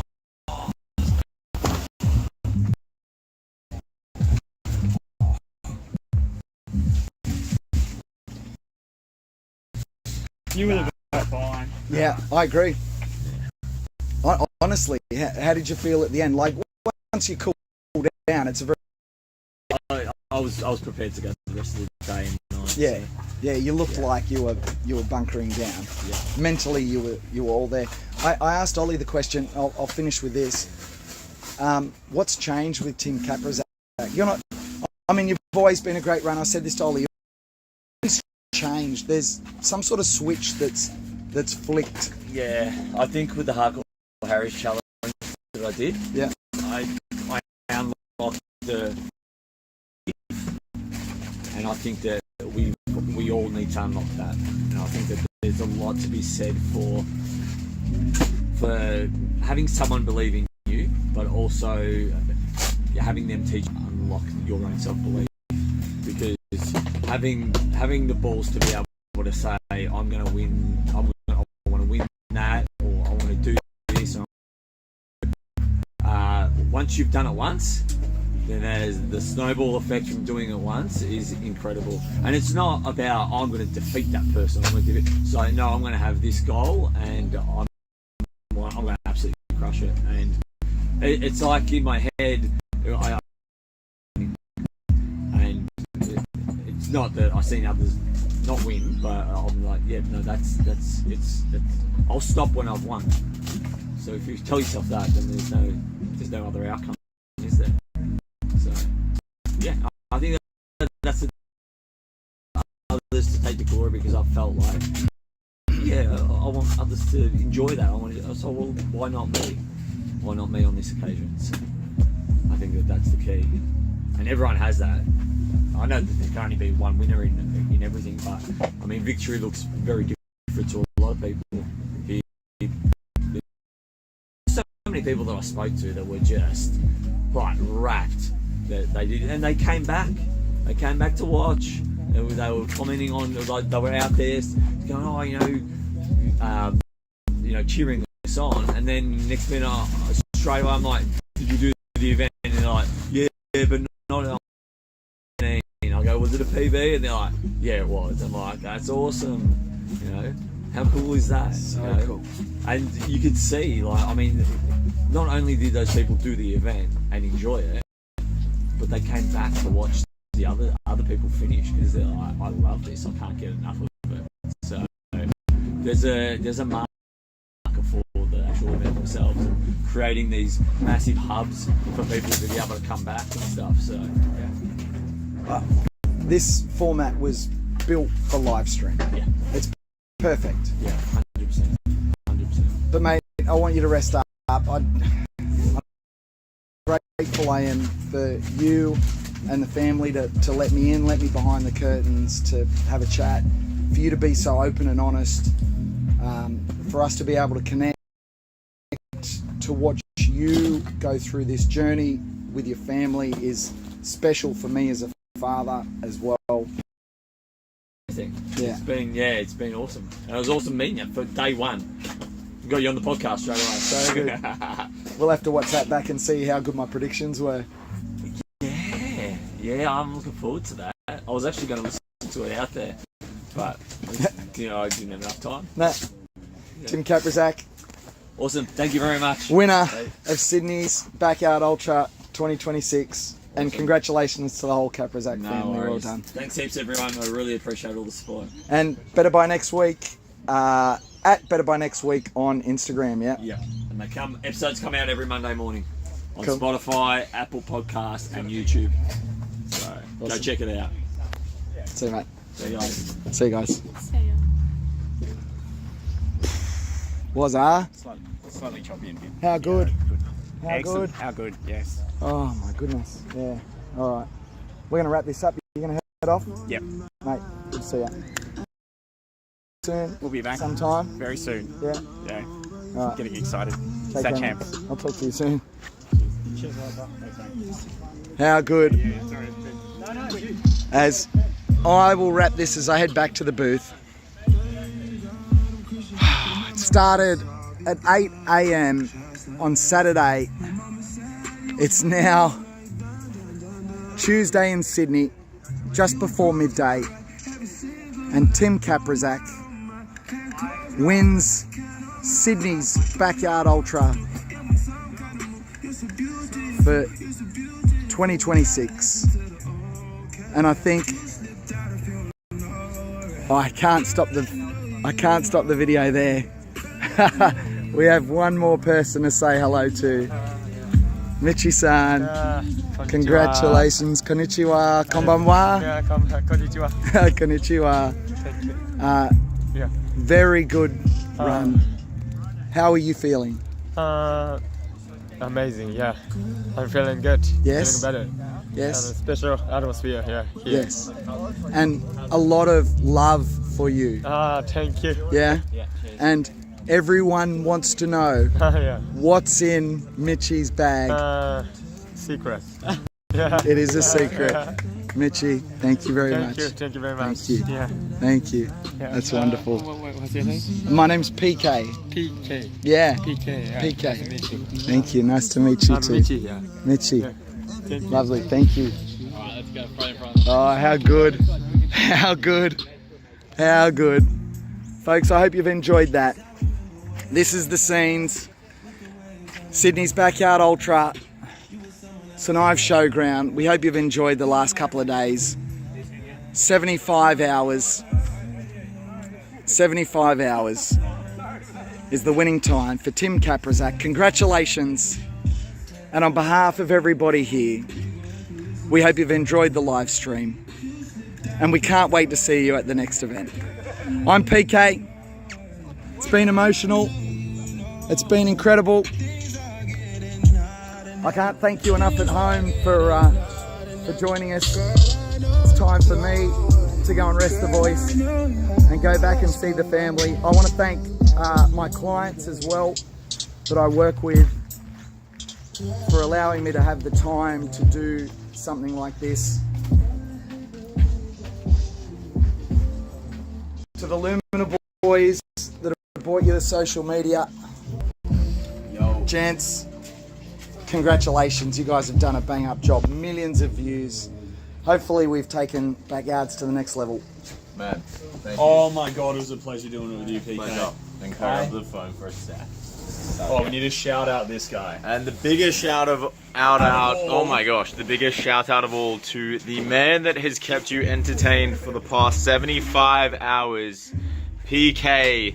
How many hours of sleep? 8 in total? Because 2, 5, 1? 8.5. 8.5. And insane.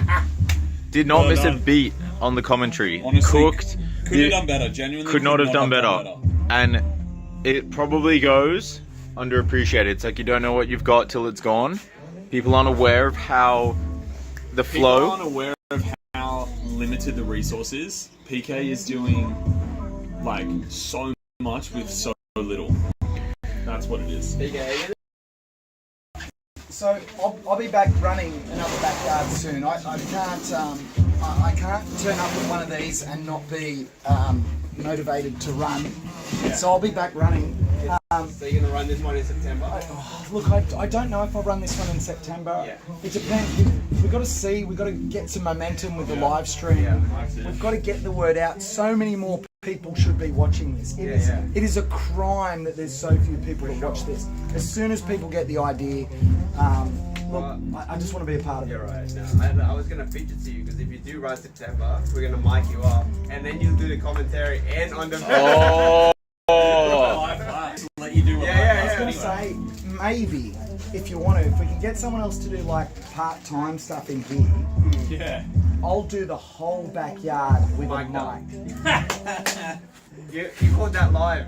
That's on 4K. I reckon we can do that. Mike, Like with they it. do with the NBA players when they mic. Yeah, mic'd up. But Mike, with your camera, so you can run next to people and interview them as you're running. Oh my gosh. I don't know that I'd carry the camera all the time, but I reckon we could get to 100 miles mic'd up. Oh my gosh. We'll get him the meta glasses. I reckon we could That's a get to big- 100 miles mic'd up. Easy. Easy. Okay. Talking every lap though, yeah? No, Talking every lap. no Yeah. downtime, wobble. You'd have to listen to conversations, so I'd probably have to have just a personal mic and a handheld, and I reckon we could make it work. Well, you heard it there first. Bro, it's cool. Like and subscribe, and this will happen.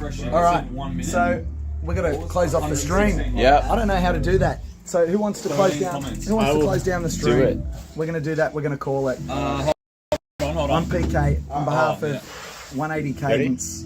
Here at Sydney, we want to bid you farewell and congratulations to Tim Kaprizak, who becomes the winner of Sydney's Backyard Ultra for 2026.